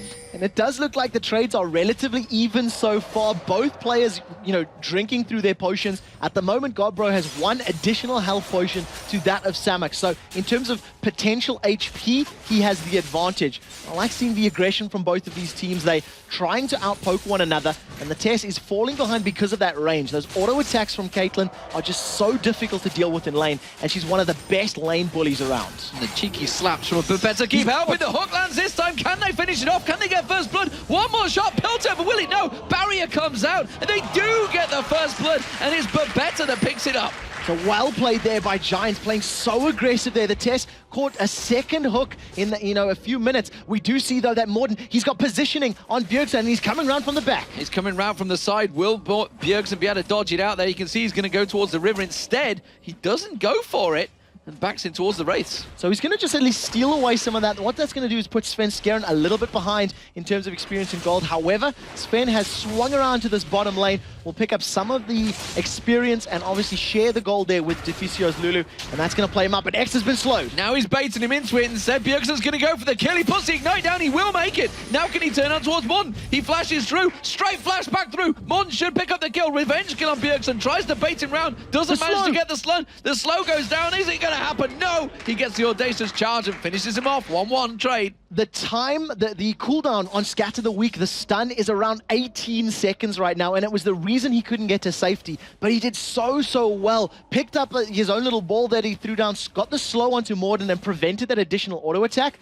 But nevertheless, they trade 1 for 1. But Bjergsen already showing that he can out-duel and out-kill Exeter's Twisted Fate. So, how do they return back to lane? Top lane is actually a big advantage building for Godbro right now over Samux. You can see 47 to 34. Big CS difference. He's going to get the Counter-Strike down on towards Godbro, though. He's going to turn aggressive on this one. He has got Leap Strike, follows it through the Ignite there. One more hit. He needs the Leap Strike cooldown. Doesn't bother flashing for it. Could have gone for it, but forces the flash from Godbro. And Godbro drank his Fortitude pot there. He was anticipating another Leap Strike, so he burned through all of that. That CS advantage is playing into his favor because of the fact that he has splash damage AoE. It allows him to last hit a little bit more effectively. What we do see, though, Sven Skjern's Jarvan, he snuck into this river bush, but he stood on top of a Giant's ward, so they're well aware of his positioning, and Morden's moved to the side. This time around, no hook lands, but here comes Destiny. Extermin goes in, gets the stun guard down on the Test. The hook comes through the Piltover Peacemaker, but he didn't manage to land it. Instead, the Lantern was launched in there, ready and waiting to see if he needed to get out of the hell out of there, but they didn't wait for Morden. No, once again, just the timing a little bit off what they need to in that particular situation, but a fairly good play. Now we see two members of Giants in the mid lane. Sven Skjern is coming up from behind, though, and here's the fight. Extermin actually backs away from this one. It's Morden that takes the damage from Bjergsen, and everybody avoids the damage. So well played there to at least avoid it, but, Giants, they're trying to make plays happen, and I like to see the aggressive play out of them. They have a 1 kill advantage, and they've currently got an 800 gold advantage thanks to that big CS difference in the bottom lane. Now, we do see that Morden is started off the blue buff. He's going to wait for Exeter to swing around. Sven Skjern has got full vision of it, and you can see with Bjergsen leaving the lane, Morden realizes this and backs away. Yeah, he's like, something seems a little off here right now. And Bjergsen pulls it over, uses the abilities of Syndra to slide it over. Meanwhile, Sven Skjern just plays defensive duty. There's the smite, and that is Bjergsen stealing it away. Very, very well played. That Force of Will, the W, allows you to pick up enemy minions and just pull them into your side of the map. Godbro, he's left the top lane, and they want to put more pressure onto Exeter. There's 3 members of the Wolves. They smell blood in the water, and it's the card dealer that they want. I don't think they're going to go for it. The jungler does back away, Sven Skjern calls it off, and that means that Godbro does head back towards that top because he pushed the lane so heavily that he thought, well, I might as well go looking for something. There's nothing happening in the top lane. So we see he has the aggression in the top lane. Straight away trades back in towards him, and there's quick passives between the two champions, both sort of playing aggressively there. But Godbro, he's going to continue that farm. He's still got that 10 CS advantage. So even though he's losing that trade in terms of damage, he does have the gold advantage. But who does not have the gold advantage is the bottom lane. The fact that Babetta's Thresh has been so, impactful in the lane and applied so much pressure to the Tess and Deficio, there is almost a 30 CS deficit, which is a massive amount of gold difference at this stage in the game. Yeah, and you can see just Babetta clearing out, putting that pink ward down, keep taking the vision away from the Copenhagen Wolves. And it is such a good job in that bottom lane. It's causing problems. The stun cards, the flash comes out, but Bjergsen just walks away from this one. The audacious charge that can turn this one back around. Morten taken very, very low. He should get dropped. Svenskeren picks up the kill, and now Bjergsen taking low. He's trying to stay at range. Can Svenskeren take down Extermin? Yes, he can. The catalyst comes on there. He's going to try and get away, but the slide knocks him out, and it's the double kill for Svenskeren. Now in the bottom lane, the fight's not over. We see Babetta going aggressive on Deficio, but completely outplayed. Svenskeren and Bjergsen, they landed every ability that they needed to, and they managed to pick up those 2 kills without reply. And there, Godbro going back and forth with Samux in that top lane. It is so close across these lanes. He's going to go in towards it. He does try and catch away from this one, but he just about backs away. Bjergsen, the hook lands on towards the Tess. He dives in, puts the box down, but he's caught out. There's going to be Chain of Corruption. Can he keep him just outside of the tower range? Jimbone's getting the poke down, but look at this. Almost double the CS now. The massive difference, and that tower is now getting lower and lower and lower. Crucially, though, Wild Growth is still available for Deficio, so if they want to pick another fight and they get some poke down, they can swing things around. Up in the top lane, just before we came down to the bottom lane, that trade went back and forth, and Samux did not have Ignite available. If he had Ignite, he could potentially have actually picked up that kill, and this is the pressure we're talking about. And here comes Svenskeren once again, without repeating myself. This is like Freak all over again, and Babetta is going to get caught out. This time it's the Tess. They had to give the kill to him because he's falling so far behind. Very, very crucial in that lane with that big CS difference. Extra's been slowed in here. Is he caught out? He's going to get the stun down and the slow. Bjergsen's going to go aggressive. Fires all the balls, but he just about survives on 50 hit points. It does look like Bjergsen dropped the ball for that one, but he does apply some damage into this mid lane tower, and he's going to at least zone Morten away. Oh, well, you see Bjergsen, he keeps firing his balls back towards Morten. Did use his ulti in the last fight, though, so won't go full-on aggressive against Morten. It's just going to keep him at bay. It is gaining them at CS advantage. He's got a 20 CS difference now in the mid lane. Now, Godbro, you can see a number of pings from those are blue pings saying there's a ward here. He's moving down. It does look like they're trying to do some shenanigans. It's the second time we've seen Godbro moving to this mid lane to try and set a kill up. He has his ultimate available, but Bjergsen does not. If no stun comes down from Bjergsen, I don't think they have enough to insta-give anybody. It's not often you'd see a Spaniard being outplayed by a Dane with footballs, but this case definitely seems to be. Bjergsen certainly working it in that mid lane. Top lane has been left abandoned a little bit now. Right now, there's another ball coming in, and Extermin, he might be sent packing already. That's 3 abilities, and Exter lost half of his HP. He is falling so far behind in terms of CS, and he's going to be relying on Destiny ganks to pick kills up. Look at the positioning in the bottom half of the map there. Svenskeren is coming up behind the members of Giants. Morten doesn't know. Sven would have seen Morten there, and he's going to be so cheeky and pull over the side. Cataclysm is available. Chain of Corruption goes through. It seems to be Babetta. They're going to jump towards the Lash comes out. They do try and slow him down. Here comes Extermin, though, and the Cataclysm goes in there. The Wild Growth on towards Svenskeren. He's going to pay for it with his life. He did get the kill on towards Babetta. Ace in the hole comes out, and it gets blocked off brilliantly by Deficio, but the wild card goes through and takes down the Tess. And now Bjergsen going to come in from the river lane. Can he get in towards it? It's Extermin he wants to go for. His Jimbos he's going to target, though. Throws the ball out. The ultimate comes out, but it's not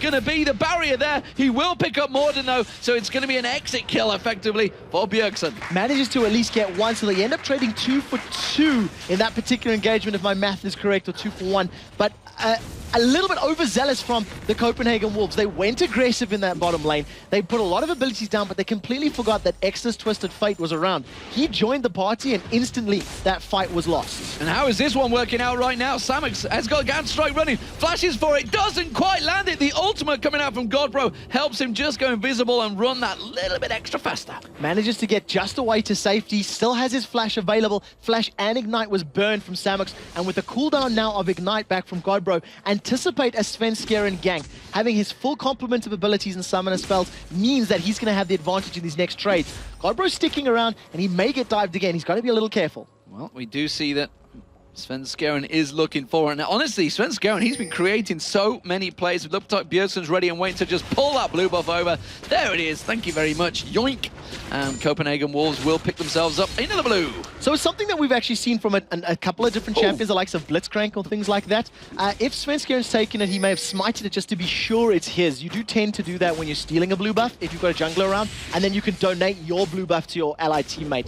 Now, whether or not it's intentional is another question, but they've stunned Godbro. And Godbro this time hasn't got flash to get away from this one. He will get taken down. He did have it, actually, but it didn't matter because he was dead. Yeah, I think they knew he was going to be, caught out, so he decided to save the abilities instead of doing anything else. So he just went down. A good play by Giants. They still maintain that gold lead.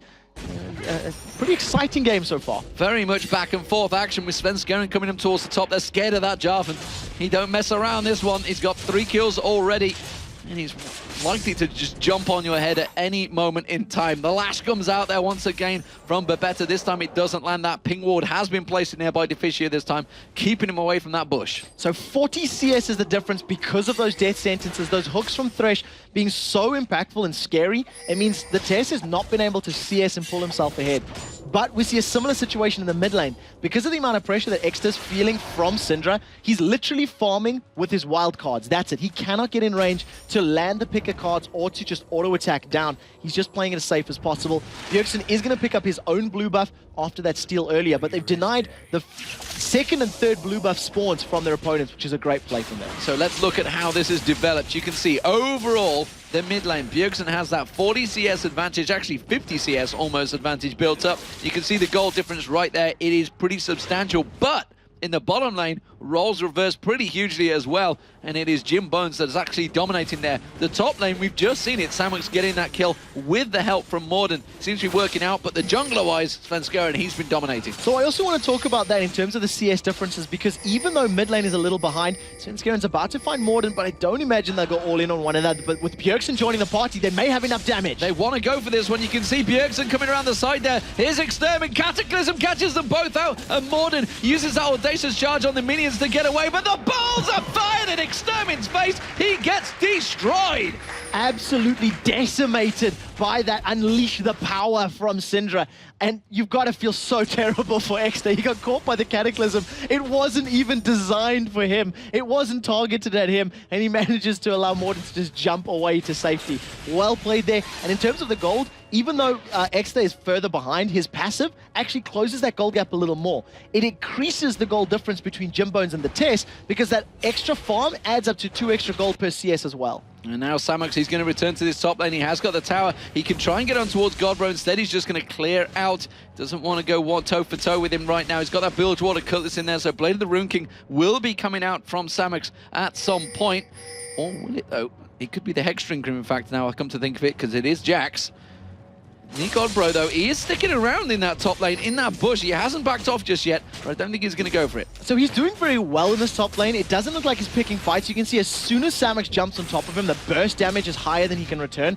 But he's using his abilities to farm very, very effectively under the turret. What we do see, though, is Morden sniffing around the back. He may decide to go aggressive, and Godbro, he noticed Morden moving through the river thanks to that ward, and does decide to wisely back away. Well, we see the Dragon being started out here by the Copenhagen Wolves, and while this is happening, Jim Bones is still getting all of that free farm down that bottom lane. He's got the Infinity Edge completed along with the Vampiric Scepter on there. Just needs to get some attack speed going, and he is going to be a very, very dangerous AD carry if he can be protected at the back line. That's the question, and I think they actually have a lot of protection for them. You've got Zinzao that can scatter everybody. You've got Jax that can stun them up. You've obviously got the Box, the Flay, and the Death Sentence from Thresh as well, which are very, very impactful. What we do have on the other side, though, is the possibility to just delete him from the game. Syndra and Kha'Zix will eventually have the ability to simply single-handedly outburst him down, as they are the assassins in this matchup. Well, we see Jim Bones continuing to keep them shots on towards it there. And that turret is not long in this world, I don't think. Jim Bones definitely getting the poke on. Svenskjæren, though, he's up at the golems and trying to sneak his way around there, saying, yeah, we kind of need a ward in this tri-bush. Instead, he's going to put the trap in there. Easy for me to say, as I stumble over my words. They're going in for Jim Bones, and the Chain of Corruption just missing out there, but they do manage to get the slow. Cataclysm comes through. You're not going to be able to escape this one, Jim Bones. He gets taken down. They're going to turn it on towards Morden now. Sorry, Babetta, but instead he backs off. So that's the 4th kill of the game for Svenskjæren. You feel that if they could have allowed that to go to the test, they would have preferred that, but under the situation and the fact that they thought he could have escaped, they decided just to get that last auto attack on Sven. It does mean that they put pressure on this bottom tower, and they're going to pick up their second tower of the game and take a slightly more gold lead. Meanwhile, Godbro, he's returned back to the top lane, continuing to push, and Samux is going back in there, this time with the Blade of the Rune King complete, getting ready to maybe jump for this one. Let's see whether he goes in straight for Godbro. Of course, he does manage to get some basic attacks, and he does go straight aggressive on towards him, puts that ward down. Twisted Fate, Extermin's going to be joining this fight. He does punish towards him, but he can't quite gain the distance, and he's too far away. Extermin showed his hand way too early. That's the best way to describe it. He was not in range. He simply could not pick the card and throw it at his enemy quickly enough because he needed to run so much further. He does have Twin Shadows available, so if he was, a little bit quicker on the draw, so to speak, he may have been able to make that gank work. But what we did see is Godbro sticking around. He thought he could trade. He actually wanted to sort of go head-to-head with Samux, took the damage and went, nope, actually I don't want any of that, and decided to run away. Now that he's got that BF, so it's going to help, but Jims has been stunned. Oh my lord, look at the damage straight away. Bjergsen just removed him before I got a chance to see what happened. The damage, that was before his ultimate hit as well. He just popped him.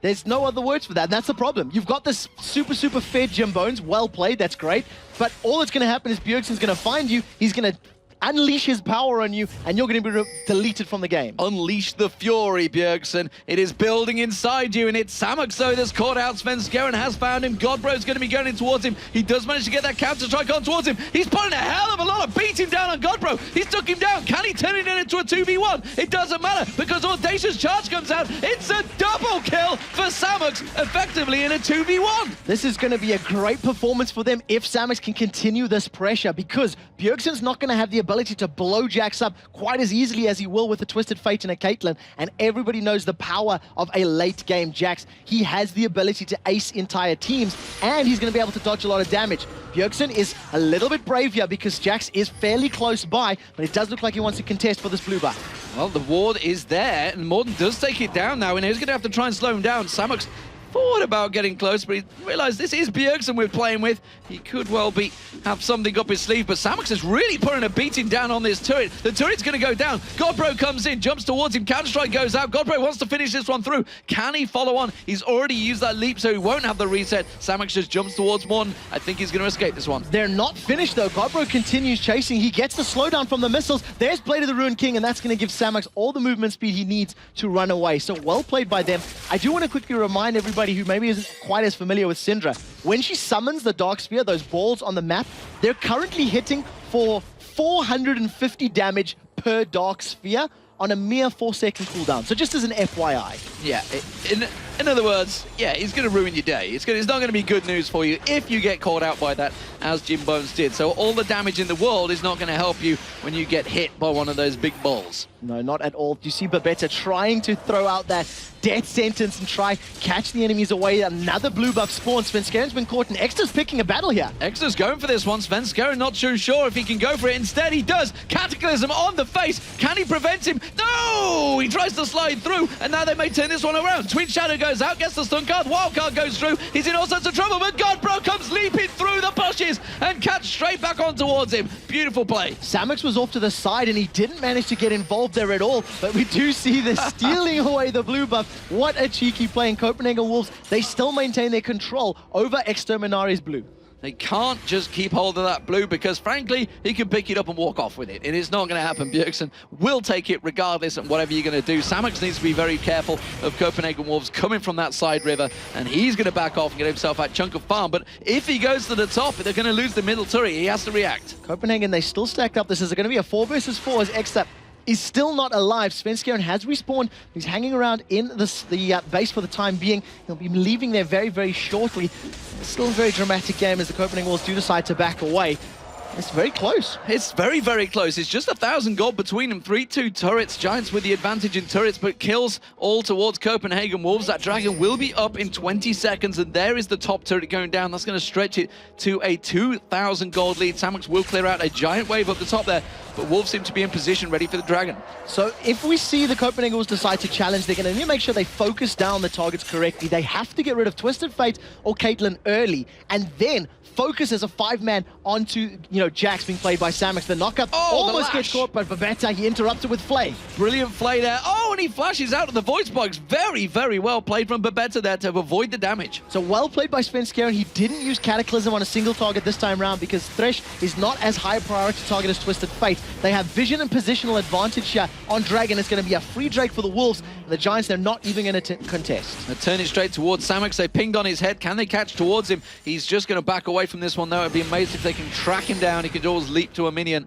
and he does walk away. So let's take a look at the CS numbers right now, because that 20 CS difference between the Tess and Jim Bones is still relevant. However, it's not as impactful at this stage in the game. What we do see, though, a near 75 CS lead for Bjergsen in the mid lane, and that equates to close to, what's that, 2,500 gold almost. Yeah, meanwhile, that bottom lane, it was a big advantage for Jim Bones, but since he's been called to duty for his team, it's definitely starting to collapse back towards the Tess. He's gaining back in towards it. You can see he's going to wipe out those minions in that bottom wave and keep on collapsing in towards it, but it looks like Giants are trying to get in towards that mid lane. Bjergsen doing a grand job of keeping them at bay. He can just clear those waves so easily. So he's got a great wave clear with the collection of his abilities, and the fact that Giants didn't have Caitlyn or Twisted Fate there means they're not really going to make a concerted effort for the tower, because they need both of those two. The fact that Jax and Xin are both melee, and you do not want to get in range of Bjergsen landing, point-blank abilities. It's just going to shred through you. He's also got a very early Zhonya's Hourglass, which is just going to buy him all the time that he needs to survive in a fight. Extra hanging around in this bottom lane. As soon as he moves forward to push it out, expect Godbro to dive, because I think Godbro's well aware of Twisted Fate's position. They're actually both doing a waiting game, waiting for each other to go towards this one. And Extreme is like, nope, don't want any of that. I'm going to get the hell out of it. And Godbro does show himself, and it's not really the droid he was looking for. No, not the droid he was looking for, indeed. If Extra did want to guarantee his safety, he'd be able to pop those Twin Shadows and at least slow down Godbro. Prep him, get him ready to get that gold card out. Well, we've got this little lull in the action right now. Key pickup on the side of Copenhagen Wolves is that Aegis of the Legion, and Giants are getting there very, very shortly with Morden Zin. So, needlessly large rod just been picked up by Bjergsen. Them balls are going to be doing a lot more damage. And now Godbro's going to continue and clear out the waves. Stood on top of a ward, so they know his exact position. Pings show it out. Svenskeren, meanwhile, he was clearing out the top lane.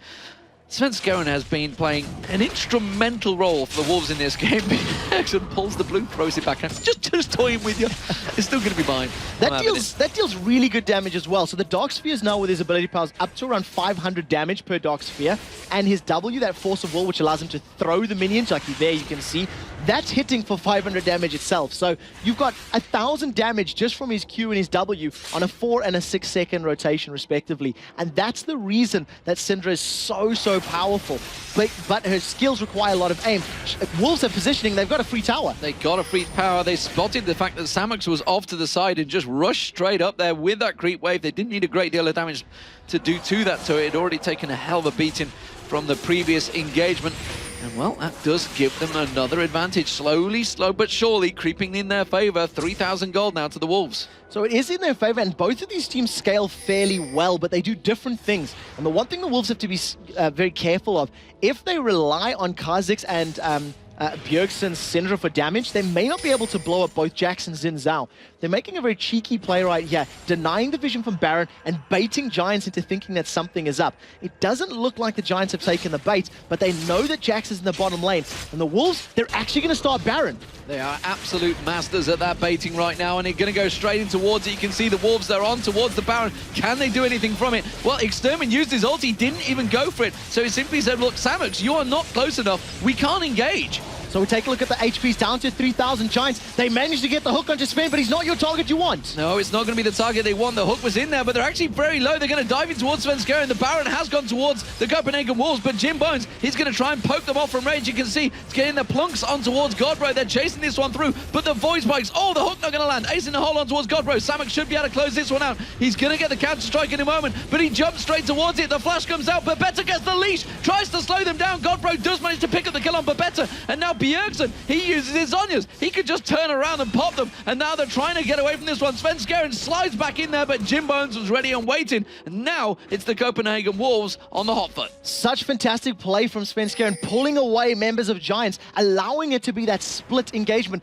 Bjergsen still has his ultimate available, and look for them to go for a kill. Twin Shadows comes out from Extermin, but it was Bjergsen that was ready and waiting for this one. Throws the ultimate straight in towards her. Extermin goes down. Bjergsen on a rampage, picks up a second one, flashes away. He He can turn back on towards Morten. It's a great slow there from Divicio with the Glitterlands. Bjergsen throws the minion back in there, catches on towards Jim Bones. He uses the barrier bait, turns it back around, gets the kill, but it's Divicio that picks up the kill in revenge. So they end up trading 3 for 3 after that, but at the end of the day, Copenhagen Wolves, they did get the Baron, so they got a good chunk of gold. They had some regen for a brief time before losing a number of their members, and that obviously doesn't play into their favor, but a great play from them, and very, very crucially, what it shows you is they know how to deal with those diving, kiting champions. They know to avoid Jax, and they can make team fights work in their favor. And the ping's going down, you can see all the pings across there. It's clearly those guys having a discussion about that fight. How the hell did that backfire so badly for us? We should have taken that fight. We had the Baron, but it didn't work out. It was a 3 for 3 trade between the two teams. Giants now, well, they are behind in the gold, of course, because of that Baron going down. It does set them 5,000 gold apart, but that team fight showed if they can catch them in the right position, they are still very, very strong. Jax and Xin Zhao are terrifying in this team composition because Copenhagen will need to continually be kiting and running around, and both of them can get out of Cataclysm. Because of the fact that they have the leap and the audacious charge, no. blue buff was stolen away by Godbro with a very, very cheeky Void Spike.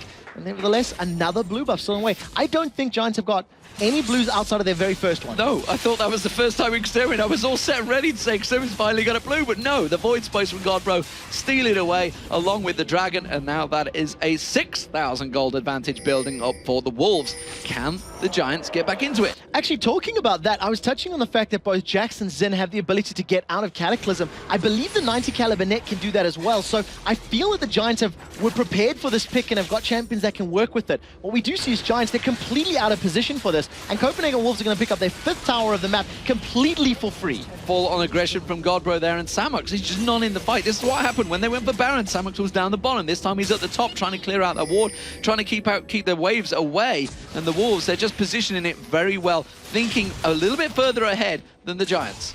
What it does also mean is that the Copenhagen Wolves are showing they're not very comfortable going straight up head-to-head in a 5-on-5 fight. They're not going to stand there and have a prolonged siege and run the risk of being engaged upon. But if they do find somebody out of position like Samux was for a brief second, you actually seen Svenskeren thinking about it. He got the movement speed buff from Lulu and he was going, do we go, do we not go? And obviously the call was not this time. Well, there's no run the risk without Pat Sharp, and he is not on the map right now, so it's not going to happen. And instead, the Wolves, sorry, very English reference there for anyone at home that is in England. They will know all about that one. But meanwhile, Godbro was caught a little bit by Samux there. They could push forward and try and take this middle turret. So Twin Shadows and Blade of the Ruin King was used in that particular engagement, so it's on a very short cooldown, but it's not going to be available. Bjergsen's off to the side collecting his own blue buff. He missed. He did miss that one. What the hell? It is that Danish ball control. He may be good at blowing people up, but, you know, penalty shots not his thing. The Spaniards at home, they'll be happy with that. So as it stands, though, he is coming from the side, and Godbro goes leaping through once again. Exterminate is a long way from this fight. They could push straight up to the mid. He does have Destiny available. It's not at rank 3 yet, so he's going to need to run for a little bit. Instead, he is starting to recall. The positioning here from Morten, I don't know if Wolves are aware of this. They may have seen him slinking off to the side, and it may signal some free damage onto this inhib turret. And there you can see the ball's getting thrown straight towards Samux. A lot of damage done towards him, and that's the top lane of the Bruiser that wants to jump in, taking the damage instead. The inhibitor turret, it's going to get completely chunked down here, and Giants can't do a thing about it. They do manage to land the hook on towards Svenskeren, but the inhibitor is gone. Completely for free, and the reason that Samux got hit so hard is he hasn't built much magic resistance at all. He's got a Rendian's Omen and Ninja Tabai. He needs some MR to survive the DPS coming out of Bjergsen and not rely entirely on his ultimate for that particular side of things. So great play from Copenhagen Wolves. With an inhibitor down for free again, they now have complete map control. Now they're going to push on towards that top lane turret. And of course, Baron buff not a factor in this because, frankly, they were all wiped off the map, and it has managed to run itself out. It's going to be back in 2 minutes' time because it only lasts for 4, I should say. And look at the power of that siege there. You know, you see that Scatter the Weak. Syndra knocks one of the balls into the enemy and got a 3-man stun from one ability. Outside of some ultimates, there are very few abilities that have that power.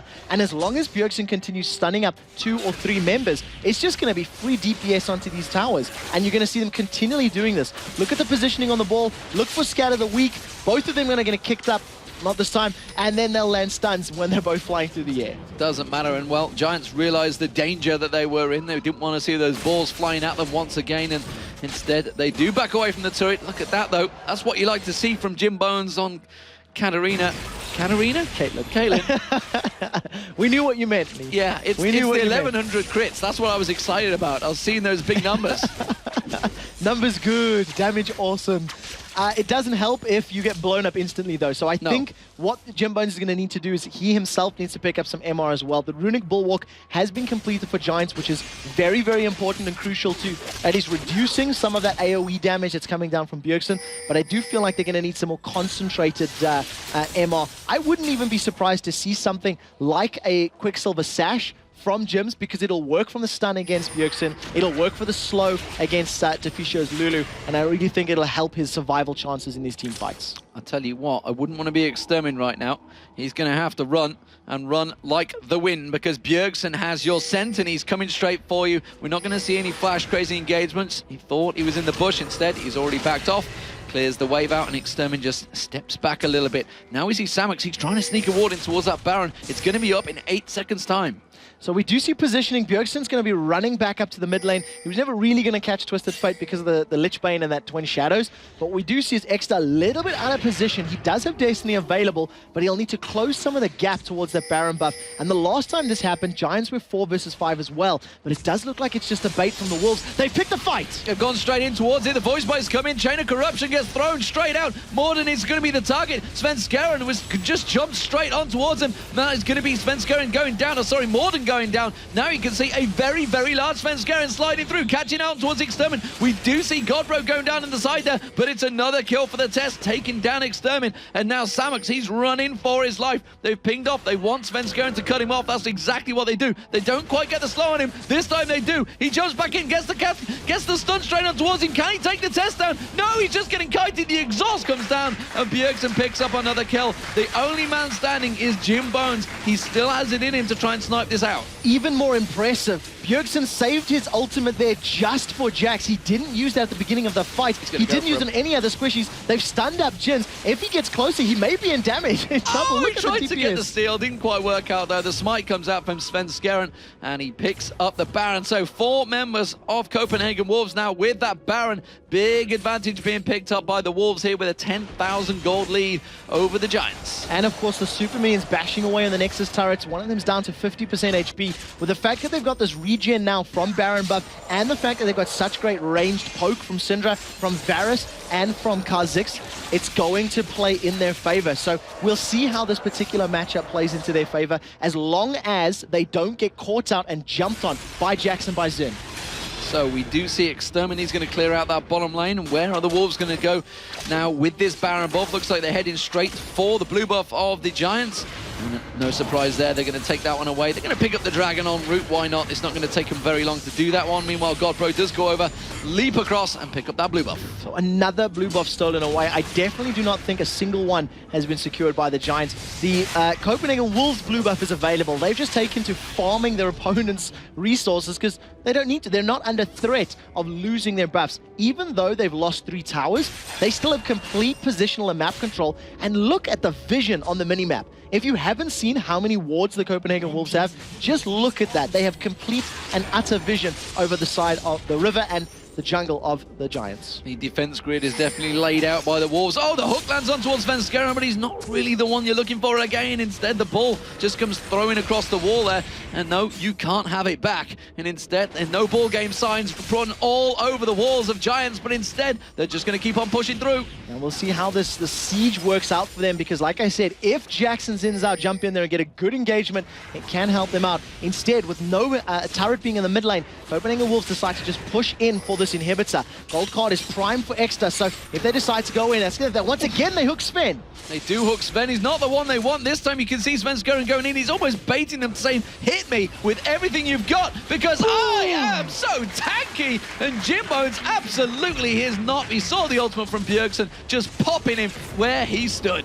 Unleashed power currently hitting for a minimum of 900 damage. 5 members of Copenhagen Wolves, they've not let up the pressure, and now they're on the Nexus Turns. Giants once again just just allowing their opponents to attack. Chain of Corruption lands, and there you can see Godbro leaping through. The Cataclysm comes out there. Svenskeren keeping 3 of them locked up at the back there, and in comes the Test, the clean house. Godbro takes the laser, but it's a triple kill for the Test, and now you see Bjergsen throwing the ball onto the fountain, saying thank you very much. We will take the game. The Copenhagen Wolves pick up another win here on Super Week, and they are continuing to chase down the Evil Geniuses for that 4th place. Giants, however, they are 0-3 for the weekend. What a dominant performance, and Fnatic will be watching, wondering how they're going to deal with them. They are the last game of the day, Fnatic versus Wolves, and all of a sudden, the Wolfpack have turned their eyes to the 2nd place team in the league. So fantastic performance from the Wolves. We are going to get across the field to the analysis desk. It's going to be Joe Miller and Jason Kaplan. Thanks a lot, guys. So Jason, a fantastic game. Another great performance coming out of the Wolves. They're 2 for 0 so far this weekend. Obviously, they had 2 weeks off, and well, whatever they've been doing in those 2 weeks seems to be paying off for them. Whatever they've been eating, like, it's like, must be the water in Denmark, because they're like looking phenomenal this week now. I mean, even having that bye week where they just started to train up a little bit, we saw a lot of duo queue happening between the players. Yeah, it worked out well for them, all that training. Yeah, really strong performance in that one. And just all around you, there were so many big impact plays in that game. I mean, Svenskeren, for example, playing that Jarvan. Still don't know why that Jarvan gets through with Svenskeren, but, you know, he just looks so good. He was in the right place at the right time. May argue that he should have shared the kills a little bit around, especially to the Tess earlier on, who, you know, by the end of it was in a great position. Anyway, we saw him getting 4 kills, I think, or 3 kills right at the end there. 3 or 4 kills right at the end of the game. He got some kills. He got lots of kills by the end. Then you have Bjergsen on Syndra, who was... Bjergsen on Syndra, what can I say? He was the first pentakill that we had. You can say Bjergsen on Syndra. Yeah, that's it.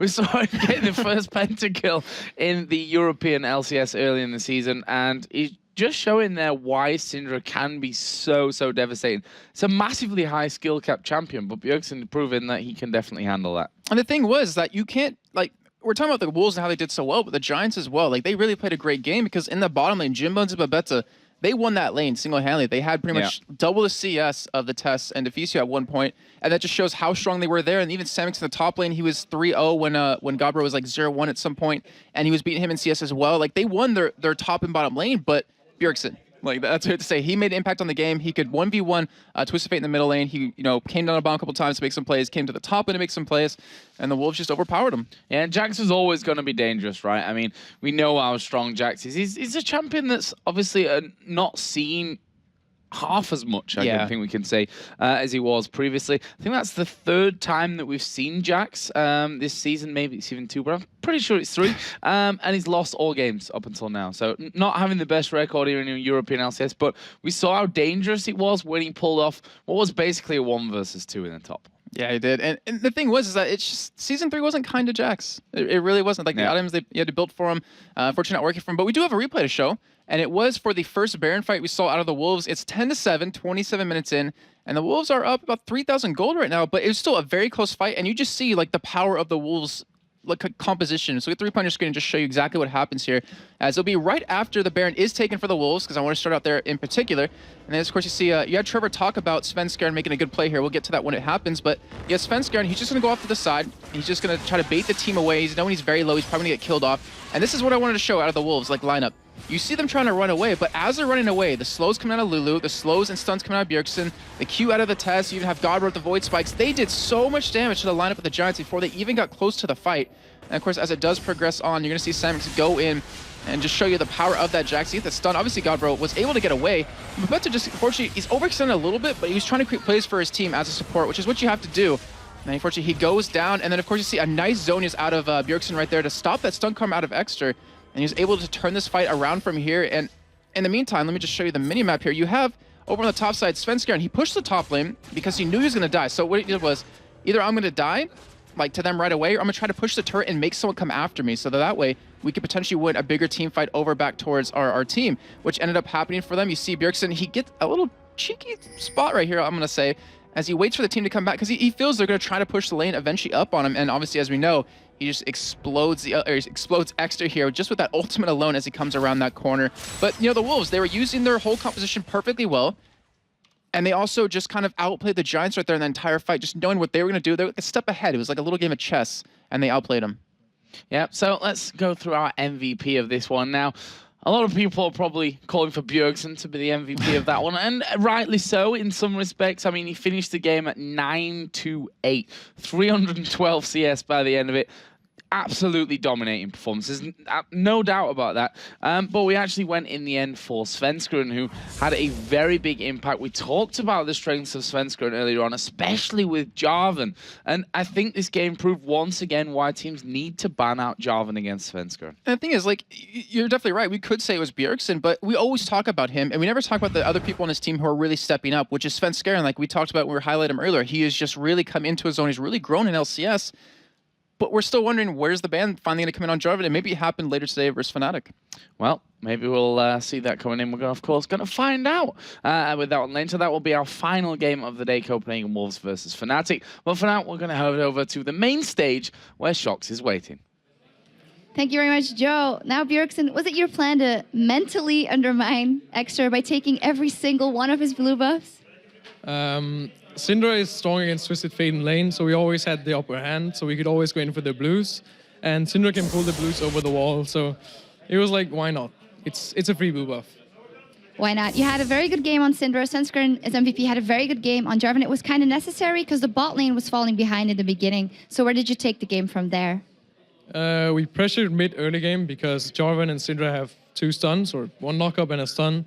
And Twisted Fate has no escape, so we made him blow flash early game, which was what we wanted, but then we focused more on ganking bot lane. So Jarvan was mid once, and then 2 times. Actually, he counter-ganked mid another time, but then he just focused completely on bot.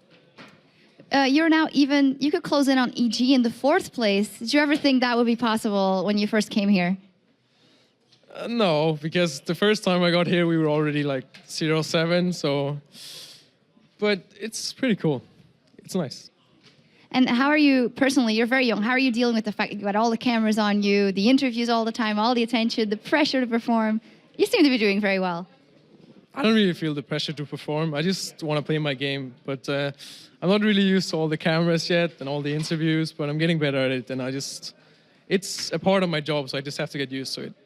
Absolutely, very professional. Finally, going up against Fnatic later, you beat them one time before. Can you do it again here today? Yeah, I said we've beat Fnatic before, so I think we can do it again. Very good. Thank you very much, Bjergsen. Now, one last time I'd like to remind you of our Twitter question for today. Of course, a very cool question. If you had to name the European All-Star team, what would you call them? You can tweet us at LOLesports, #LCS. Now, Evil Geniuses was hit and miss the last weeks, dominating Fnatic last week, but losing to both Against All Authority and the same Fnatic yesterday. In the race for 3rd place, it's crucial that Froggen and his crew up the ante as they take on Gambit. Now, in a couple of moments, we're going to see Evil Geniuses take on Gambit, so don't go anywhere.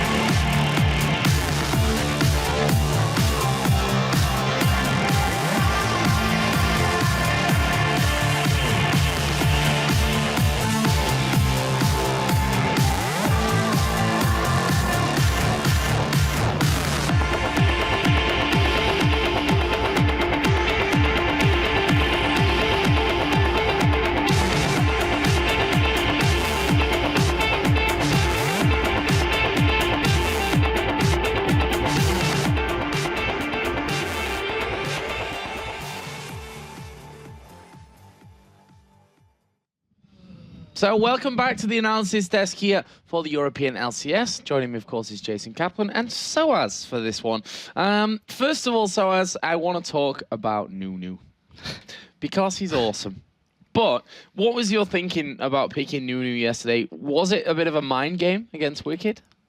A bit, yeah, but mostly it was they picked Elise and Shen, and we were like, okay, they need to go in to engage or stuff like that, so we just picked Nunu support or top lane, doesn't matter, we are just gonna cut them, and we did one good action top lane, and after we get like 2 or 3 turrets middle, and we just snowballed the game after that. And we know you've been playing it actually before previously. We were watching a couple of your scrims and XPK was streaming them. Is this something you've actually been working on, or are you just kind of like, I'll give it a go? Yeah, we played it sometime in scrims against AA or stuff like that. Nunu is a good pick because he's also good in swap lane. It's really hard to dive him because you can consume a creep and get health back if they don't have ignite or something like that. So plus the snowball, it reduces the movement speed and attack speed. So yeah. Really annoying, that's for sure. So moving on a little bit, our next game coming up today is going to be EG versus Gambit. Now, you guys destroyed EG. We already talked about a little bit about that game yesterday.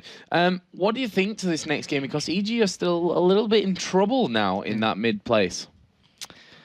I think that Gambit is still stronger than EG, I would say. I don't know. It will depend of first we get the trash. I think EG, I don't know, like, I think that Snoopy is gonna play his whole jungle, like Nautilus and stuff like that. He's more comfortable on this champion, and it will depend on Rogan perform as well, a lot, I think. And well, let's talk about the top laners then, since you're a top laner yourself. We have Wicked versus Darien. Ideally, like that's supposed to happen. That's the lane swaps are going to happen. How do you think that matchup's going to go if they do go 1-1? Well, they both like the same champion. They play Shen and Renekton most of the time. If not, Wicked plays Zed, but Zed is not that good against Renekton, in lane at least. But later he can just one-shot him. So I don't know what they're going to play, but I think Gambit won the Shen, and we will see.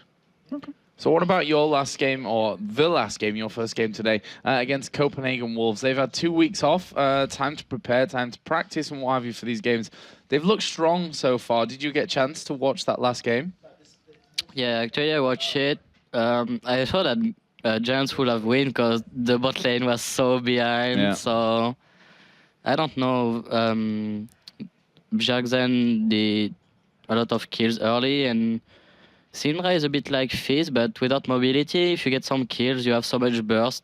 You can one-shot any like bruiser or tank. So yeah, if you get fed with a hero like this, it's like LeBlanc or whatever. You can just one-shot anyone. So is he in that case then, like you said, quite a specialized pick like the Fizz, like the LeBlanc? Is it worth a ban? No, I don't think so. You can always swap lane against Fizz or even LeBlanc, I think. So it don't really worth a ban, in my opinion. And we have the Wolves game coming up, and obviously you can't talk too much about any strategy you've been practicing, but have you been working towards any certain strategy for them, or is it a game you're just going to go into, try to play comfortable champions kind of thing? We never cheese Wolves yet. I think we are stronger than them. Well, at least we feel like, so that's why we are not cheesing them. EG and SK or teams like that, it's always close match, so sometimes we just try new stuff. It's not our cheese, but we just play normal and try to have the best setup we can play, and that's it. I think the real question I'm going for is, can we see Nunu top again? Can you do it for us? It's possible. I like that. I like that a lot. But, you know, what's obviously you're already locked into that 1 and 2 position. So, you know, for you guys, definitely moving into the semi-final. What do you think to the other playoff spots here, the 3rd through 6th? Who do you think is going to end up based on their form and how you're feeling these teams are doing right now? I think SK. even though they still throw a lot of games, especially against us, they are still stronger than EG at the moment. So I would say SK. And after, it will depend on this game, but SK EG, I think so. Yeah, honestly, the way that things, if you look at things on paper, maybe so, but EG, as we said, not having the best of times right now. So thank you very much for joining us. Of course, we wish you good luck in your game later against the Copenhagen Wolves, and thank you as well, Jason. Got to show some love for joining me on the analysis desk. But we're going to head over to our casters for the next one, of course. It's a big one. Evil Geniuses take it on Gambit with Demon and Quickshot. Thank you very much, Joe. So, EG versus Gambit, as Joe just mentioned, it is a match that we would ordinarily be a decider at an event. They faced each other in the Kings of Europe, DreamHack Summer, and of course ECC Poland, but these are all during Season 2, and here in Season 3 it is very, very different because Gambit have been dominating the Rift. They currently hold a 2-1 lead over EG. The one loss that did happen was very dramatic all the way back in the opening game of the LCS, but Evil Geniuses have been trying to find their dominant form from those first 2 weeks of the LCS, and their win against Fnatic last weekend did show promise. However, the moment was short-lived because they were defeated by Giants the following day. Not only did they lose that game, they've lost twice, yesterday and again today, to Against All Authority and Fnatic respectively. And if they don't start picking up victories, their chances of placing 4th are realistically slipping away. So Gambit at the moment, they're looking to win the season split. They have the head-to-head record over Fnatic. They have 4 members of their team who are the all-star team as well, so that the fans are behind them. They did have a loss to SK, which shows that they're not invincible, but the fact that they picked up wins this weekend, it does bode well for this particular game. Yeah, they've looked good this weekend as well, to be fair. And Evil Geniuses, they have not had a very good start. Let's look at the teams, though, of course. For Evil Geniuses, they will be the blue team this time around. It's going to be Wicked in that top lane, Snoopy in the jungle, Froggen in the mid lane, Yellow Pete and Crepo as the duos. And, of course, Gambit, who we have already seen today, Darian, Diamond Prox, Alexish, Genja, and Edward. So for these teams, we can't look past the mid lane. So for against Evil Geniuses, where are they getting Against All Authority from? I don't even know. It's my fault. I was saying it too much. Yeah, that's just all over my mind. But it is for Evil Geniuses. It's all about Froggen. So we're talking about Froggen. We have to think back to how good he was on Twisted Fate last weekend. He won the MVP against Fnatic. He's currently got the leading KDA from all mid laners, and that was at the start of the week. So that means he's got the least deaths, but he does not. It's about half that of his lane counterpart, Alexish, and a number of other mid laners. So the fact that he's got those least deaths does seem good on paper, but it means he's not getting involved. And we say this time and time again that he needs to really basically man up and get more involved in any fights or any part of the game to have any sort of impact on the Evil Geniuses' final standings. And of course, you all know who his counterpart is for Gambit Gaming. He's one slippery son of a Alexish. Of course, the all-star mid laner for Europe, Alex, one of the best 1v1 players in the world. He's been playing a lot of Kha'Zix and Zed of late. He did play Twisted Fate earlier in the day, and a couple of questionable destinies, but we'll see if that was more to do with his team and his opponents than it was anything else. Coming into Week 10, he's played Kha'Zix 6 times. He's won all 6 games, and I hope you're sitting down for this. A 7.1 KDA, with an average of 446 gold per minute on his Kha'Zix. Those are insane statistics. And again, coming into the week, he had the most kills of all players at the start with 127, as well as the highest GPN and the highest total gold earned. Safe to say he's doing pretty well in that mid lane. He's doing well, just top. But it has been a long season for both teams, but Gambit have a clear idea on where they stand compared to Evil Geniuses.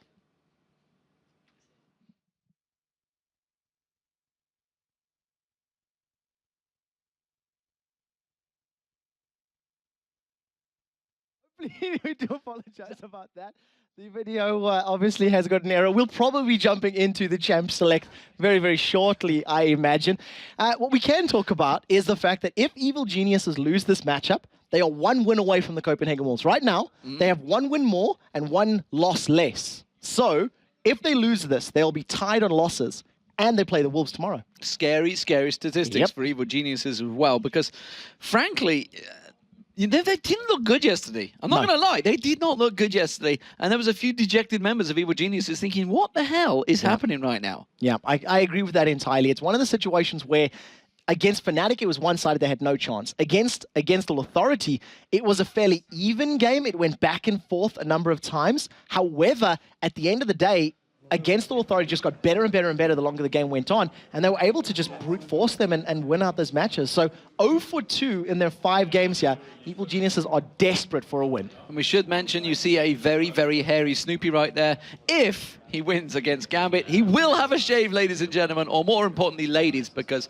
I know you people like that Snoopy look that he has, that stare that he tends to put down in you. I'm sure a couple of guys out there enjoy it as well. But we are going into the picks and bans. It is going to be Kha'Zix taken away, as you mentioned, from Alex Hitch, Nasus, and Elise. Very quick bans coming in here. Twisted Fate and Jarvan also taken away. They didn't want Froggen to have that Twisted Fate. Nautilus, the final ban, taken away from Snoopy. Interesting. So I imagine Snoopy would be thinking about playing the likes of Volibear because of the fact that that is available. What we do see is Zed is here. So Zed slips through the bans. Those were really, really rapid fire bans from these two teams. And Evil Genius is prioritizing Thresh, taking that away from Edward, giving that to Crepo, of course. And they've decided that Zed is not a priority. And this is interesting. Gambit, if they lock this in, they're not taking it first either.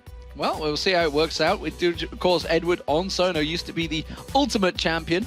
Will never take Arcade Sona, by the way, because they believe it is actually a curse. So they will never take Arcade Sona. That's an actual because it says game fact over there coming out, because indeed it says game over. To be fair, Edward's Muse Sona, I mentioned this all the way back at the beginning of the season. There was that Photoshop, the Muse Sona of Edward. Both haunts and terrifies me to this day. He's played Sona 6 times this season. He's got 5 wins with her and a mere 8.8 KDA. Yeah, it's just nothing really. No worries. It does all right. But I'm interested to see that Nautilus ban. That's definitely a strange one for me. So they've left a number of things open. Twisted Fate, of course, the main one taken away, but it does mean that there's a lot of champions. Zed. There's Lux, there's Zed, there's Anivia. There's a number of champions open for Froggen. Kale for Alex as well, another one that needs to be, talked about. I think the reason that both Jarvan and Nautilus have been banned out, and this is something Gambit have been fairly vocal about, is that they feel Snoopy has a fairly limited champion pool, and he struggles to make an impact in a matchup with a variety of champions. So taking away Nautilus, who he's probably been playing a lot of in solo queue,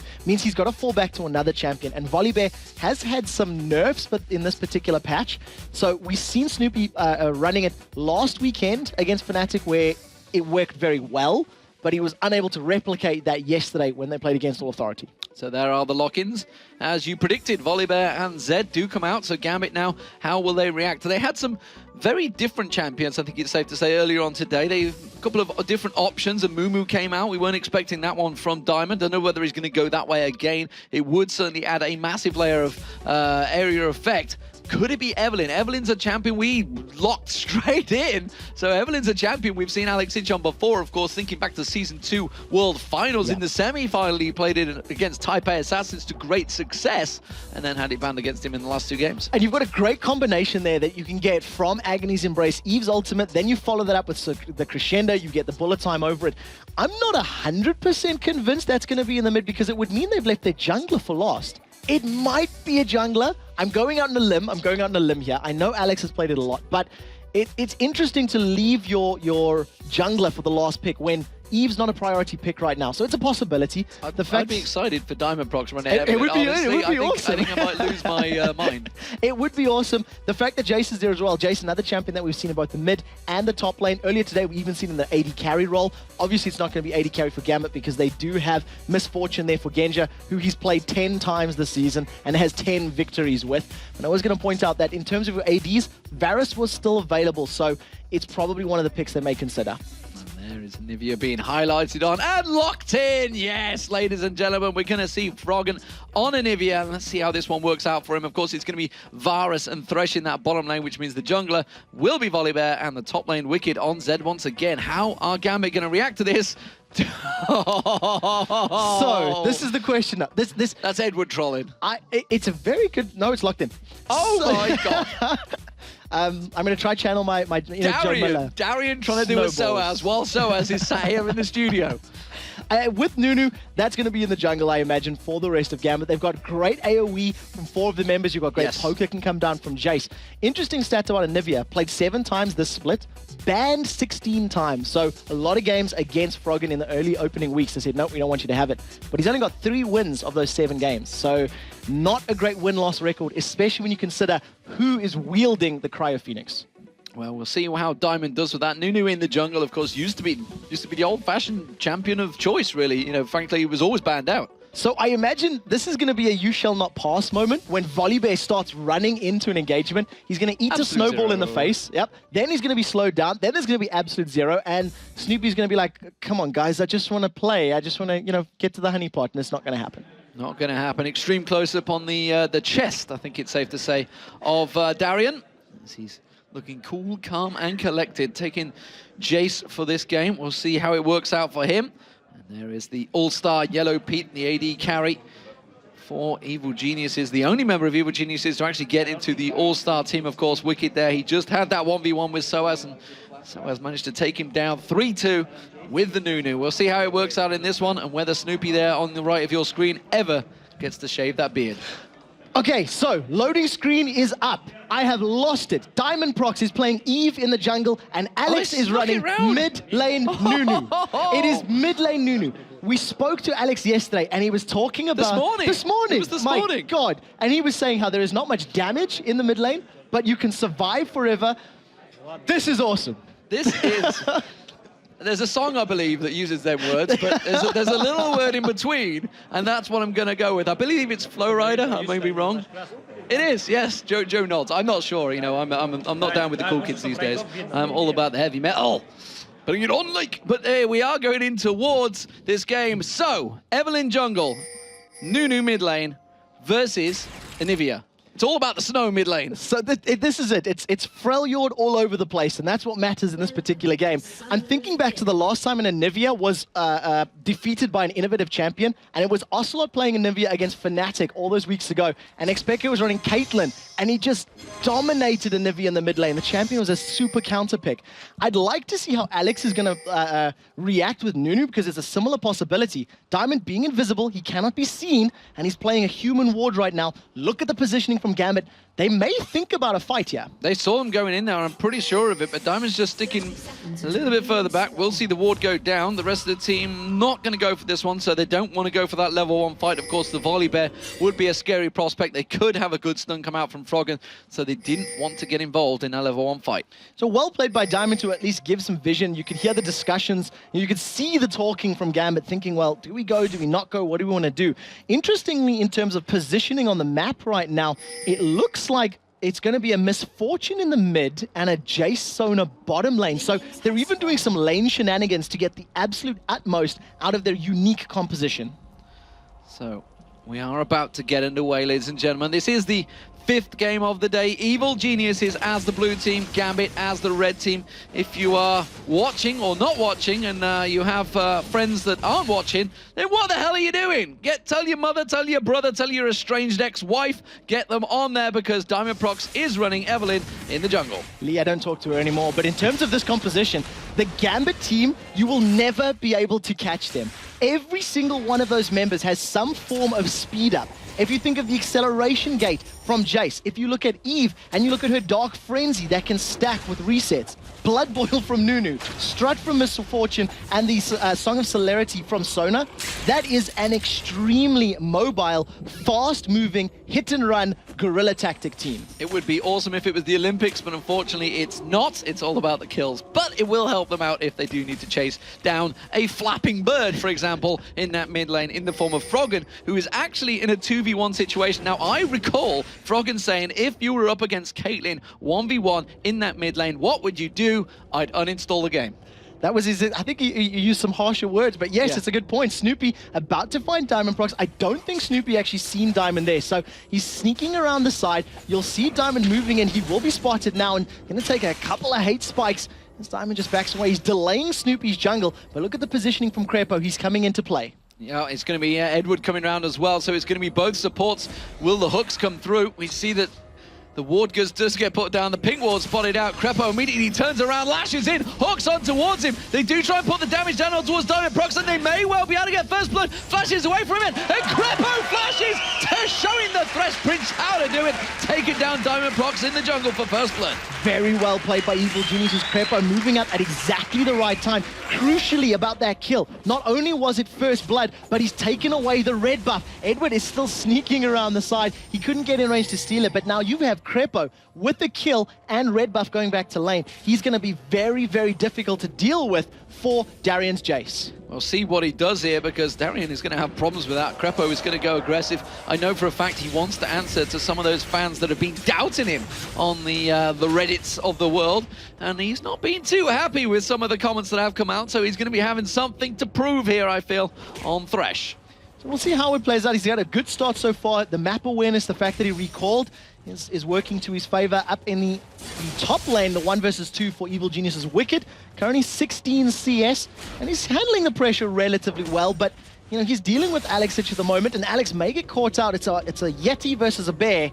It doesn't look like Snoopy's going to get in range. Yeah, and it's quite clever play, because you talked about the fact that he's going to get flipped. Actually, he may well get taken down here. The damage is going strongly. He's going to flash away from this one. The Ignite does go down, but I think the health pot should just save him one last tick. Oh, he gets away with it. That was very, very close, but Alex did manage to get away to safety. One of the things that he said was difficult to deal with if you were running that sort of champion is constant ganks and constant pressure. He needs to have some time to build up levels and build up some items. So we'll see if Snoopy continues to apply pressure to this top lane and try to keep Alex on the back foot. Oh, I'm interested. You know, the fact that it's Wicked, he's just thinking, for God's sake, not again. Yeah, I've had enough of this nonsense. Can I please fight a top lane champion? That's probably what's running through his head at the moment.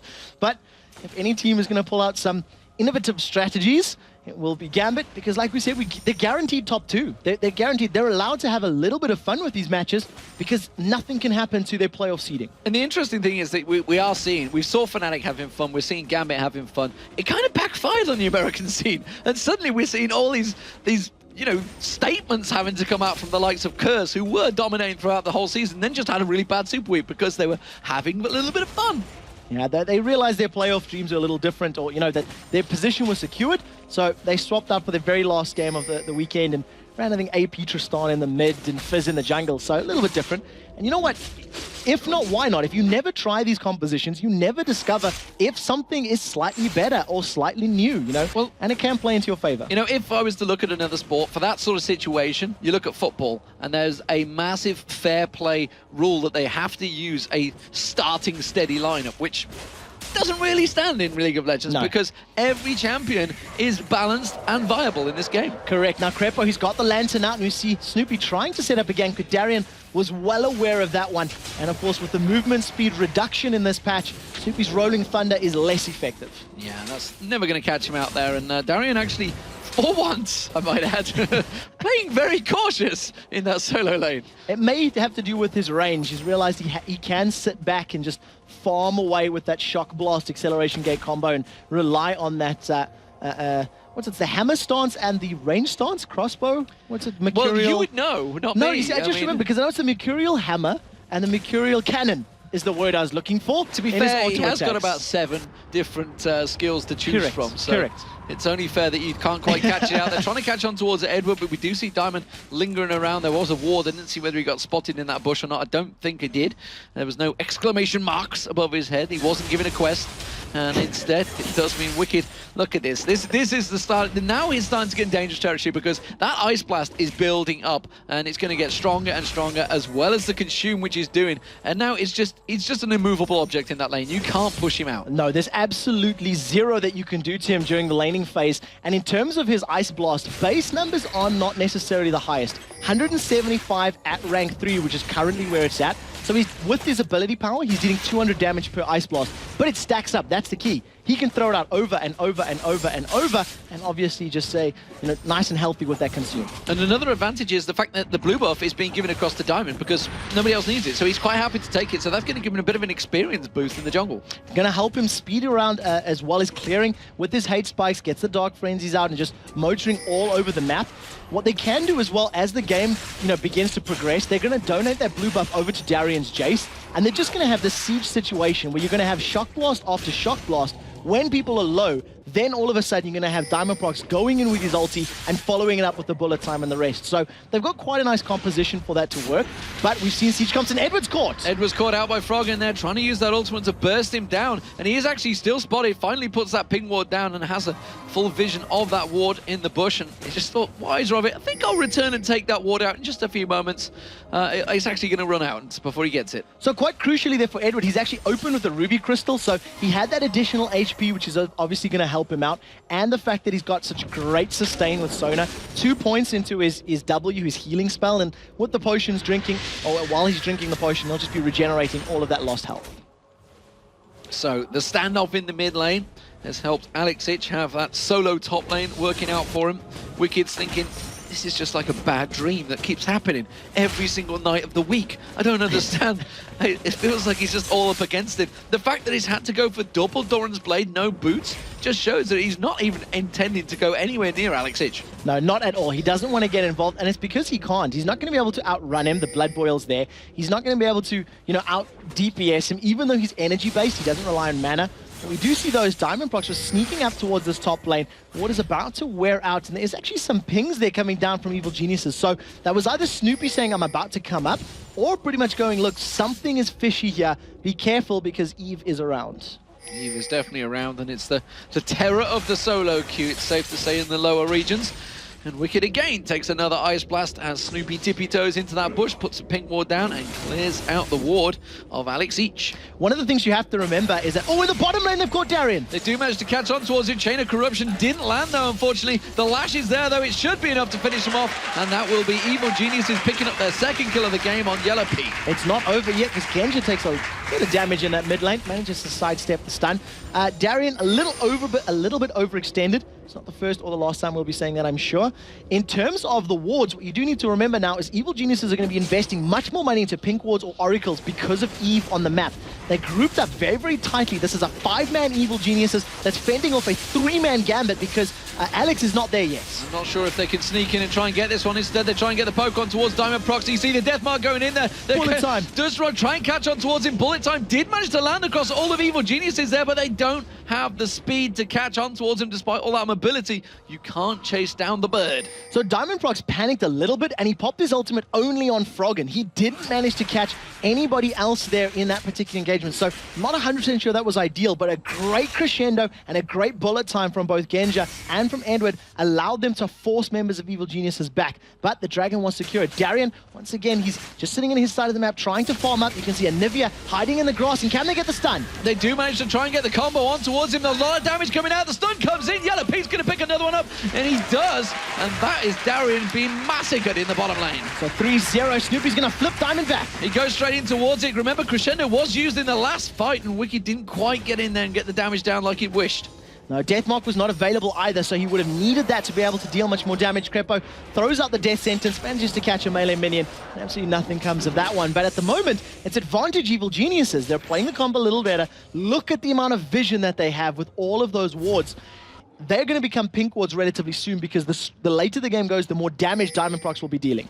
We'll see whether this gamble is going to work out for them because Gambit are currently 3-0 down right now and a 2,000 gold advantage as Evil Genius has picked up that dragon as well, and you can see across the board it's actually very even. Certainly the top lane, which is this time Wicked versus Alex Ich, not your normal top lane of course. Mid lane wise, Froggen, he's definitely got a big advantage building over towards Darian, who's technically classed as the mid laner now. A lot of things changing around though, and we do see the AD carry. That's where the advantage is building. It is actually Yellow Pete with those 2 kills starting to gain a big advantage over Genja. And of course his particular champion is going to be used in a slightly different role. Genja, he does tend to build Misfortune as that bullet time caster and less so the right click damage, whereas Yellow Pete, he's going to be a bit more reliant on more items because he's going to be relying on auto attacking. I like what Alex has done in this top lane. He's picked up that Hextech Revolver, which is an incredibly cheeky item to pick up because he's going to be getting the Spell Vamp and all of those Ice Blasts are going to be healing him for damage. And watch his health in team fights when you see him channeling an absolute zero at that pop of HP, depending on how much DPS he deals from that ultimate. You know, the one part of me wishes this was Dyrus because I know deep down he'd be using that laugh button quite heavily, but Alex is just not doing that just yet. Disappointingly, he's not using the robotic Nunu skin either, which would have been the requirement. So I feel that may be the slip up. He forgot to change the skin, and obviously it's not fun when you're not hearing Nunu going or however that goes. Yeah, instead of Blitzcrank, you mean? Exactly. You keep doing the Blitzcrank laugh instead. Exactly. So at the moment, 3-0, 2,000 gold in favor of Evil Geniuses. They're winning out the CS for the most part, thanks to those mid laners, and of course it is a little bit more even in the top laners, effectively. But at the moment, it's just a matter of survival for Wicked. He's doing the best that he can to CS and try to put himself in a mid lane or a team fight position. The main thing here is the fact that Gambit, they did switch and they wanted Genja and Edward in his mid lane, but they're pushing against Anivia. And we've seen many, many times versus Gambit, in fact, in the form of Moscow 5 and the form of COGU, you can't push against the Frog, and they have caught on Edward. He does get away from that one, though. Flash burn. Yeah, he flashed over the Flay, so the slow didn't come down, and that's the main thing there. But like you said, Flash is burned, so if he gets caught by a hook or a stun, he is in trouble. Diamond Prox is currently level 8. He smells some blood and he's sniffing around the top lane, but listen to all those pings. You can see everybody's saying, look, we know something's up. You're talking about the lanes pushing, and I feel like Gambit are not doing as much effort in terms of pushing the lanes to get towers. It feels like they want to prolong this laning phase and get their Nunu and their Evelynn and their Jace to some item thresholds before they play for objectives. So what you're saying is it could be a long game. I'm pretty sure about that one. This may be a Season 2 epic. Because of the composition from Gambit, I feel like they're going to need some time to power up. And of course, for Evil Geniuses, we know the traditional playstyle. They prefer it to go to late game and try to control it from there. You see Wicked, he keeps eating those ice blasts every single time. Froggen, meanwhile, he's continuing to clear out that mid wave. He's had Crepo helping him out for a long time, which is actually giving a lot of free farm and experience to Yellow Pete in that bottom lane, because he knows he doesn't really have too much of an issue dealing with Darien right now down that bottom lane. No, it's a pretty easy lane for him, and it's effectively just like unencumbered farming. So Yellow Pete's going to be very happy about that. He's got the makings of that play to the Ruined King. We do see that Snoopy is moving into him. They're going to go head-to-head, and this is a 2-on-1. He tries to turn and bait it, but is it going to be enough? Uses that barrier, shields him back in there, and then flashes through, but Snoopy can't try and track him down, and now Diamond's actually chasing behind him. He flips on towards Darien, but he's been left in a 2v1 situation by Yellow Pete. Yellow Pete left him to burn there. Diamond does manage to pick up the kill. He did manage to take down Darien. Can Diamond chase down Yellow Pete? They trade 1-for-1. Diamond Prox has blue buff and red buff. He may consider diving, but Yellow Pete's got fair amount of damage and some good lifesteal, so you can see he's sustained up well enough to avoid that dive. So a little bit of a miscommunication. I feel like Yellow Pete went more aggressive earlier than he really needed to, but they end up trading 1-for-1 at the end of the day. Meanwhile, in that top lane, it looks like Wicked has been bullied out of the top lane by Alex Ich, and he just continues to pressure on down the top mid lane pairing of going back as well of Genja and Edward. And the bottom turret is now being pressured, and Diamond, well, he can't hang on to this one. Instead, he does get hooked. He gets lashed down. The slow comes in. Yellow Pete tries to get in there, but it's Crepo, and it seems to be a magnet for the Thresh Lord because he steals another kill. It's 2-0-1 for Crepo. Well played. He gets that red buff back again. He already has that Sidestone available, and he's picking up a couple of CS as well, actually. Interesting, Yellow Pete backed off a tiny bit sooner. So I'd like to see how Crepo decides to itemize in this particular match. Having those kills and having a little bit more gold to work with, he may go for, slightly more offensive items, because you can see Snoopy's got that Aegis of the Legion already. Yeah, Blade of the Ruined King already built up by Yellow Pete as well. Bloodthirster picked up by Genja. Tends to be a standard item on Misfortune. It's a champion that has actually had banned away from him a number of times lately. He's very much comfortable on that one. Meanwhile, you can see Wicked, he's got that Bilgewater Cutlass is the word I'm after, contemplating on it. Meanwhile, what is Alex Ich going towards? So Alex has already picked up his Spirit of the Spectral Wraith. It's a very selfish spell vamp item. It's the best way to describe it. It is obviously designed for junglers. It'll increase damage to monsters, but it's got great spell vamp. It's got great mana regen, ability power, and cooldown reduction. So we'll see if it's going to help them challenge for objectives, because this is what I was going to say. The amount of damage that it can deal to minions is great, and you can see Alex and Diamond are putting some pressure now on the map. We'll see how this plays out, because it's very, very cheeky. They're trying to two-man it. Yeah, they will be able to two-man it as well, and you can see the rest of Gambit pushing in there. Of course, Evil Geniuses did pick up the dragon. They are not aware of this situation right now, and they're pushing up towards it. Genja comes in there, the pings go down. Suddenly they're realizing something is up here. There's a lot of people missing, and this is going to be, ladies and gentlemen, an 18-minute Baron. So Baron is probably his shortest lifespan in the history of LCS right now. Around about 3 minutes after spawning, he gets taken down in a very, very cheeky play. This is one of those things I love to see, because Gambit have obviously talked about this. They've theory crafted and said, hey, can we do this? If we get Eve with the hate spikes, with the damage I can put down, if we get a Nunu with his true damage from consume and etc., can it work? And the answer is yes, it can. Yes, it can indeed. So Gambit pulling out a number of tricks in this game to see who's looking, see who's watching around the world to say, yeah, we can do this as well. All I can hear in my head is that voice of, caution, winter is coming, but instead it's saying, in duo queue, Nunu and Eves are coming, beware. But it's a great play from Gambit. They've evened out that deficit that they had in terms of gold. Alex is literally just throwing out Ice Blast after Ice Blast, but you have to give props to Wicked. He's staying alive. He hasn't given up more kills. He's learned from his 1v1 earlier, and he's called for some backup. Froggen and Wicked looking to take on Alex. Well, they're going to try and get in there. It's going to be very hard to pin him down. Instead, looks like they're just going to trade positions. And now Froggen, he's going to try and hold off that top lane. While it looks like Wicked, he's going to go see if he can get some kills in that mid. So we'll see how he can pan that out. He has very good burst potential now. A champion like Misfortune or Sona can actually go down very quickly. If he jumps into Diamond Procs before his ultimate goes down, that can obviously work in his favor as Alex takes the stun and quite a lot of tower damage. But just wait till you see how quickly he'll heal up once he eats the consume. There you go. So good. And Froggen used pretty much all of the mana in that one burst, and he just gets the consume, keeps going, and he's at full hit points again. Yeah, it's going to be impossible to move him out the lane. And you can see Gambit have made no attempt for towers. I believe they're not pushing towers at all. They want to farm. They want to CS. They want to get to a point where they say, now we're happy to fight. Right now, Diamond Procs is saying, I'm happy to go engage. Absolute Zero's channel. Absolute Zero coming out. Froggen flashes away from him, but in comes Diamond Procs. They do try and get the stun and a couple of tower hits on towards Alex. He's going to chase back in. There's the Ice Blast. They managed to get the egg. It's Diamond Procs that's tanking out the turret this time. Are they going to get Froggen down in time? Yes, they are. But here comes Snoopy. Can he get the flash? Yes, he can. Gets the stun on towards Alex. Alex is trying to consume. Gets a little bit more hit points. Can he run away from this one? No! The flame from Crepo holds him down. And Snoopy picks up the kill, but that was so close. And now the turrets are going down in the mid lane. The rest of Gambit just carried on the pressure. They pulled up 3 members of Evil Geniuses. They pick up the mid turret. Then they pick up the inner turret as well. And they carry on.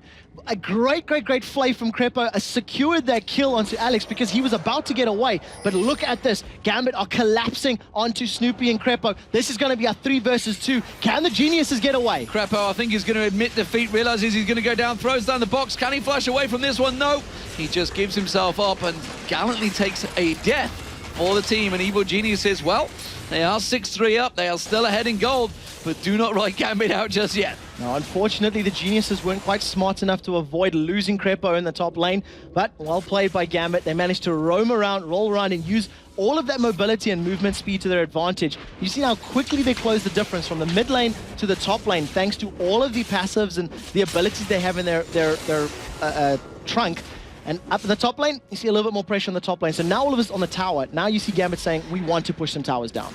Well, we see Wicked and Yellow Pete. They will be able to push on towards this middle turret. And Diamond and Edward not going to be able to hold them off here, but they do. They don't choose to go for it. They haven't got a great deal of vision across the map, mainly.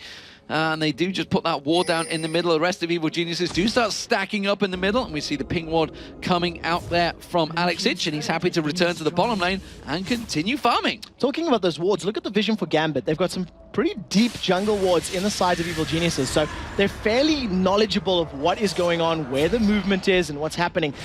What I did actually just see there... Oh, we'll take a look at this in the mid. Oh, the bullet time goes in there. Diamond's going to get absolutely popped. The death mark should be enough to finish him off. The barrier's going to run out. No, he's got away. The Ignite's not going to quite catch him down there. And he's managed to escape with the skin of his teeth at 60 hit points. That was the ultimate there from Eve. Agony's Embrace giving 225 hit point shield, managing to keep him alive through that death mark. So well played. And that's, just the power of that ultimate, but it is no longer available. If they want to pick a fight, it's not there to be used.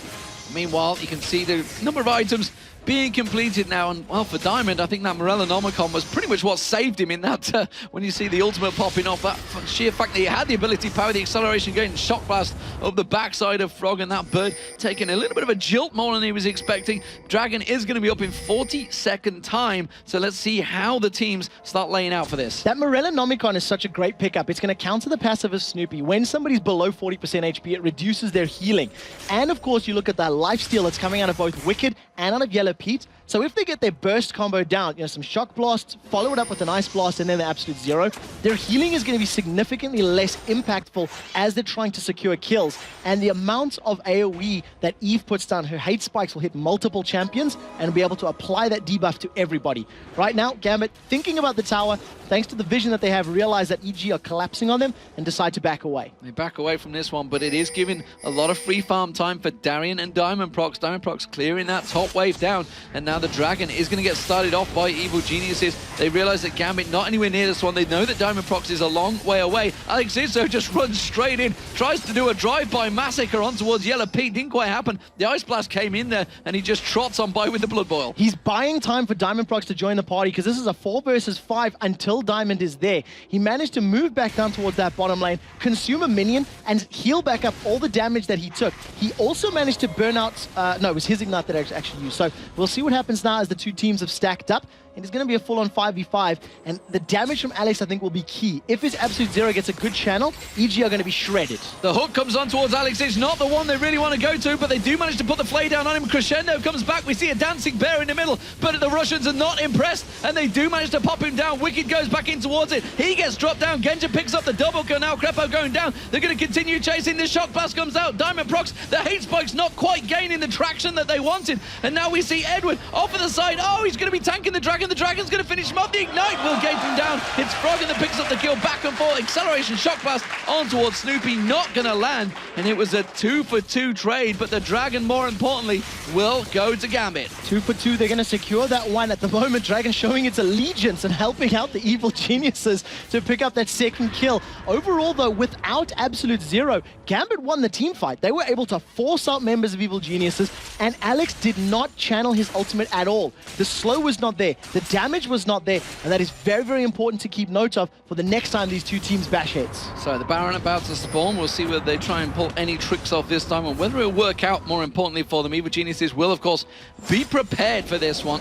As it stands, though, there's not any wards by either team all the way up and down the river, so they have to get those back out. You see a number of wards being bought by both teams. Let's have a look across the items, though. Let's compare straight away, effectively, Darien, the mid laner, against Froggen. All right, so interestingly with Froggen, Absolute Zero used to farm there from Alex, Froggen's decided to go for Boots of Swiftness. So he's gone for that additional movement speed to try and survive all of the mobility that his opponents have. If he can avoid taking damage and can kite them just on his own movement speed, that's obviously going to help him out significantly. In terms of our pseudo mid laner Darien, you see the BF sword, as well as the Brutalizer, as well as that Mirror Man. He's had that for a while. So we'll see what he decides to upgrade that next longsword into. I would imagine some form of lifesteal, maybe the likes of a Bloodthirster.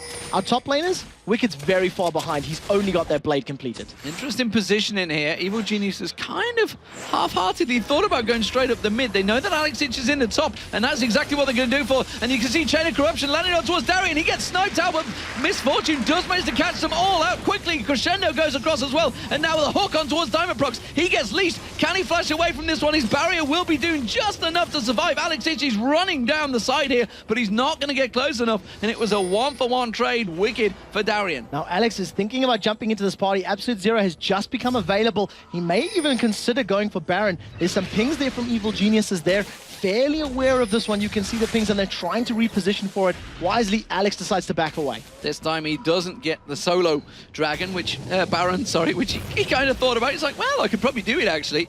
He's still contemplating it. He's like, no, should I go for this? No, I think I'm going to have to let it slide. And the Evil Genius is back off to buy. So it was good play by Evil Genius to jump in there and pick up that kill, but a great ultimate from Diamondprox. He managed to catch, I think, 4 of them with that Evil to get a massive, massive shield, slowed them all down, and allowed that bullet time to shred through them. But Darien, he wasn't quite expecting to be jumped on that quickly, and it obviously resulted in that 1-for-1. At the moment, Gambit still hold that 2,000 gold lead. Well, the main thing for Gambit, more importantly, is the fact that Genja, he's been landing that ultimate perfectly the last 2 big team fights.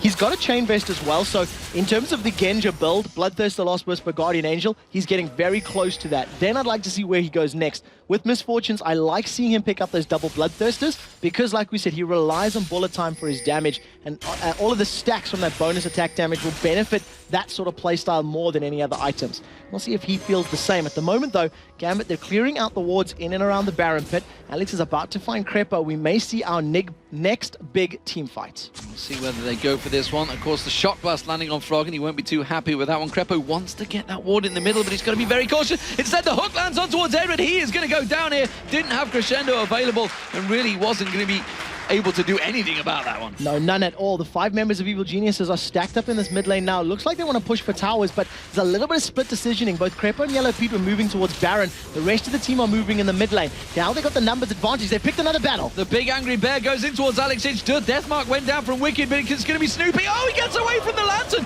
Very nicely played. And Bullet Time didn't quite catch enough damage. Yellow Pete continuing to keep them back there. Does put that hail of arrows down, but it's just keeping them at bay. So well played there from Gambit to at least survive and get away from that one. They almost picked up the kill, but that Lantern, the Dark Passage from Thresh, saving Snoopy's life. You can see how big of an impact that Morella Nomican plays in the team fights, though, because Snoopy's healing, his regeneration from the passive, is practically non-existent once he's been affected.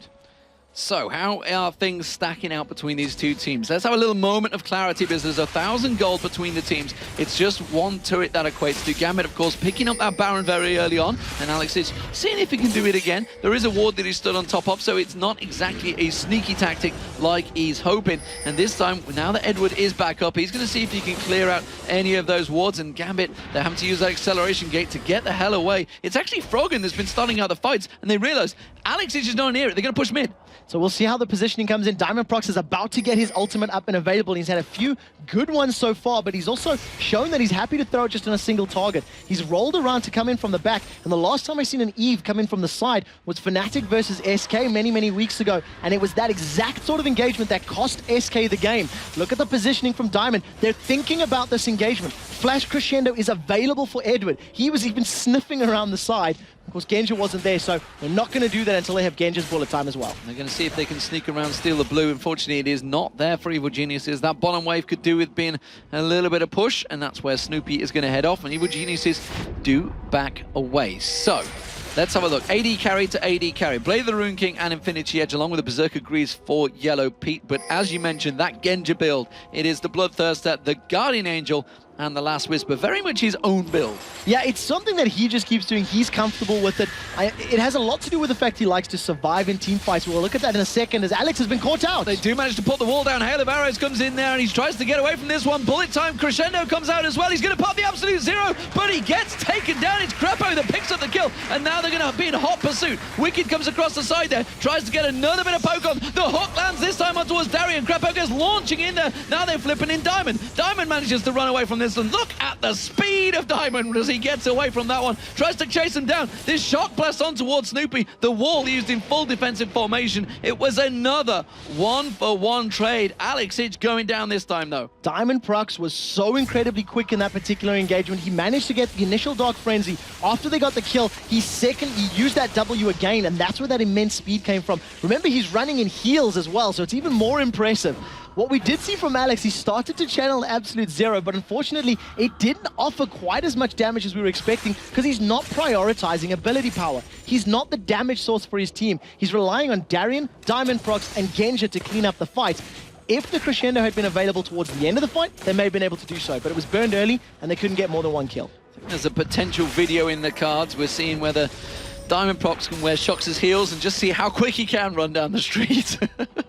But I don't think it's going to happen. Nevertheless, as it stands right now, Darian is going to try and pick up the blue buff. Snoopy's going to try and sneak around as the entire team. Edward might get caught out here. The flip comes in. Edward hasn't got Crescendo available. He's going to get dropped very quickly, and he's just taken out there, wanting to put some wards down. So great play by Evil Geniuses to move in for the invade. They realize it's one for, and Diamond's out of position. Diamond's absolutely caught, and he's going to try and get away. Chain of Corruption, though, lands on towards Genja, and that will be fatal for Gambit if he gets taken down, because he does have the Guardian Angel, but he's going to pop up straight into the rest of the team, and that gets picked up by Yellow Yellow Pete.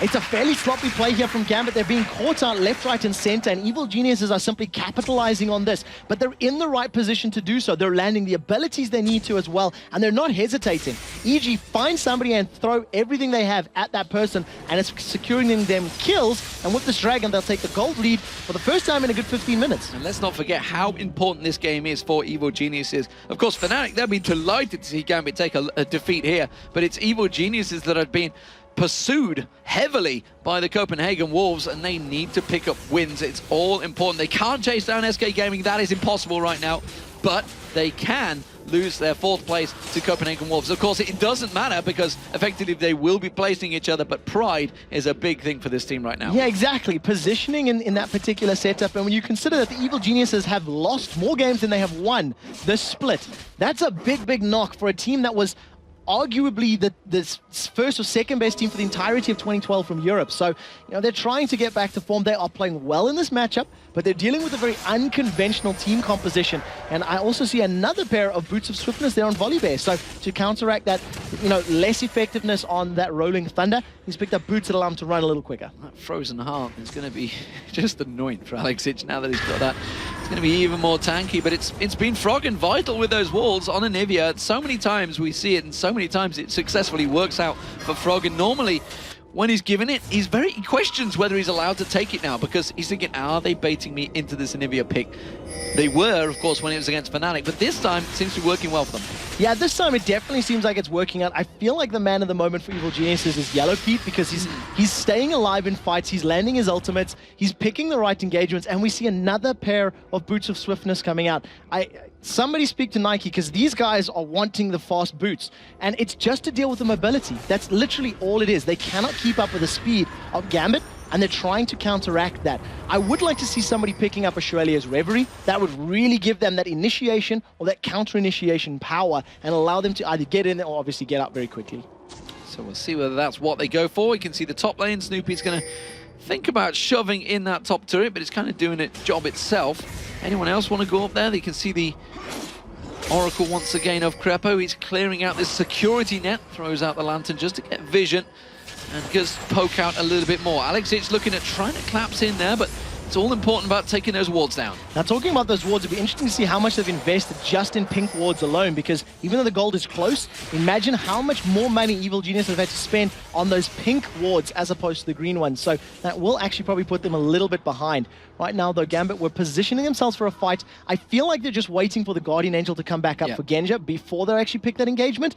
And once that cooldown is available, then look for them to either go for Baron, a turret, or maybe even just for a team fight. They're not making the mistake of running for that top lane, although saying that, Diamond's going up there right now. Normally it was Alexic. Every time he went up there, and he's going to get spotted by that Tribush ward, they do usually push in Evil Geniuses, but this time they're not going to capitalize on it.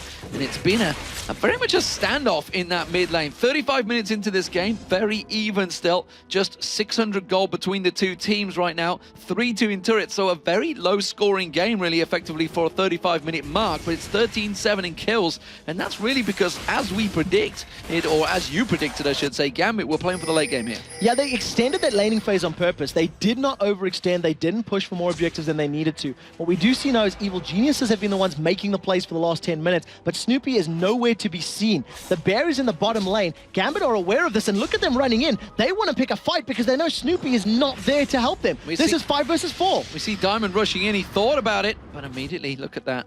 That Froggen, that ultimate, it just slows everything down. Instead, now they're going to try and turn it towards Baron. Evil Geniuses, they're going to try and capitalize. They're coming in from the side. Darian is just off the side. He's going to be the early warning siren. It's going to be signaling. Crepo winds it back up. There's the chain of corruption landing on towards Diamond. The hook comes in, and Diamond gets taken down. There's another dancing bear in front of the Russians, and this time he just trots away. And now Edward, he's in trouble. Yellow Pete chasing him down. He can go for any target he chooses. Instead, they just back away, and it's only a 1-0. Yellow Pete's chain of corruption single-handedly won that fight. He prevented Diamond Prox getting in. The rest of Evil Geniuses focused him down, picked up the kill, and there was no more initiation power from Gambit. The man that they need to set up those plays is that Agony's Embrace from Eve, the ultimate to get in there, and then follow that up with Crescendo and Bullet Time. Because the ultimate didn't even get used, Diamond was killed before he could do anything. their power of picking a fight was completely removed out of that play. So well played there by Evil Geniuses to not only prevent Baron, but pick up a kill. And this time, though, it's going to be Evil Geniuses going in. Alexic is nearby. The ward is about to get placed around the corner. Alexic may well get a bit of a surprise as soon as he comes around the corner. The wall, the hook, he is absolutely done for. And he's dead. I think he actually failed a flash there as well. It looked like he hit straight into the crystallized wall. Again, Gambit find themselves a man down. We can see Sona and Genji around. Bullet time's not available for a steal. Snoopy is going to be able to pick that up with both Smite and Frenzy. And all of a sudden, the stronger team is Evil Geniuses. Big advantage for Evil Geniuses. They're going to push in towards this top lane.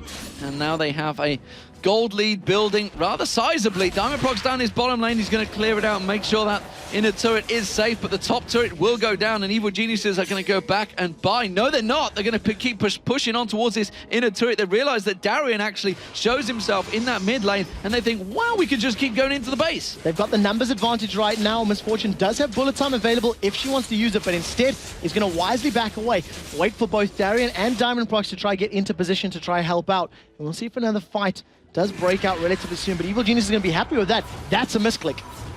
The box was used, and that was a misclick. That is a very, very big mistake from Crepo. I don't know if anyone from Gambit are aware of that, but that is a 2-minute cooldown that just got wasted. They won't have seen it, unfortunately, so Evil Geniuses will be safe for now, and the fact that they do have that Oracle, that Baron on, sorry, for another 3 minutes should make them okay. Gambit, meanwhile, they're going to come down and try and take away this dragon. Actually, this may be the first dragon of the game, I think Gambit may well have picked up here. And that's going to keep them within a 4,000 gold reach of Evil Geniuses. So, as we do move into the 40-minute mark, there is a lot up for grabs between either team. One big team fight would almost certainly mean at least an inhibitor, maybe the game. Yeah, it depends on how severe the team either wins or loses that team fight as to how many objectives will go down. You're 100% right. Both teams having been pushed back practically to the inhibitor turrets in at least one lane will mean that it's going to go down very, very quickly. Evil Genius is trying to sniff out this dragon, just going to realize that it has been taken, but they don't have the timer on that just yet. So that does play into Gambit's favor for the next dragon if they want to set up for it. Two very big pickouts for members of Evil Geniuses are those Warmogs, of course, and give them a lot of HP to deal with, and Gambit have had difficulty getting more than one kill. To be fair, so have Evil Geniuses in these team fights, and we'll see if that's going to help out as EG now siege this bottom lane. The problem for me with Gambit, other than the fact that they've caught a few number of members out here, like Alex Hitch getting hooked again, they're going to dive in towards him, they flip him out. This time, though, the bullet time comes across, absolutely zero goes off. He doesn't manage to survive, but it's a 1-for-1. It's Crepo that went down, and Diamondprox continues to go in. Now we see Wicked going back in towards Diamond, doesn't quite get him down. Yellow Pete taken very, very low in the heel from Edward, just about keeping the sustain on Diamond, and now the Shock Blast keep him away, but Froggen with that blue buff just at the side, the Baron on him, he can keep on pushing this. It's a 1-for-1 trade, but at the end of the day, Evil Geniuses will be able to pick up the tower, so advantage EG. They secure the 5th tower of the game, extend the gold lead to 5k, and decide, are we going to go back? No, they're going in, and here comes Froggen. They managed to get the hit on towards Genji. Of course, he does have that Guardian Angel, so he should be able to survive this one, but they're going to push on towards the inhibitor turret. They might well be able to take it down. Diamond's really the only man standing off the side there, along with Darian. They didn't have anything to repel them. Evil Geniuses are feeling very invigorated after this last battle. They continue pushing, and you can see that sort of, do we go, do we not go? Look at Diamondprox's position. He has his ultimate available, and very quickly Genji's moving in. I thought they were going to try to get some extra kills on the way out of the jungle, but decided not to. And right now, there's an exposed inhibitor for Gambit. If EG decide to stack up, they can force an engage on that. Now, what gets me with Gambit's build is what I was trying to get to, is the fact that, yes, they picked up Nunu in the top lane, which is great, but they don't really have a key engage, because Diamond's going to be off the side, Alex is going to be off the side, both of them want to come into the fight late. There's nobody going in forward.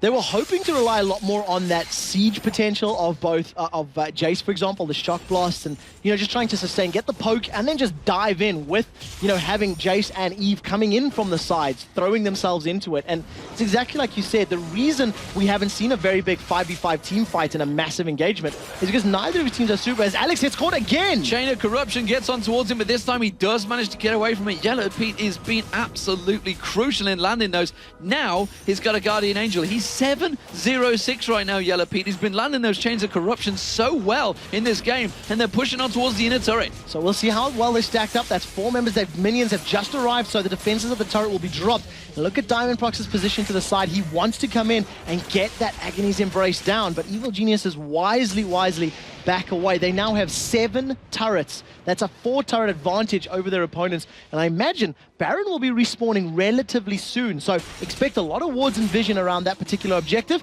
And we'll be picking a fight around that shortly. Meanwhile, Froggen, he's built himself up. He's up to 629 ability power right now. 629.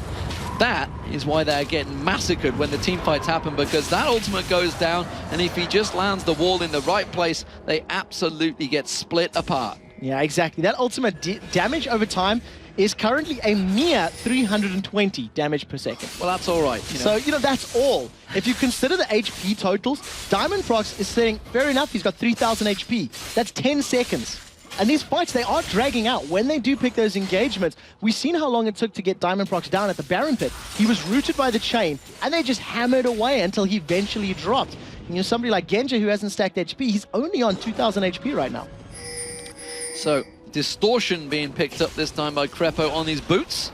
It's Distortion, wasn't it? Yeah, it is Distortion boots, so it is just to get the cooldown reduction on his flash. Make sure that he can either flash engage or flash to run away. We did see there that Absolute Zero was used to farm out the entire wave again from Alexic. He does have a fair amount of cooldown reduction. It is capped at 40%, so he will have that Absolute Zero available almost every single minute.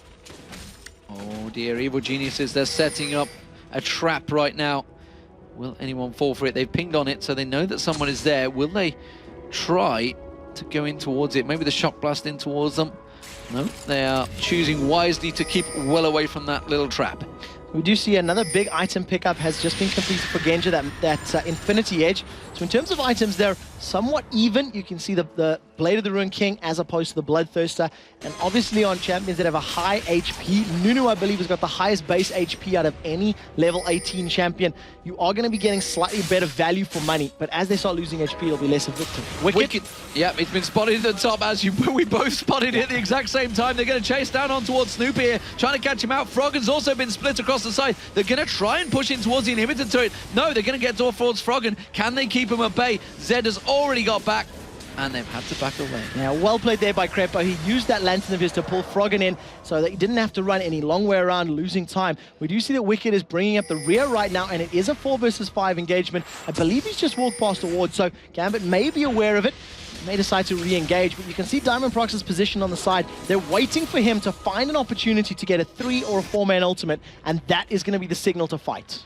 Well, we know the Baron is up. They're going to see if they can catch on. It's going to be Alexic caught out this time. He's going to have to consume a minion. Is he going to be able to walk away from this one? Blood Boil running, he does. This time he avoids the trap, but Flash was burned. Yeah, Flash is down, so we're not going to see him escaping the next time he's caught, and Alex has been caught a good number of times. 5 deaths on his team, more than anybody else right now, and every single time we see one of these players going down, it's just being a little bit out of position and not finding a great way to engage, and I think the reasoning for that is this unique comp. They don't really know how to find an opening because you're not used to running a Jace, Eve, Nunu.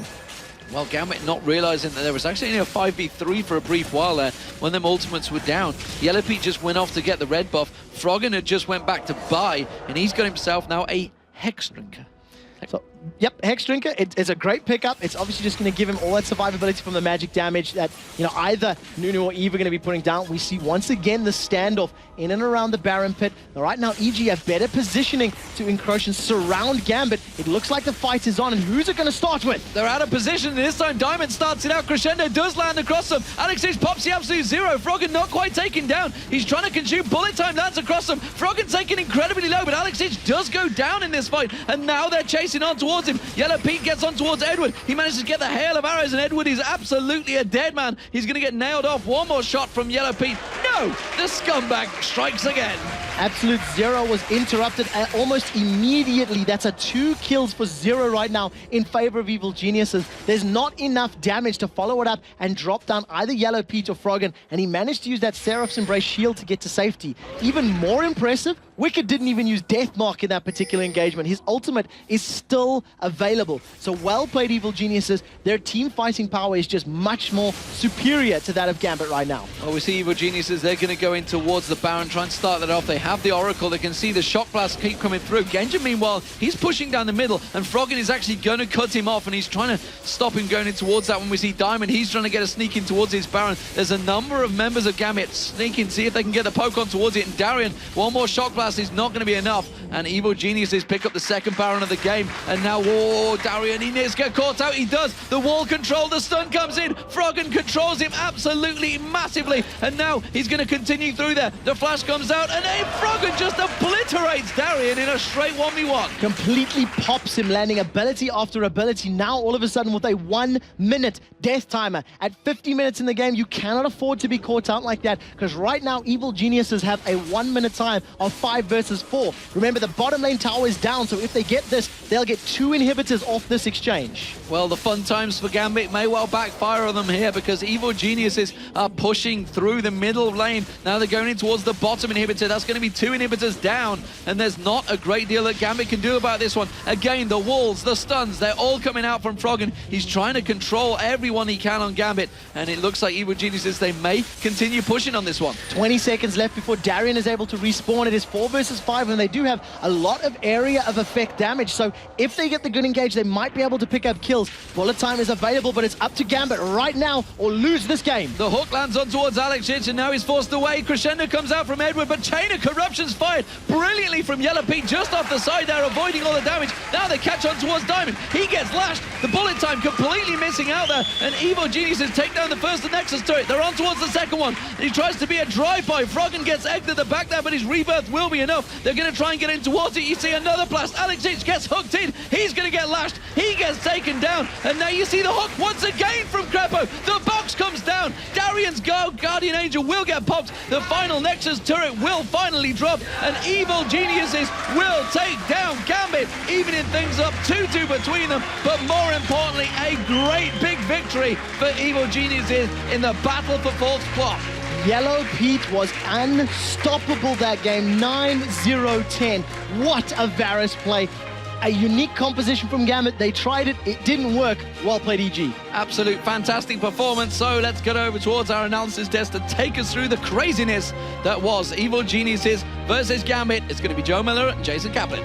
Absolutely fantastic game there, Jason. And I'm losing my voice and I wasn't even commentating that one. 1 minute. There we go. Cough that one away. So Jason, a brilliant, brilliant game. Finally, that man right there on your screen is going to be less hairy. I think everyone around the world, and mostly his team, is going to be happy about that one.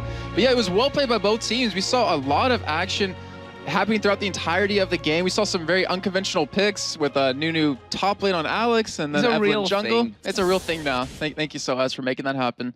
But yeah, so we even saw Diamond on Evelyn in the jungle, but Evil Geniuses, they just seem to have an answer for everything that Gambit threw out, even though Gambit got a very early Baron at 18 minutes. Yeah. The hooks out of Crepo every single time kept catching Alex out of position and getting those kills. Yeah, he got caught out with the hooks, and you know, once the hook comes in, you've got a wall behind. Like, you can't get caught against that Anivia Thresh combination that you've got there.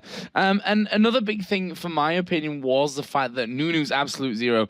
You know, when you've got that amount of damage that you can bring through, if you've got to interrupt absolute zero early on. And we saw that almost every single time, that when he did have a chance to actually channel it, he had to wait until the crescendo first came through and then try and get it off without then being interrupted. But we saw the EG interrupted it every single time. And the lineup that they have is actually really strong for interruptions as well. Yeah, it's really unfortunate because we even saw a couple of times where, you know, at Dragon, he was actually just running around. We're like, why is he not ulting yet? Yeah, that was the one where he actually got hooked. Crepo was over the wall by the blue buff.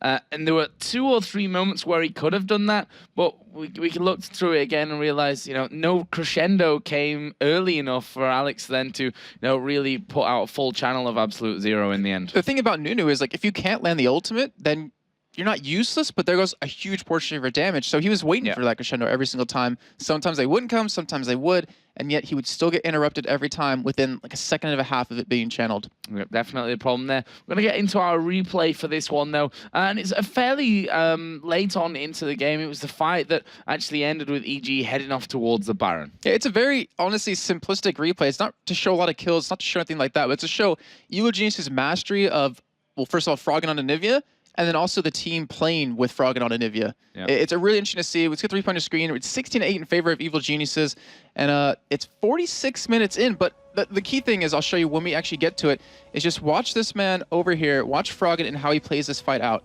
So we're just going to start it up here, and you're going to see. They do catch Alex again. I mean, we mentioned how many times they finally do catch him, and they realize, hey, we could probably pick him off and get this kill as Snoopy. Actually, sorry, not Alex, I meant Diamond. But you see right here, I'm going to pause it right there for a second. You see Edward coming in from the side. You see Froggen here. He's already looking, like his vision's already towards the side of the map, and you have Yellow Pete like, oh, I should probably move a little bit too, just to spread out, because you know how deadly crescendos can be. So we're going to play it really slow. You see him wall trying to keep Edward out, but Edward flashes right behind it. Crescendo comes in and only hits Froggen. Well, it hits Snoopy for a little bit, but he's able to get it relatively quickly. But Yellow Pete stays out of it, and because of that, he's able to lock down Alex. They're able to pick up 1 kill, and in the end from that, they actually turn that into a Baron. And like I said, it's a very lackluster replay, but it just shows how good control. Yeah, it shows how good EG is at playing with Anivia, because we try to stress, like when you run Twisted Fate, your team has to know how to play with Twisted Fate, and Evil Geniuses know how to play with Anivia. Yeah. So one thing about that fight, you talked about the wall being there, but the chain of corruption, which was coming out from Yellow Pete there, we saw, by the way, him doing that amazingly well, but that landed straight onto Nunu. That instantly says, you got a channel right now. Otherwise, you're probably going to be dead by the time you get around to it. In the end, Snoopy ran straight in there for Nunu, and the second that he started the ultimate, flipped him over his shoulder with that sound in mind as well.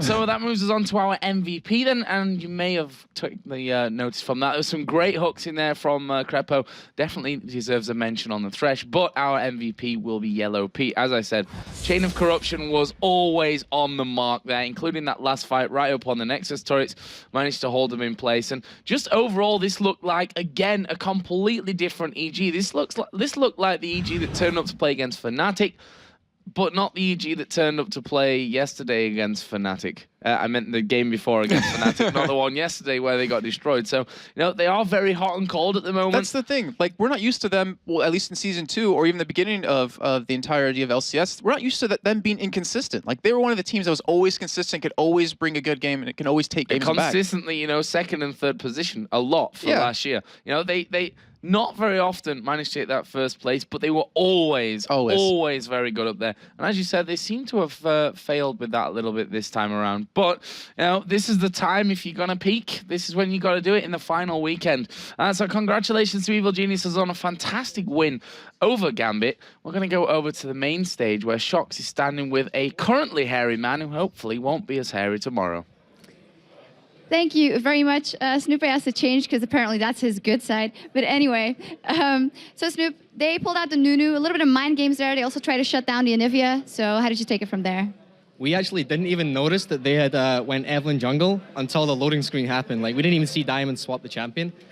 I wouldn't say it was like too much of a surprise because we played against Fnatic yesterday, and it was like they pulled out Nunu, and Soas had a fantastic game. It was like 7-0-9 or something like that. The only thing that Wicked had to do was survive, and he did just that. Like, the lane is really, really hard, but he was only like 10 CS behind the entire laning phase and didn't die, and that was the most important thing. So as long as he did that, that's fantastic.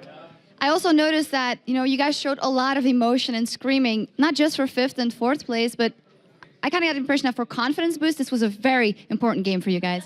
It's just one of the things when you're losing a lot, and we have been losing a lot, it really hurts your confidence as a team. And even though you feel like you're competent enough as players individually, it hurts your team competence. In every game, you don't come into it thinking you're going to win. And it really sucked.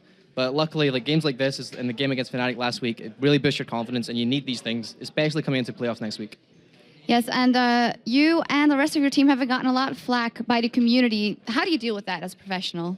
I think it's the same with anyone in the limelight. You're going to get a lot of flack. It doesn't matter if you're good, they're going to like love you. If you do bad, they're going to hate you. And it's just you have to deal with it. It's a consequence of being in the limelight. Deal with it. Okay, and are you getting rid of the beard now? Yeah, well, actually, Diamond made a joke that it's like noble to be like have a rush like a beard. It's noble elderman or something like that. But no, I'm definitely shaving it. We're probably actually going to film that like on Monday or something like that. I'll get it shaved off. Finally, get rid of it. Congratulations on your victory here. Now, if there's one fear our top teams share, it's going up against the ferocious Wolves. Our comeback kids took down Fnatic before and will pull out all the stops to do it again. Let's see if they can after the break.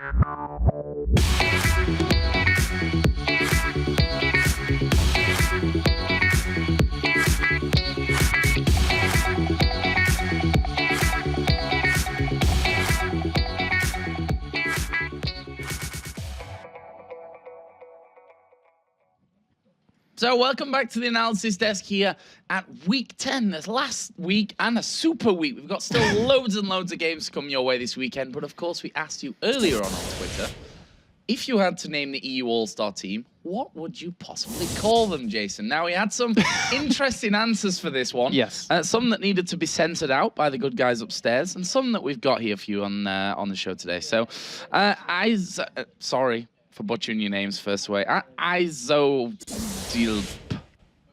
Sound effects. Close to that. I would name them Evil and Fnatic Gamers. The Evil for EG, the Fnatic for Fnatic, and the Gamers for Gambit Gaming. Now, this is a theme that everyone seems to be trying to do. Most people seem to be trying to do, which is meld them all together, all the names. I like that one, though. Evil and Fnatic Gamers. Okay, well, we do have another one from Proke Boss. I suck at naming these things as well, but it says, I would call the All-Star team the Old Continent Army. It sounds proud and it looks nice on the Winners' Cup. It sounds very army related. Because he says army in there as well, but very regimented, let's say that. And the next one from @Alaknar. Europe's All-Stars should be named, physics joke incoming, Europe's Jupiters. I don't get that. What's the physics joke? I don't get it in that. Can you explain it to me, Joe? Not really. Okay. But well, you can, of course, supposedly. tell us on Twitter @LolEsports #LCS the meaning behind that one, because I definitely didn't pay enough attention to physics in school. Next one was from @It'sCrowell. Europe Overlords, because Gambit is known as the Russian Overlords with 3 members and also a German and a French, really completes it. And a Frenchman, by the way, not a French. You already made this mistake earlier. A German and a Frenchman. Considering I'm American, I think it's you kind of assume I'm going to do something like that. But anyways, we do have from @the Karate. Yeah, Karate. That's a good one. Okay. I would name the EU team Evil Gambatic. Combination of all 3 representative teams, and it sounds great. I think it sounds good as well. Gambatic has some kind of, I don't know, circus. It's like it's going to punch you in the face. Yeah, Evil Gambatic. It's a cool name. They should think about this. European All-Stars, you talked about the one earlier. No, Batman. I like that one as well. We tried to come up with some of our own, but obviously we're not particularly funny guys, so we couldn't really do that. Joe's kept referring back to banana. I don't know that happened. @Rahikmed. The EU All-Star team has to be called the Fantastic Evil Russians. I'm trying to. What's that English term? It's like you have 2 opposite things right next to each other. Fantastic evil. I can't think of the word. Oh well. Go ahead. So guys, if you want to keep sending us your Twitter replies to that one, of course, what would you call the EU All-Star team and why? You can send it over to us @LolEsports #LCS. We'll be keeping an eye on them as well throughout the one. But we're going to move into our final game of the day. And to bring you that one, of course, it will be Demon and Quickshot. Yes, thank you very much. So, final one, of course, you didn't go for Wickets Warriors, maybe? Oh, Churchill's Champions, I was thinking, because every representative of World War II is in there. Just saying. Just saying. The good, the bad, and the ugly. Could have been another one. Could have been another one. You can choose which one you'd go with for the good, the bad, and the ugly. I feel we've crossed the line. The line was there, and I just had to pass over it. But that's all I'm saying. So, nevertheless, it is going to be Fnatic versus the Copenhagen Wolves, moving swiftly on. So, Fnatic, they had an epic match with SK Gaming yesterday. It was a 50-minute blitzkrieg stomp. But, well, straight after that, Evil Geniuses absolutely destroyed them. You're trying to kill me, Lee. The Copenhagen Wolves looked fantastic, defeating Dragonborns and Giants earlier today. And they showed an ability to win team fights, to land all of their abilities, and to coordinate their attacks at all stages of the game. We just seen Evil Geniuses winning a game against Gambit. So what this means to the Wolves is that it's going to be a little bit harder to take that 4th position. However, if the Wolves do win this match, they are that much closer to claiming top 4 because they have the possibility of defeating Evil Geniuses tomorrow. Get yourself together. So, moving into the game, we're going to have Fnatic. Let's check out the lineups. It is, of course, going to be Soaz in that top lane, Cyanide in the jungle, Peke in the middle, Yellow Star on the AD carry, and N rated as support. And for the third time today, we will see the Copenhagen Wolves take to the field. Godbro in the top lane, Sven Skeren in the jungle, Bjergsen in the mid lane, the Tess and Diffusio rounding out the lineup. So they are the teams, but really who are the people we are going to be focusing on? It is, of course, the mid lanes. Who else would you overlook? Honestly, Peke, he has been the main man for Fnatic. In fact, so much so, backdooring is now known as Pekeing. Yep, that is the truth. That picture-in-picture camera, I believe some people were referring to it as the Peke cam. He's the runner-up for the EU All-Star vote. He was only about 1% behind Alex. It was very, very close. Coming into Week 10, his champion pool includes Katarina, which he's played 6 times with 4 victories, Twisted Fate, which he's played 5 times with 4 victories, and Zed, he's currently got a 100% win ratio, 3 games played, 3 games won. And of course, he is known for the Fnatic split push. Yeah, and the question is, how would you ban towards him? Who knows? We're going to have to see what the Wolves do. But of course, for the Wolves, we've already seen the man in action today. It is, of course, Bjergsen. Now, Bjergsen is literally the leading man when it comes to the Copenhagen Wolves performances. He appears to never have a bad game, to be honest. If we think back to every single match that he's played... He lost his first few games. Very true, but he was still doing very, very well in those particular matchups. I'm thinking when they lost to Gambit, he outplayed Alex in the mid lane. Fair enough, it was a champion mismatch, but he plays very well. He prefers assassins and champions that can split push, the likes of Kha'Zix, Zed, Twisted Fate. We said this earlier, he has the ability to play 1 versus 1. He has the ability to play the map game, and of course you can't forget about his Twisted Fate and his Syndra performances earlier in the day. So we'll see really how the bans stack out. It's always going to be all about the mid lane. But of course, this may be the final match of the day, but both teams are certainly not taking this game lightly. Playing against Fnatic is a bit like playing against Gambit. If you make one mistake, you pretty much lose the entire game.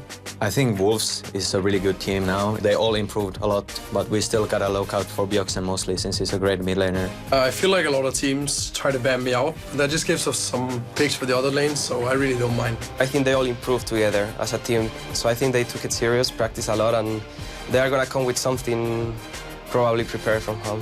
It's pretty simple. Either we target ban the split pushing like global champs like Shin and TF, or we try to get them ourselves. We're not gonna let them have them for sure. Last time we beat Wolves, but we're not overly confident because of that. They beat us once and we won't let it happen again. So it seems the teams absolutely agree with what we said, and honestly, we wouldn't be in this position if they didn't, because frankly, we know what we're talking about. Yeah, it's the truth. That's why we shoutcasters. It is true. In terms of what everybody else thinks, in terms of the fan vote, on which you can do on lolesports.com, 71% of the voting populace believe that Fnatic will win this matchup. So that's a pretty one-sided statistic. Well, and of course, Evil Geniuses just taken down Gambit, which means Fnatic are now top contenders to get first place. Yeah, that's it. They have 1 loss less than that of their opponents. So as long as they stay even on wins, they'll have a better win-loss percentage, which means they will hold the lead. But they do need to pick up this victory here to maintain it. If they lose and they go tie with Gambit, because of the head-to-head, they will lose that first place seed again. But the Wolves can't afford to lose because they have to win every single game to catch on Evil Geniuses right now. After that fantastic performance from EG, it does mean that Wolves really under pressure to take down the Fnatic. In addition to that, they're within touching distance of Against All Authority. Right now, Copenhagen Wolves are 11 wins to 14 losses, whereas Against All Authority are 10 wins to 16 losses. So, if the Wolves lose this, they are 1 loss and 1 victory away from Against All Authority, which means tomorrow's games, AAA are actually in a position where they may be able to challenge for 5th, assuming the Wolves lose this game. Well, we'll see how this one does work out. What are we expecting? The picks and bans are going to be coming up in a moment. What are we thinking bans-wise? We've just talked about the fact that it's going to be a Peke, it's going to be Bjergsen. They're probably going to take away the likes of Twisted Fate, maybe even Syndra in there, Kha'Zix we're thinking. What else would they go with the split push? So for Fnatic and Copenhagen Wolves, Zed and Kha'Zix are both going to be high priority picks. We know that Peke as well as Bjergsen, as well as Soaz and Godbro, they've played Kha'Zix and Zed respectively, you know, alternating patterns. Twisted Fate, another hotly contested pick, but I wouldn't be surprised to see Jarvan the Fourth being a first or second ban from Fnatic. It is Sven Skeren's most successful jungle champion, and if they remove that from him, the question is, can he have the same impact in a game when that's not available? Oh, we will see. There is Peke on your screens, and the picks and bans are just about to get underway. What will be going through the Fnatic mind of their playbook? They do have the blue side, remember, in this game, and we'll see. Can you read it through his eyes? Can you read what his mind is thinking? No, we can't. I think he's just looking at the back door, trying to figure out what's the quickest way to get there. Trying to see which way you can get in. It's locked. I can't get through. Of course, the first ban coming out. How could we not mention it? Sven Skeren. It is going to be Jarvan taken away from him, and Elise also being banned out, this time away from Fnatic. So let's see if Shen and Twisted Fate get banned out. The fact that Fnatic have first pick, first ban, and we heard Deficio specifically stating we don't want that global presence, we don't want that split pushing from a global point of view to be available. Zed, Kha'Zix, Kale, they're all still available, so there's a lot of high priority picks there for these two teams. So Thresh also being taken away. Would expect Shen to probably go. Twisted Fate almost certainly. Let's see though. It's going to be Copenhagen Wolves' choice, and Zed is going to be the champion of choice. Remember, Soaz, he's also one of the champions you could focus on, but he just plays so much, you can't ban him. Kassadin may be picked by one of these two teams. I imagine with the way that there's a lot of focus on our many other champions, we may actually see that slip through the cracks and being picked up, and we've seen great Kassadin performances from both of these mid laners. So that's another possibility, but both global presences of Shen and Twisted Fate are still there, and I think that's probably the talking point. I imagine that's what both of these teams are saying, well, what do we want to get rid of? In actual fact, Kassadin's going to get banned. Kassadin is going to get banned, but Twisted Fate's still available, as is Syndra. There could be a few other champions of choice.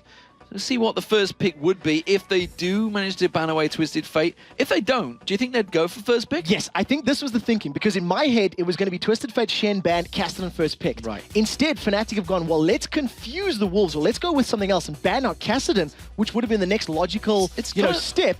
And interestingly now, everything's still left available. So with Blitzcrank banned out, the Blitzcrank Urgot lane that we seen yesterday is less likely to be possible. But there's so many globals, and Fnatic are going to be like kids in a candy store saying, I want everything. Setting up the perfect dark gaming environment there on the stage, just to plunge them into darkness. Keep the players happy. Maybe someone will play Nocturne and Paranoia's just been used.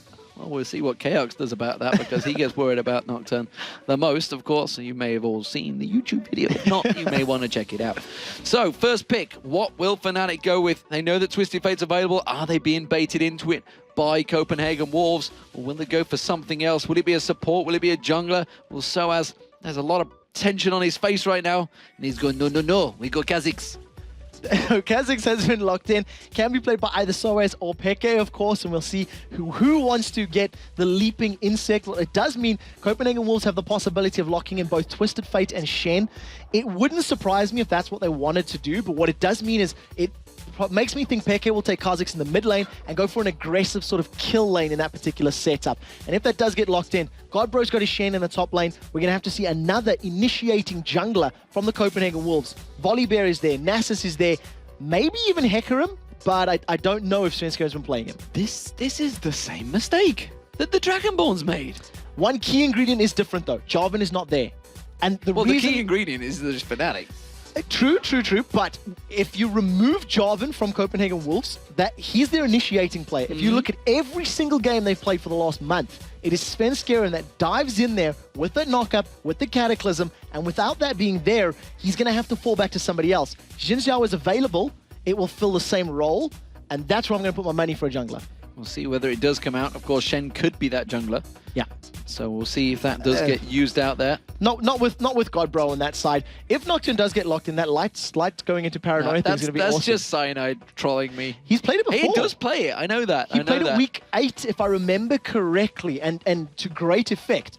And the idea of having both Nocturne and Kha'Zix, diving in, leaping onto a target is a very powerful combination. It's going to get locked in.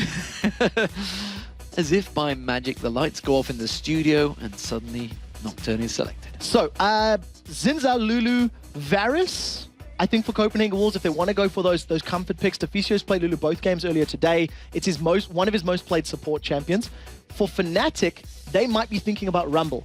When I think about 2 weeks ago where they beat SK Gaming, it was Enrated's Leona and Soaz's Rumble that won them team fight after team fight. They got the solar flare down, put Equalizer on top of it, and it just shredded people. Maybe. I also think that'll be a good matchup for him in the top lane against Shen. So we'll see if the Wolves do pick up here.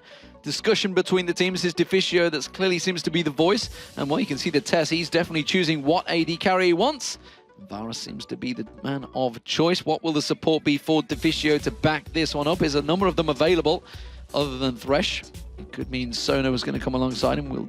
Janna's been a choice we've seen a number of players starting to pick up lately, but be surprised to see that. Zyra, though, could be the choice. So Zyra being locked in, that's a great pick for Deficio. He's played her 6 times this split already. Unfortunately, only 2 wins. But what a great statistic is for him in this side of the thing, 6.2 KDA. So he's got a great kill death to assist ratio with her. And also the amount of impact she can have. If a Kha'Zix and a Nocturne or Leona dive on you, you just put your ultimate down, knock them all up, and it, I don't want to say resets the fight entirely, but it gives you a lot of power in that particular regard. At the moment, Yellowstar's looking at Twitch. It's a great combo. The kill potential in that bottom lane is going to be huge because the low-level damage that comes out from Expunge and from that damage over time true damage is very, very scary to deal with. Yeah, and it's a champion he picked recently as well. I think he got MVP in that game as well when he played the Twitch. He was the 5-0 at one point. Yes, absolutely yes. dominating that lane. And with Leona alongside him and Ari also being locked in for Peke. That means he's going to be in that mid lane, which means it's going to be Soaz leaping around on that Kha'Zix. So it's going to be an interesting lane. It's also going to tell you that they've got great wave clear coming out. The Duskbringer, the Orb of Deception from Ari, as well as Kha'Zix's Void Missile. So they're going to be relying that. They don't have your traditional tanky line from either your top laner or your jungler. Sina tends to build quite aggressive on his Nocturne, so he may not go full beefy tank. What it does mean is going to be a lot of pressure on N-Rated's Leona. If he picks a wrong engagement, people are quite squishy. It's also a step back to Season 2 for Soaz, because if you think back to IPL 5, that's when he originally rocked out the Kha'Zix and pretty much shocked the world in absolutely destroying the opposition, Stanley being one of them. Yeah, exactly. And at the moment, he's having a bit of a giggle with Clarity and Barrier. I don't expect those summoner spells to be locked in. But if you look at N-Rated as well, you've got Revive Teleport. So just some mind games, I imagine, in Champion Select. The jungler has been locked in for the Copenhagen Wolves, and it does look like it's going to be Nasus. So not quite the aggressive Xin Zhao that I was anticipating, but fills a very similar role. Can run into a fight, has the ability to start fights off effectively. So let's look across the two teams. What do we see across the lanes? Advantages, disadvantages, and overall team composition? Because this is actually a pretty different Fnatic we're seeing right now. That's the main thing, yeah. Copenhagen Wolves have sort of gone standard Season 3 meta, if I can go that far. They have 2 globals, they have Shen, Twisted Fate. We've seen Zyra support from a number of teams, and it does a lot to help. Fnatic, on the other hand, I think they've gone more of a skirmish team. I don't think they want to have very big engagements. They've got a quasi-global Paranoia from Nocturne. You've got a very, very mobile Ari who can get in and out of battles and avoid Zyra, can avoid Twisted Fate, can avoid Varus in that regard. So I imagine they'll try play similarly to what we've seen against or Authority do yesterday against Giants. Come in from the sides, almost dance around a fight, as opposed to just going head first into their enemy. Well, they are the team sponsored by Adidas, the Copenhagen Wolves, one of the few teams that have pulled out one of those fancy sports sponsorships. Meanwhile, Fnatic, they are labeled up to the hilt, and that is an extreme close-up to Yellowstar side of his face. We may even be able to see what's going on through his glasses if we get any little closer to him, but as it is, they do have that double headsets around their neck. Of course, Fnatic showing off their sponsors, and this, the final game of the day. It could well be a very exciting one. The Copenhagen Wolves, an explosive team at the best of times, and Fnatic, they are never once to shy away from an entertaining match, and this is exactly what we may get. If you just tuned in, well, you've missed a hell of a lot of games today, ladies and gentlemen. You've missed Evil Geniuses taking down Gambit. Some big, big games happening throughout the day. This is their 12th match of Super Week, and the blue team will beat Fnatic there on your screens. The red side, of course, will be their opposition, the Copenhagen Wolves. And we are live for the final game of the day. And positions are at stake here. Fnatic are looking to reclaim first or hold on to that first position. If they lose, they remain in second. On the other side of the coin, Copenhagen Wolves, they want to battle for fourth, but if they lose here, they're actually at risk of losing fifth. So, this is still a lot to play for. Those seeds in the playoff tournament, which will take place next weekend. And the two mid laners who there's going to be a lot of focus on, just having a little dance in the mid lane. A little strut in the mid lane from the young 17-year-old Bjergsen and the Tango Twisted Fate. Seeing if Peke wants to throw anything his way. Bjergsen just keeping out of range. Yellowstar's just off to the side as well. And Svenskeren, he wants to seem to get in and maybe see if he can have a little poke in towards that jungle instead. The ward comes out, so he sees that go down to the tri-bush from N-rated and backs away. So a defensive start from both of these teams. Fnatic, you actually heard both of these teams talking about the respect they have for one another, and you know, they really don't want to underestimate each other in this particular matchup.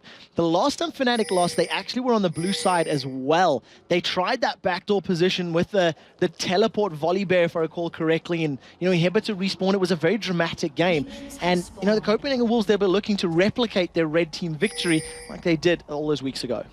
Soaz is going to be the top lane. He's going to be in a 2v1 situation, it seems. Peke is going to help him out on their Wolves. So it's going to be Soaz going 2v1. He's going to be up against the Tess and Deficio, which will be Zyra and Varus, and that's actually a pretty tough combo for him early on. And talking about that as well, he's decided to go for a red pot start as well. So you've got Yellowstar that's got 6 potions and that Fortitude Elixir. So if they land a good Zenith Blade stun combo from N-rated, he might drink that and then try pick up some kills. Alternatively, that's just going to be a get out of jail free card. Give me an extra bit of HP, allow me to, you know, flash to safety and then get invisible. And more importantly, he was about to shove the lane then and realize this moment, the moment he saw the test comes around the corner, and you probably feel his heart sinking. He's like, oh, yo. I've been in 2v1 too many times. And we saw his, the fact that he was so put off by their 2v1s in week 9, he was not happy about the performance that they had against the SK Gaming. No, Soaz was actually very outspoken on his own Facebook page. He gets caught out by the roots. He's also taken teleport this game. We need to remember flash teleport to help counter the globals. But we do see that, you know, he doesn't like his 2v1s. He's got a champion that is a little bit more effective at it. But it does look like he's gone very early with that Fortitude Elixir. Yeah, using that Fortitude Elixir very early on. Want to try and get as much CS down as he can. Try and bully that lane. Try and keep himself up there and keep himself relevant, I think it was. Yellowstar and Rated, meanwhile, down in this bottom lane. Obviously, Yellowstar, he's with Red Pot himself there against the Godbro. Godbro's shield will be helping him out in this situation, and he's going to be happy to just sit on his turret. Yeah, he needs to wait for a good couple of waves to, you know, get up towards him. At the moment, we see Soaz actually shoving his lane. He's using those missiles of his to attack at long range. It does have area of effect splash damage, and that's obviously, you know, allowing his wave to push out against him. That's actually going to hinder him a little bit more if he continues to do that. We do see a little bit of a cameo appearance in lane from Svenskeren just to apply some damage and actually counter push it for Godbro. I didn't see him dancing. Wasn't that much? I thought he was going to shuffle on from the side. Didn't really cameo as much as I'd be impressed. You know, these Danes, they didn't quite got the dancing moves down. But nevertheless, it is going to be Fnatic pushing on towards his bottom turret. He's going to put some damage down on there. N-rated, looking to see if he maybe needs to lock up. And Godbro there. You know, we've seen some very early dives as well from Leonas in this bottom lane, so keep our eyes on that one. Peke, meanwhile, he goes a little bit aggressive on towards Bjergsen, does manage to land the charm and just gets out of the way of the yellow guard, one step closer to the edge, and he's about to break, and he does get caught. So well played there by Bjergsen to manage to close the distance. The fact that he has those tier 1 boots allowed him to get in there, in the end landing the damage.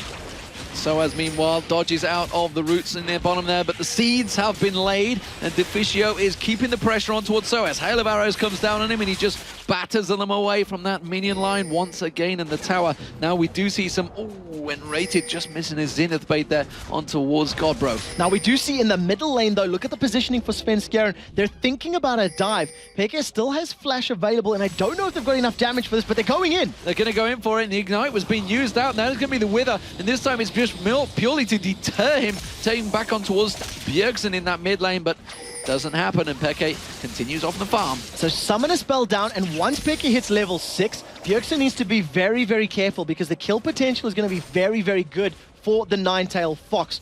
And we've seen Peke land a good couple of charms already, so Bjergsen's going to need to be on his toes to make sure he dodges those and dance around them like Tango Twisted Fate can. Can you imagine the horribleness of this as the Shadow Dash comes out from Godbro? He's up against N-rated, who's sitting in the bushes the whole time, and he's up against Yellowstar. He keeps stealthing up. He's going to be like, well, I don't know. I think there's 2 here still. I'm not sure. I don't know. He's just going to be reporting back to his team and saying, I have no idea whether they're missing or not. It's actually great that you say that because we've spoken to the Wolves a lot, and Godbro is one of the quietest members of the team. They need to tell him, stand united me, which is a great way to play it. But if they go missing for any prolonged period of time, it just leaves that little bit of, you know, that shadow of doubt in your mind. Cyanide is moving up to this top lane to try and help either fend off a dive or just leech up some XP. I think he's just going to keep him away, but Shadow Dash on towards N-Rated. He's going to take 2-3 tower hits there, and that is absolutely going to force him away. Very well played by Godbro. He has fell behind a little bit by Soaz in terms of CS, but really holding on very nicely. Now, N-Rated, he does drink that potion. He's still got the biscuit available if he wants to use that as well. It's going to leave him in lane, and what it just does is it discourages any more tower dives and a very early teleport from Soaz. He doesn't want to miss out on any CS. The wave is up against his tower, and he just wants to get as many of these last hits as possible. He evolves his Void Spikes out there, so now up to level 6. He actually missed a CS while evolving it, but he doesn't matter. That's going to keep him, help him clear out those waves. And actually, this is kind of a slow push here, but we do see them diving in. Again, the Shadow Dash. This time, the Zenith Blade catches on towards him, as does the Poison. He does expunge it and forces Godpro away. I'm actually going to put money on the table and think that N-Rated took those tower hits intentionally, because it made me think that they might back away and go regenerate and come back into lane. And you could see, because Godbro couldn't see his opponents, he didn't know that Yellowstar was stealthed up. He didn't know Leona was still in the bush, and he took a bit of damage, but good reaction time put him to safety. But look at this. Look how aggressive Soaz has now been. The fact that he's now evolved those wings, the Void Spikes, he's just like, well, I'm quite happy to actually push forward, because I know if I get caught, I can slow them down, I can walk away from this one, or jump away from this one, and he can manage to avoid all that danger. And he's got the ability to stealth up as well. Right now, he has the level advantage, which means there's no Chain of Corruption and no Grasping Roots that's going to throw him up in the air, the Strangle Thorns.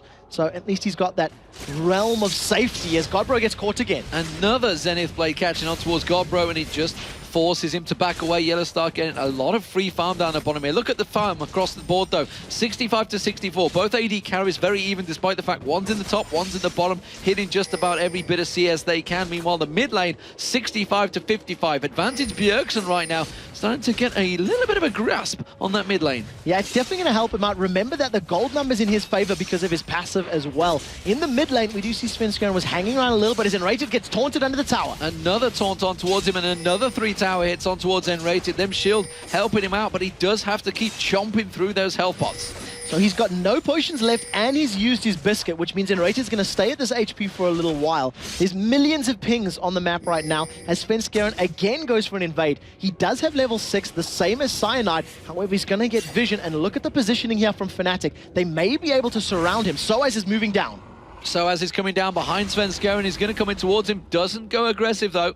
And the Wither coming straight out from Svenskeren. Just like, no, I'm not going to be falling for this one. So they're going to use that little plant tower as some vision and allow them to know when and where Soaz is moving around. Cynide's going to be aware that he's standing in a ward, and Svenskeren is still sitting in range. He does have Ghost with his Nasa, so if he wants to get anywhere quickly, he can jump in there, and you can see he's immediately coming back. Fnatic do not have vision of this, so they won't be aware that the dog is hiding in the bush. I also saw Deficio's hit points get chunked down, but Peke catches the charm on towards Bjergsen, goes aggressive here, and Bjergsen still backs away there. Spirit Fire being used up, but this time the blue was picked up by Cyanide. Yeah, he manages to secure his buff, but what it does mean is been denied from Peke. So, well played by Svenskeren. He didn't steal the buff away, but he's denied it from the opponent that means the most to, and that is what counts. So meanwhile, Soaz, he's now got that tier, and he is stacking it up nicely. The fact that he's actually pushed effectively the Wolves out of that lane. We see the Tess and Deficio. They are now heading down to the bottom. They want to put Godbro back 1v1 against Soaz, because Soaz is starting to just pull way ahead in farm. I'm interested to see how this works out, because now Godbro's going up there with that Giant's Belt and the cloth armor, so he's going to survive relatively well, but I imagine in the straight-up damage, Soaz should be able to poke him down. He has enough damage to get through the feint. What we do see, the build that's coming out of Bjergsen is the same as earlier today. He's going to get that Twin Shadows and the Sorcerer Shoes very early on and play a very gank-heavy Twisted Fate. They thought about trying to get him for the blue, but Bjergsen now, with Twisted Fate, does have that. We haven't seen him roaming around to a great deal. Obviously, we saw him with a different build early on in the day. Very different from what we saw other Twisted Fates building. He was all about the speed, power, and aggression. As it stands right now, he's got that Cage's Lucky pick in there, along with potentially Merc Treads. Yes, I think, no, that'll be for the Twin Shadows. For the cages, yes, and the Null Magic will be for that. So he'll be getting the Sorcerer Shoes, exactly the same as when they play Dragonborns, and just get the 6% movement speed really, really early on. What I find quite interesting about the AD carries is that Yellowstar is going for a Bloodthirster over the likes of a Blade of the Ruined King. when you're coming up against a Nasus and a Shen, you know they're going to stack HP. You know that when Svenskeren throws on his ultimate, he's going to get HP. So that Blade would actually be quite effective. But for the time being, it looks like he wants that BT. And Rated caught out by a number of plants there. The grasping roots from Deficio keeping him pinned down, but Yellowstar is happy to continue farming. Very close between these two in farm right now. Yeah, it is sitting relatively even. I'd like to see how the engagements go, though. In the top lane, we can see that Svenskeren was moving towards that lane. As you can see, the HP bar on Godbro on the side of your screen is very low. He's been pressured hard by Soaz. At the moment, Cyanide has Paranoia available. Look for a Solar Flare from Enrated's Leona. He is not afraid to open up with that ultimate, allow Nocturne to dive in, and then follow it up with that Zenith Blade. Well, they did ping on towards Soaz. Remember, at any moment, Bjergsen could just run off up there. Instead, he's going to put the wild card. He's going aggressive on towards Peke. Peke, though, turns it back around, pops his ultimate down. It's going to be very close. Who can get the last hit? It will be Peke with first blood.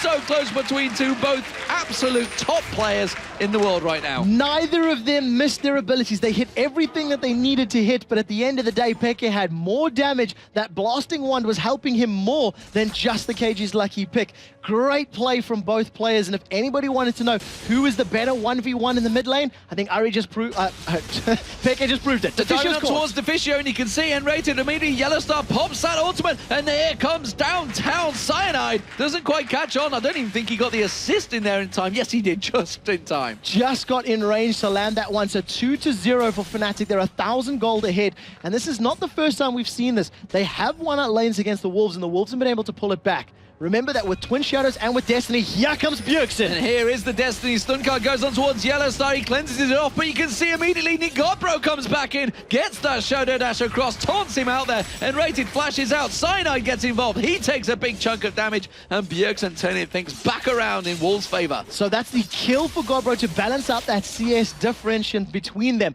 Svenskeren's in position to defend the top lane tower as well, and he's moved up there. The Wolves have a numbers advantage in Dragon, but they've decided not to go for it because Bjergsen's Svenskeren's smite is not there. Yeah, it means just holding off that top lane. And now Peke, Bjergsen still very much aware of what just happened. Doesn't want to go strike toe for toe with Peke right now. He has got another item stacked up on towards him, and Peke keeps the poke on towards Bjergsen the moment he comes back in lane. Yeah, continually landing auto attack after auto attack. Notice Bjergsen does not have blue buff either, so he is out of mana. He's not going to be able to throw those wild cards out just yet, and he's going to need to prep himself getting off that pick a card for some more mana. Right now, Peke has the advantage in the lane because he can spam his abilities without losing anything. Yeah, you can see it's keep going out there. He's going to have to use those mana cards instead to try and regain some of it, which is exactly what he's doing. Charm does land. Peke puts another burst down on towards him. Mana card comes back out from Bjergsen, and he tries to sustain and hold onto that mid lane. As it stands, 500 gold between the two teams. It's just a 1 kill difference right now between Fnatic and Copenhagen Wolves. And it was a great reply kill from the Wolves in that bottom lane. They used a lot to pick it up, but it did secure it. Now they're looking to put more pressure in the mid lane. Svenskeren's coming in from behind Peke. It does have his ultimate though, so he should be able to dash to safety. You saw the sheer panic from Peke as the charm flew off in the opposite direction. It looks like he's going to get caught out there. The ultimate will be enough to dash him away, and Yellowstar was there, and now he's looking to try and take something from this one, saying, you come at me, bro, I'm in the bush. So he managed to sneak away. Well played by Peke to get to safety, but even better from Svenskeren and Bjergsen to force that ultimate. Peke having to play a little bit more defensive now, since he's going to be in a little bit more trouble. He's hanging around this mid lane, thinking about staying in lane, but he may decide to back off and just pick up that blue buff safely. Yeah, Yellowstar just clearing up those wraiths. Still actually left the big wraith there. Didn't take the big wraith down. Instead, he's just going to go back to the bottom wave because he realizes there's going to be a lot more gold, and he doesn't want Enrated to take it. That may have been a call from Nocturne, from Cyanide, saying, look, I want that or I need that, so please leave it for me. So we'll see if he does decide to swing back and pick that one back up. But nevertheless, Yellowstar's made it back into lane, sending 124 CS to the 127 in the top lane. Soaz and Godbro, they're bashing heads. They're going back at it, and there's going to be an advantage for Soaz here because he's managed to separate Godbro from those minions, but he does take a big hit from all those mages at the back line. And Godbro ends up equal. Those Void Spikes, of course, giving him a big health spike there. So even with that chain vest, the cloth armor, as well as the Giant's belt, Godbro is losing on all those trades. We do see Soaz picking up quite an early Manamune. You do tend to see the tier getting fully stacked before it gets upgraded and going for either some armor pen or some lifesteal. But obviously Soaz, he's thought about this composition. He handled the 1v2 perfectly, and now he's handling the 1v1 even better with that 30, almost 40 CS advantage. He's beaten down that turret as well. There's a lot of damage on towards it. He's continuing to keep the pressure on and just effectively prevent Godbro from farming out as much as he can. He has that advantage, and now Peke goes aggressive, but Bjergsen turns it back around, gets that stun guard down on him, and he's going to try and force it, but here comes Cyanide from downtown once again, tries to give him away, and in comes Svenskeren. There goes the ultimate. He's going to catch on towards Cyanide. Peke goes back in. He gets caught out. Svenskeren gets him down, but Soaz comes back in towards it. Teleport down. Bjergsen, though, just holds him off. The stun guard's enough. Has to use the ultimate. Turns it back around towards Godbro, and it's a double kill for Svenskeren. What a great play. The globals were up and available. They started that particular playoff. Fnatic felt that paranoia was going to be enough, but they didn't take into account that Shen was going to be there as well as Nasus. So they end up, taking two. They lose nothing, but the bottom lane tower did go down, and Copenhagen Wolves may be able to pick up this mid tower. They may well be able to. There's going to be a lot of hits coming on there, and of course Svenskeren with that Nasus, that Q will be doing a lot more damage than you'd normally have from a standard jungler, and they do take down the mid turret. So bottom turret down for Fnatic. They managed to got that one down while it was all happening, but the mid turret, the all-important mid turret, has been taken by the Wolves. So they've evened it up 1-1. There is 0 goal difference between these two teams. They are 100% even right now. Yellowstar and Enrated are trying to be sneaky like only Twitch can, and they've caught them. They've managed to come across, and that's going to be the test, getting locked down. The Zyra ultimate will be down, but it doesn't come quick enough, and now Svenskeren, he's going to chase this one off, but there's no ultimates to help him out. Flash and barrier was used by the Tess. He didn't even get his ultimate off in that particular engagement, and he just got destroyed by that combo of Fnatic. Because they picked up that kill, it means they now have the positional advantage on Dragon, and this is going to be an uncontested Dragon for Fnatic against the Wolves. But Godbro, he's hanging around this mid lane. The rest of Fnatic are close by, though. Will they have enough to take down Peke? Will they pursue it? They does take a chunk of damage down, but the Wolves now, Soaz thought about getting in there. Stun card was ready and waiting from Bjergsen, but everybody backs away. So Peke ate a lot of wild cards there, and he actually missed his charm as well as that Orb of Deception. And it's the first time we're really seeing him miss a number of abilities. It happened in the previous fight as well. So you just got to imagine the pressure that's now on these guys, especially with a champion like Ari, whose damage and CC comes from those skill shots. Soaz does not have boots. So remember, when he gets withered, he is going to go nowhere at all. Yeah, he has got that brutalizer, all damage right now for Soaz.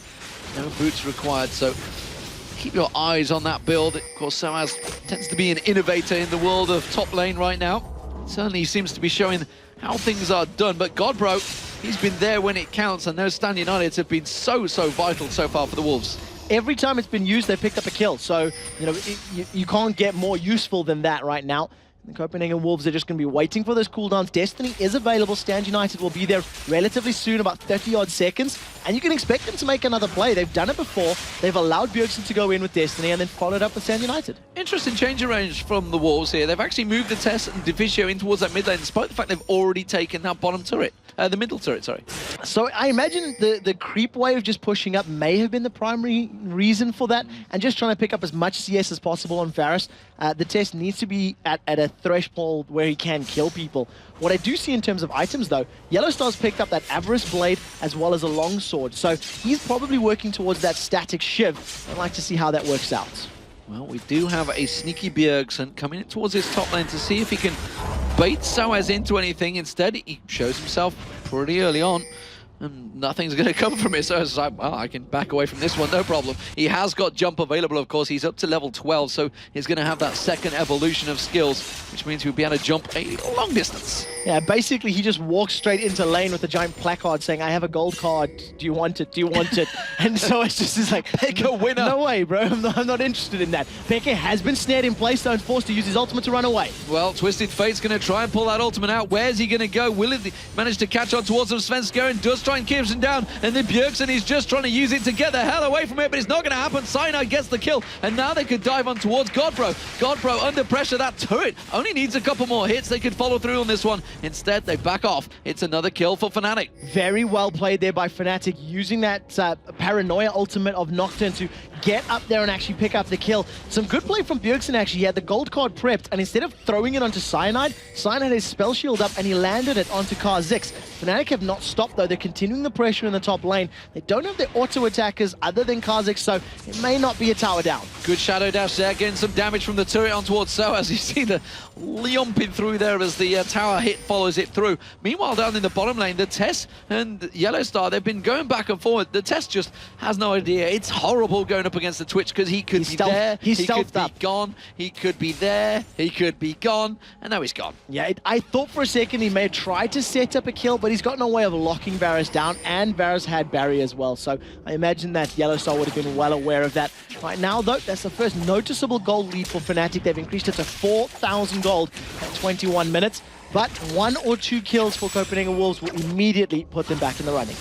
So let's have a look across the team comps and how have they really done in lane. Obviously advantage so far with Yellow Star between the 2 AD carries. Mid lane, I don't know, I mean it's a kill versus 3 assists and 2 deaths, but the junglers is working very well for Svenskeren right now, but the paranoia has helped for Cyanide.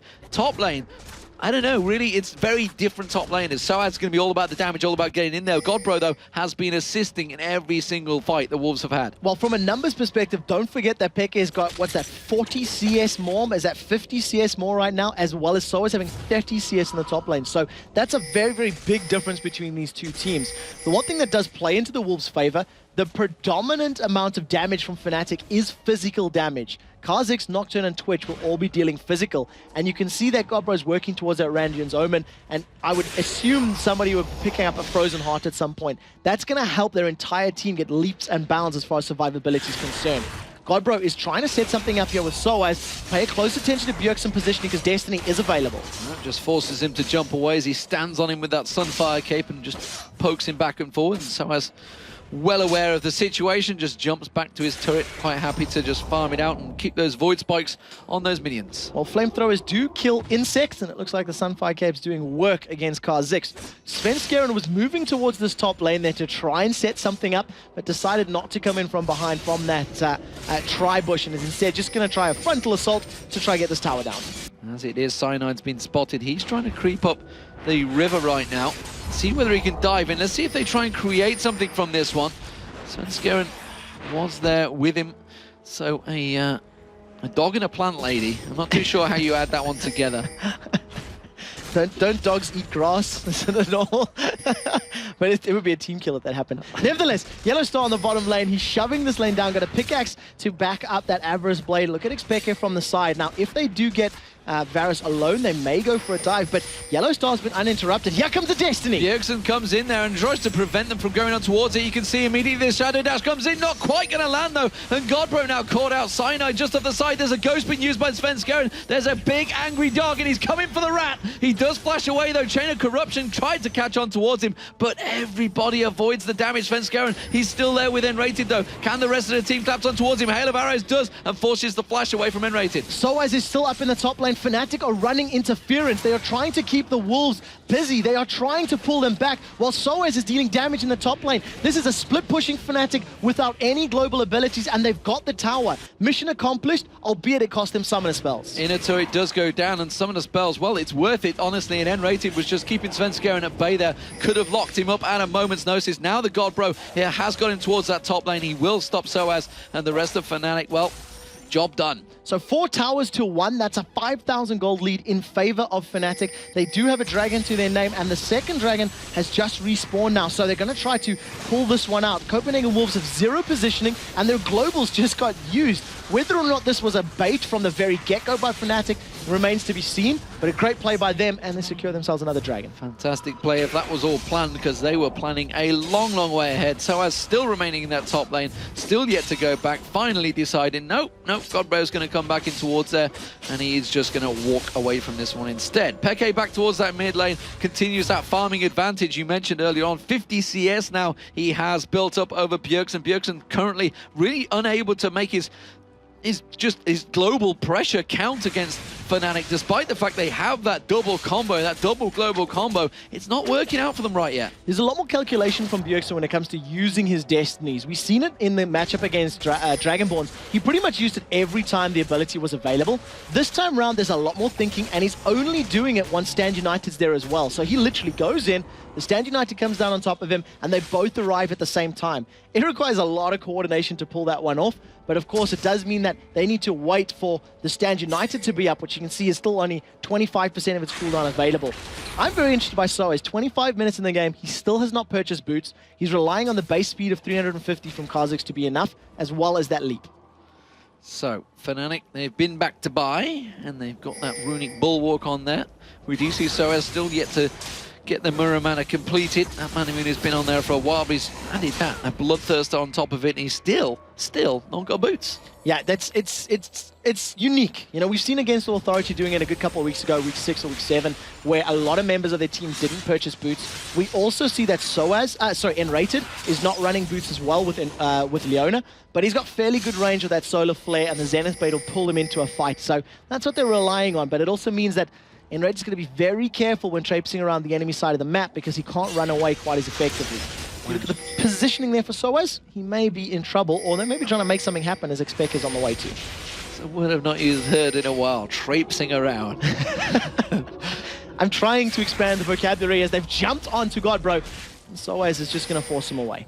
Yeah, he's just going to hold his ground because Peke was close by. In fact, the entire Fnatic team is all stacked up around that top lane. Maybe thinking it's time we could try and force something out. Meanwhile, blue buff's being picked up by Copenhagen Wolves. And Fnatic, they want to cause a fight here.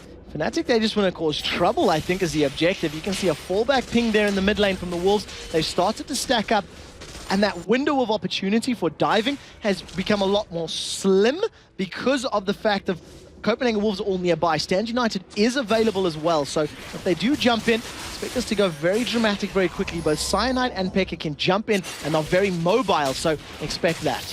Trying to bait them in towards that jungle, but it's not happening. And Yellowstar, he just goes off, and they are starting to farm out. Oh, the charm completely missing from Peke there. Thought that Godbro was going to go a little bit closer, and instead he fires off a shot, completely missing. Yeah, I was anticipating, I think, the pathing to go to the right as opposed to straight through the bush. But of course, it does mean Godbro gets away with his life. Destiny's available, and he's going to land it on Yellowstar. He's going in for the rat, and it's going to be Stand United as well coming in. They're going to try and get the Shadow Dash on towards him. He cancelled it out there because he thought he had the kill. And Bjergsen, well, if he's going to get this one, he's going to have the flash available in a few moments. He does manage to get the stun card, but Paranoia used from Cyanide just to prevent him going in there. And instead, Bjergsen is going to back away. Meanwhile, Svenskeren on Tess, they gather on towards Soaz. They manage to take him down. We do see Bjergsen, he's escaped with his life down the bottom lane. The Grasping Roots comes out, he catches on towards Peke. Shadow Dash straight across there. He's taken down by the Tess. Hit 2 kills by the Tess in that top lane. Well played by the Copenhagen Wolves there. They try to make that play happen. Whether or not Godbro interrupted his own Stand United or it was interrupted remains to be seen, but Ghost is up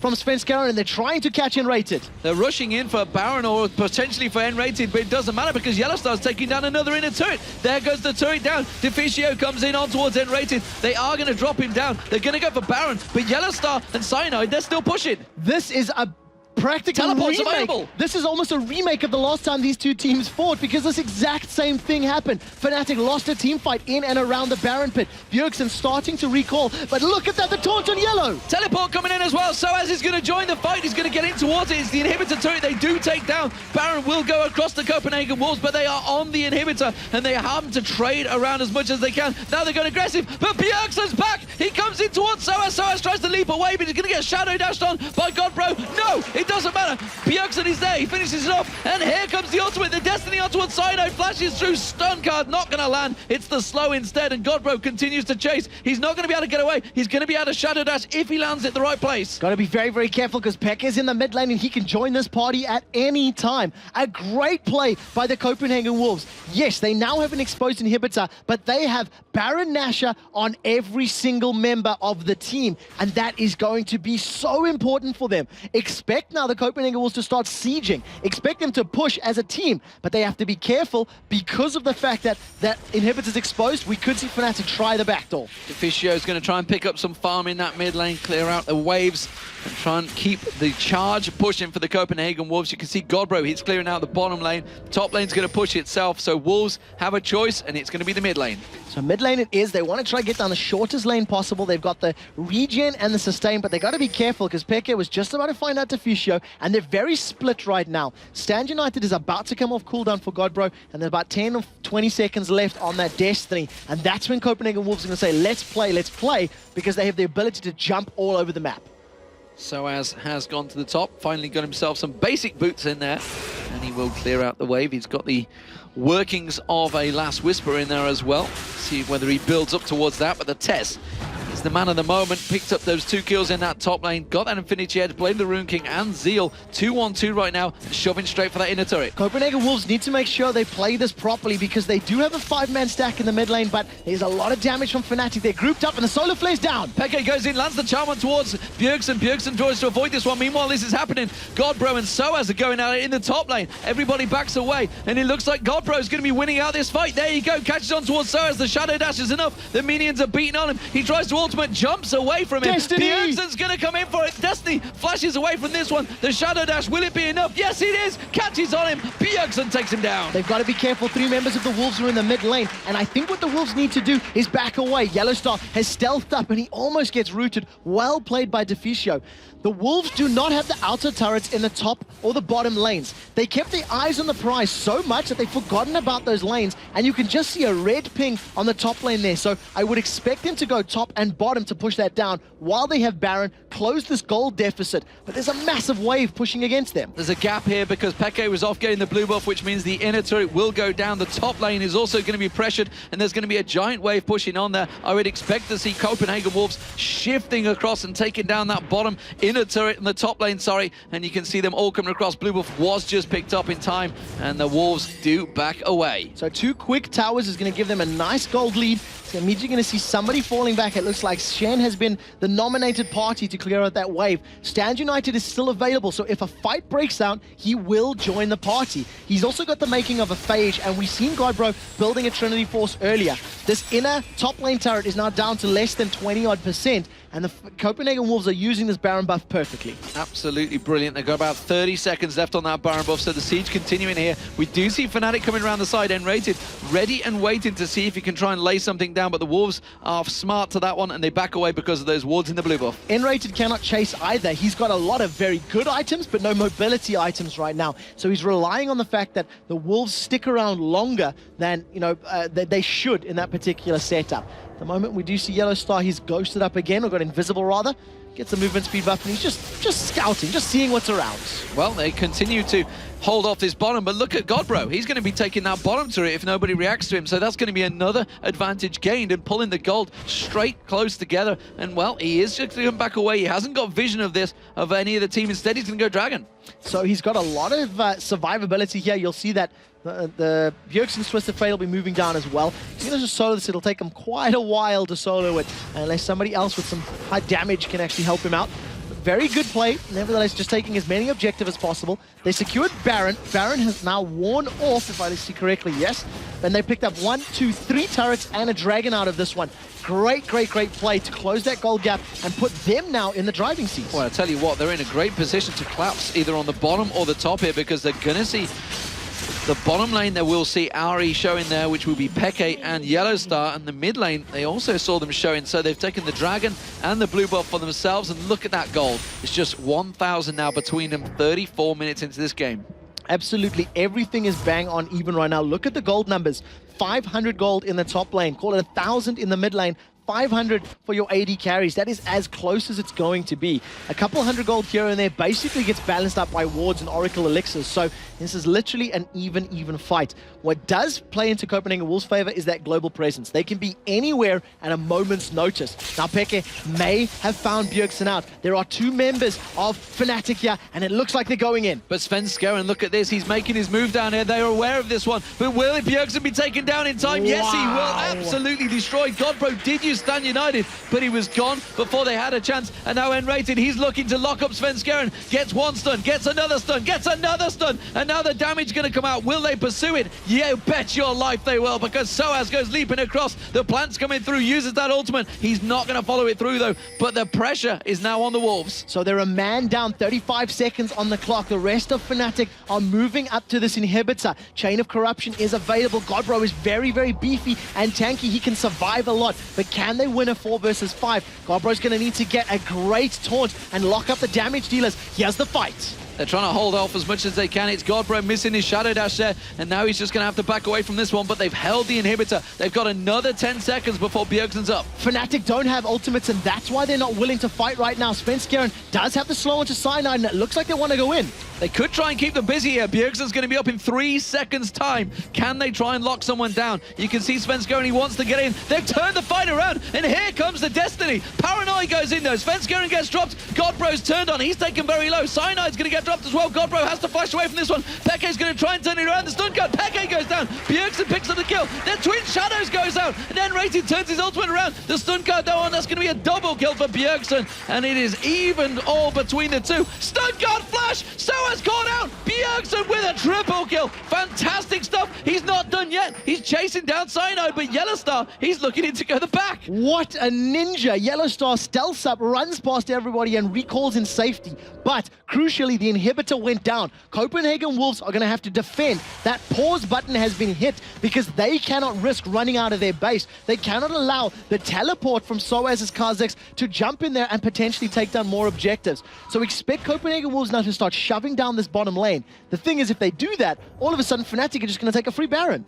So fantastic game so far between these teams, and still it remains at 900 gold between them, and we see Godbro starting off the Baron and the rest of the Wolves all heading that way. No vision whatsoever from Fnatic on that Baron right now, and no presence at all either. They're not even close to it. 10 seconds left before Soaz can respawn. Fnatic may be thinking that it's a possibility because look at the movement. They're trying to get up there. There is some wards down for the Wolves, but they will pick this Baron up before Fnatic can get anywhere near. And if Fnatic continue pressuring, Copenhagen Wolves may be able to find some kills, and it looks like they get the same feeling. Yes, Cyanide! Oh, Cyanide gets caught out. The Wither comes down. The stun card, the leash. He is absolutely screwed right now, and Bjergsen picks up yet another kill. 7-3-3. Can they turn it on? The charm lands on towards Bjergsen. The damage coming out from Yellowstar, but Fnatic have to back away. So the Wolves need to be careful. There are super minions pushing towards that bottom lane. They are still stacked as far as Svenskeren's been caught. Svenskeren's been caught with the Shadow Dash. It's going to be the Destiny coming in as well. N-Rated though, but immediately you see the Varus Chain of Corruption landing across Fnatic. They are absolutely being leathered right now. N-Rated's caught out there. Svenskeren just tanking them up. He goes down as well. Yellowstar was dropped in that fight.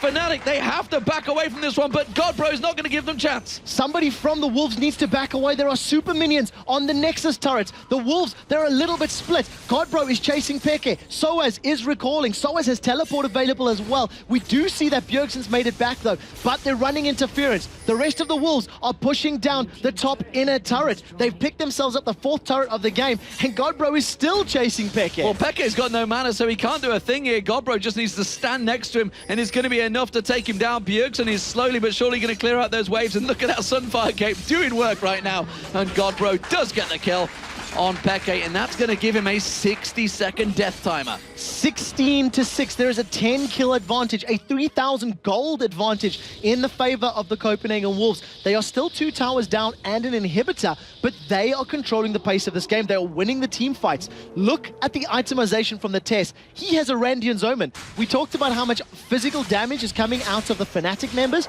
and that is a perfect item to keep himself alive. Even more interestingly, Svenskeren's picked himself up an Iceborne Gauntlet. One thing is for damn sure. Why are people not banning Twisted Fate? The Korean scene have shown this is the way to go, because every time it seems to be the global pressure that not only Twisted Fate, but also Shen alongside him is working wonders. Look at Godbro, 4-0-10. He's been involved in 14 of the 16 kills currently for the Wolves. And again, talking about that, the comfort picks. Godbro's Shen is one of his most played champions. It's one of his go-to champs. You've got Twisted Fate for Bjergsen. You have Varus for the test. So the rest of the players, they're getting, champions that they're used to playing, that they play all the time. So they're in this position of power right now while they have this Baron buff, but they do not have map presence because of those super minions pushing up against them. And of course, the rest of the lane's having an additional 100 HP thanks to that inhib being down. So the Wolves need to be very, very careful with their decision making.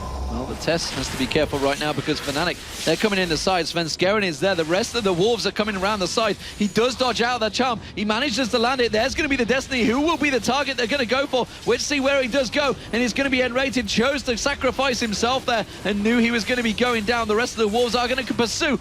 Oh, Peke nearly getting caught out there. Ghosts They're are going to chasing. run away. The Twin Shadows comes out. They're going to catch on towards them, but Fnatic have managed to make it into their base. Will that inhibitor turret be enough to defend them? 5 versus 4. Copenhagen Wolves are very tanky. There's a lot of armor and HP on their side, and this tower is going down so quickly. The Lichbane and the Varus are just tearing it apart. They're going to get an inhibitor of their own, and all of a sudden, this game is just completely blown wide open. 5 versus 4 still. Bjergsen has almost got flash available, so look for a flash gold card. Yellow Star, if he wasn't stealth, he would have been dead instead. He manages to escape with his life, and the Wolves escape after taking down an inhibitor turret. There's a big stack of minions on the top wave, though. I'd love to see how close that's going to be getting to taking down that top lane inhibitor turret. It must be low, and they are going to have to get up and deal with them because there's enough there to take it. There is also a big stack coming along the bottom lane that you can see Bjergsen looks like he wants to deal with. So crucially, the inhibitor has respawned on the bottom lane, and once they clear out those last super minions, it will be the very last few. Soaz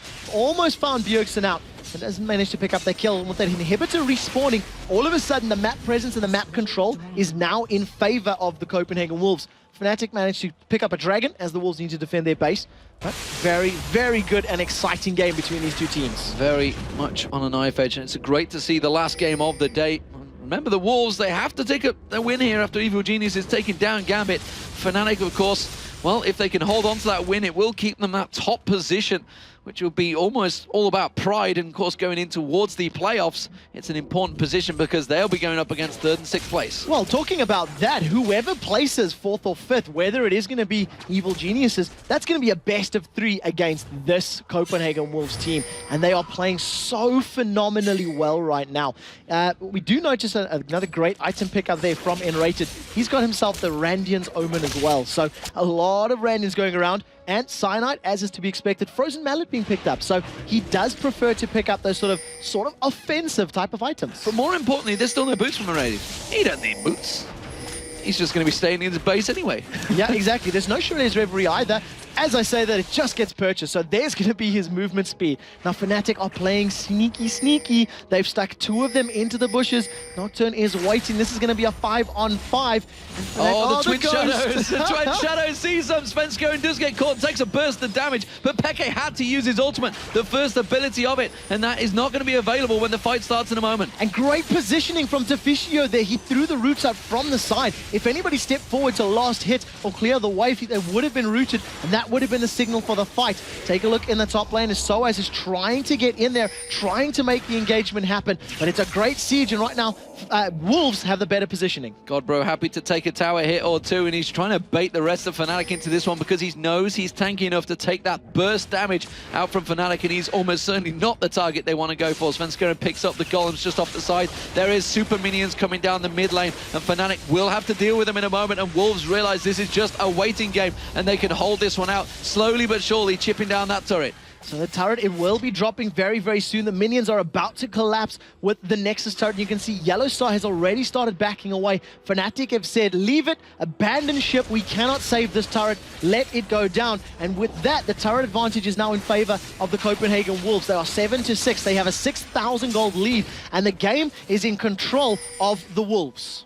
So, pings up the top, Soaz goes up and clears that wave out. He's 0-5-2, by the way, Soaz right now. Who the hell would have expected that when we saw Kha'Zix getting locked in? And I was not expecting Godbro to be 4-0-11. Fantastic performance so far from him, and really, it's a great team performance across the board because Svenskeren, you know, despite the fact they banned his Jarvan away, he has played a fantastic Nasus. Baron's going to be spawning in 2 seconds' time. They are all over it already. They have vision on this one, and Fnatic are going to be close enough to challenge. It will go down very very quickly, but Wolves have peeled off and it looks like they want the fight instead. Bjergsen has that stun card and Lichbane glowing ready. They walking through the Wolves. Can they try and catch on towards it? The blue buff even stolen away there. I think it was the Test that got it with the spear. And those ghostly siblings are about to be off cooldown. They can throw them out, and it does look like they've caught Peke. Sonya's Hourglass used, but the Zyra ultimate comes out from Deficio, and they bounce Peke in the air. He tries to dash away, but it's not going to happen. Svenskeren catches him down, and Rated dives in. Sacrificial lamb is all he is, though. And now Soaz, they trying to get on towards Deficio. So a single support player goes down, then the top laner drops. There's the Twin Shadows landing, and Bjergsen with the stun card. Cyanide goes down. It's a triple kill for the Tess, and it's looking like the game. Also, for Copenhagen Wolves, the cleanse comes out from Bjergsen, but they don't give a monkeys because they go straight for the Nexus turrets. It's going to be the Copenhagen Wolves taking down Fnatic. It is back and forward on the top lane, but it is the Copenhagen Wolves having a fantastic day. 3 games in 1 day, no problem. They go 3-0. Can the Copenhagen Wolves go 5-0? Can they dethrone Evil Geniuses in the top 4 and be the only bottom 4 team to move up to the upper echelons of the top 4? A great game out of them. Coordination, team play. It was fantastic. I have to talk about Godbro's Randy and Zoman. He caught 4 Fnatic members in that last fight. He shrunk their movement speed, and a very good performance. What an absolute fairy tale it is for the team that started off the season 0-9. Everyone was thinking, will the Wolves even win a game this season? And here we see once again, they pull off a fantastic victory against Fnatic. We're going to go towards the analysis desk. It's going to be Joe Miller and Jason Kaplan to take us through that thriller. Absolutely brilliant game there coming out of the Copenhagen Wolves and Fnatic. And again, the Wolves coming out on top. And it looks like a regular day at the office for them almost, you know. They were just so amazing. It was overall, it was just a great way to end the day. I 100% agree with everything you just said, Joe. That was just fantastic. Even with the beginning of the game, I mean, it was just constant battling. We saw Xpeke 1v1 Bjergsen right in the beginning, and it was so close, coming down to just the cast animation of the wildcards out of Twisted Fate as Xpeke did that. But that was like you fool Bjergsen once, you know, shame on him, but it never happens twice. It never gets that 3rd time at all, because every time after that, he would dodge the charm and would dodge the Orb of Deception and just punish Xpeke every single time. Yeah, again, Bjergsen, you can't talk about how much of an impact this guy had on this team. It has been so incredible. As Demon mentioned there at the end, it's a bit of a fairy tale story. 0 for 9 they started out. And let me just bring that up there, lollysports.com. They are now 12 for 14. After being 0 for 9. Who would have thought that? That is such an incredible record, an incredible position for them to be in. They're still within grasping reach of Evil Geniuses. And if I'm not mistaken, they actually took 5th place back by surpassing Against All Authority. Yeah, they already did that before this game. Before. Okay. Yeah, but I mean, they're now 12 for 14. Evil Geniuses 13 for 13. So it's super close in that 4th and 5th. Of course, 4th and 5th will play each other anyway so in the it doesn't playoffs. Matter so in the end, they're going to fight for that 4th and 5th. But I would imagine that 4th gets first ban and first pick in the first game. At least I'm just speculating that. I'm sure the admins will correct me if I'm wrong later on that one. But let's dive into our replays. We've got 2 for you today, starting with that awesome turnaround at bottom. Fnatic were pressuring in on towards the inhibitor. Twisted Fate had already died. They waited for the respawn, and then they charged in. So this is when Twisted Fate, or when Bjergsen died the bot lane to the gank that happened from Yellowstar and from Xpeke. They just blew him up instantly. And of course, Fnatic, they just want to push, get the inhibitor. So it's 5-9. We're at 35 minutes in. And I just want to show you, if you can put the replay on your screen, just how crucial this fight was, because we couldn't hear it from here, but I know something like in their headsets just switched on as Bjergsen probably yelling some profanities in Danish about to go in. But you see them, they're trying to hold on to this inhibitor as much as possible. And then in a couple of seconds, you just see them start to engage. It's just, previously they were just sitting around just trying to hold on to it, but now they're like, we should go for this, because Bjergsen's yelling, go, I'm up in a couple of seconds. And when that happens, he just ults into the back line. You see Svenskeren, he finally was able to catch N-rated here. He gets blown up, but in the end, it doesn't matter, because you see, with Bjergsen in the backside, with the damage he has, with the damage the Tess has, they're able to get N-rated very low. And the real key thing is, look at that Zyra ultimate out of Deficio. You knock up Yellowstar, Soaz, and Xpeke, keeping them out of the fight, allowing the backline of the Wolves to really do what they're supposed to. And Xpeke gets punished for overextending a little bit right here, as you see Bjergsen turns around, lands the stun card onto him, and it's just over. He is gone. Look at Tess's ulti there as well, by the way. Yes. He caught all of them in it, and the hail of arrows landed perfectly right on top of them. This is where they chase in with a Twisted Fate. Yeah, we don't need to watch the rest of that because it's like the next 45 seconds of just kill after kill after chasing kill and chasing and chasing. Yeah, you got a triple kill at the end But that of right there, like we were watching, I'm just sitting there telling you, Joe, they're gonna engage right after this. It's gonna happen, and it did. I mean, it was so easy to read, but it just worked out so well for the Wolves. Yeah, and you have to give credit not only to Bjergsen, Svenska, and even who was really pushing in there, but that Zyra ultimate really stopping the three guys who could have done the most damage to them in that point. They knocked them all up. You pointed them out while they're all up in the air. Then the Tessa's ultimate, followed by that hail of arrows, was just sublime for that one as well. We got a second replay. We're going to treat you for this one. And this is the final fight of the game. This is where the Wolves were around the Baron. Fnatic tried to come in and stop it. And I think this comes down to just one little thing of hitting Azonias. Expect to hit it because he thought he was going to get engaged upon, but because that was down, the Wolves were like, we could probably take this. Let's get the replay on your screen, and let's watch it a little bit slowly because it happened very quickly, and because of that fight, it ended up just being the game for the Wolves. So they took away the blue. The Test did get a nice snipe away from it with his Q, and then you see right here, a nice grassroots comes out of Deficio. It locks down Xpeke, and he thinks, like, they're going to go in on me. I have to do something about this. Pops his Zonias.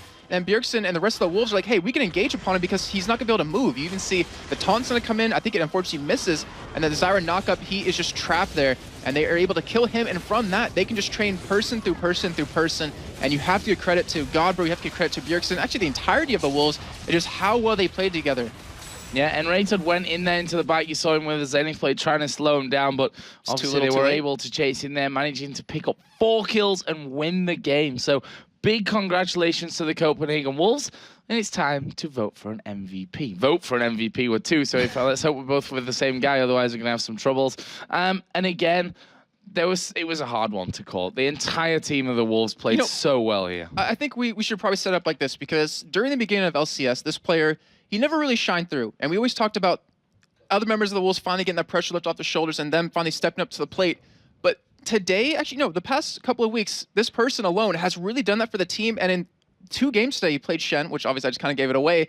He was unkilled, if I'm not mistaken, or just had 1 death in both of those games. But every ultimate Godbro put out, you saw was so perfect. You saw Bjergsen, he would ult into the enemy team, and that Shen ulti would fall in right behind that, picking up the taunts. It was so well played by Godbro. Yeah, really amazing game. But I have to give like a team MVP over towards the Copenhagen Wolves, because honestly, they were so good today in the games that we saw. Very impressive after those 2 weeks off. So that's it from us here today on the analysis desk. Thank you very much, Jason, as per usual. And we're going to go over to the main stage where Shox is waiting with the Tess. Thank you very much. I'm here with the Tess playing Varus.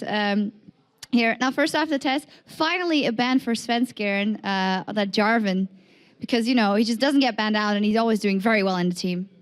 Yeah, I mean, we get that Jarvan quite a lot, more than we thought we would. And I think Svenskeren should get a lot of credit for most of our matches because he's really improved as a player. He really adds pressure, especially with Jarvan. And teams know that now, so...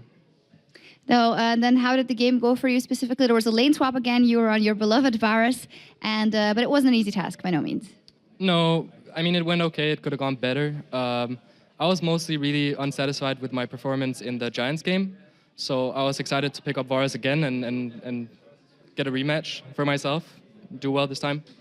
All right. About your improvement, maybe specifically throughout the season, what do you think you have improved? And also your synergy with Deficio, how has the bot lane in general also improved for you? I mean, with Deficio, it's just a lot of small things, like small things we can do for each other when we play.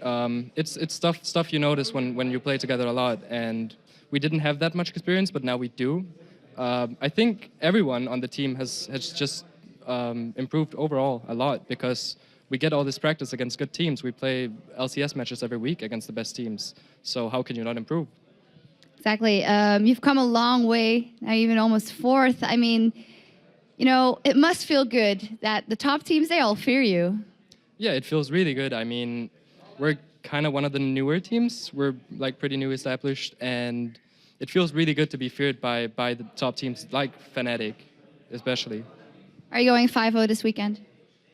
I hope so, but I mean, we're going up against EG, who are looking strong, and Gambit, who are looking very strong as well, as always, so it's going to be hard. Thank you very much, Tess. Okay, time to go over to our commentators one last time to get a breakdown of the day.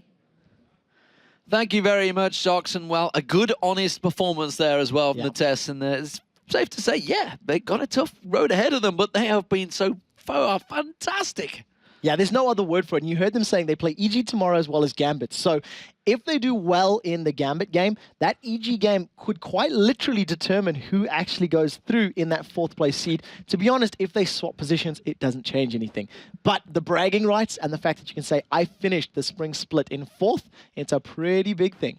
So let's have a look at the matches so far as they were today, because today has been a pretty big, long day again. 6 matches were had, and starting off the day was the Copenhagen Wolves. Of course, they went 3-0 throughout the day, but they started off with that victory over the Dragonborns in a pretty one-sided performance. Then next up, it was SK Gaming. They took down Against All Authority in another one-sided victory for them. SK Gaming looking very good for 3rd place right now, and it's all but secured. Gambit, meanwhile, they took down the Dragonborns as well in another one-sided match. Fairly stomp. In the 4th game of the day, the Copenhagen Wolves once again earning their 2nd victory, and they managed to take down the Ozone Giants before the dramatic game between EG and Gambit with a unique composition from Gambit. You know, we had a brief word with Constantine. He was saying, look, we know we're 1st, 2nd. We tried a composition. We wanted to see how it works against some of the best in Europe. And finally, another 1-hour epic between the Copenhagen Wolves and Fnatic to round out the day. So that was the the results, sorry, but let's have a look at the standings. That's what we want to see. That's what we want to see. We want to see where the hell they are. And look at that. Would you believe it? Gambit are back top again, because Fnatic have made a loss there,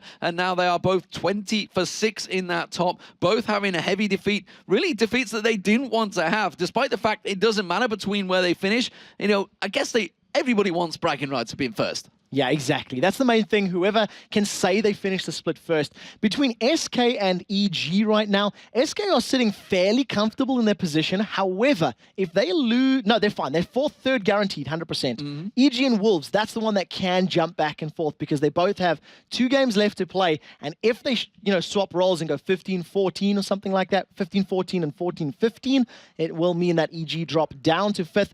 Against All Authority, they're sitting relatively safe and comfortable there in that 6th position as well.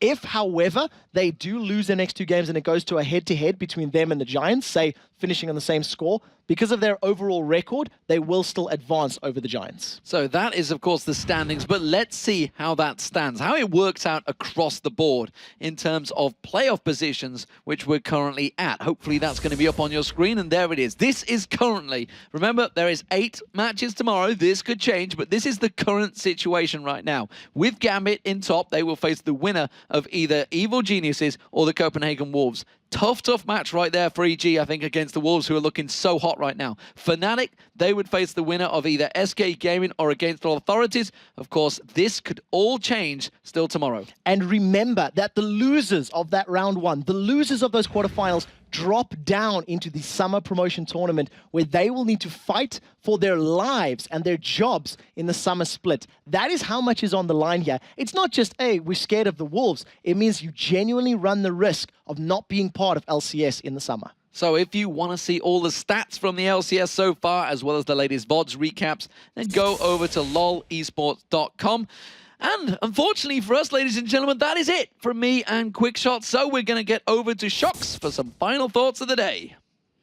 Thank you very much, Demon. Of course, so many things for you to remember from today again. SK securing their 3rd spot.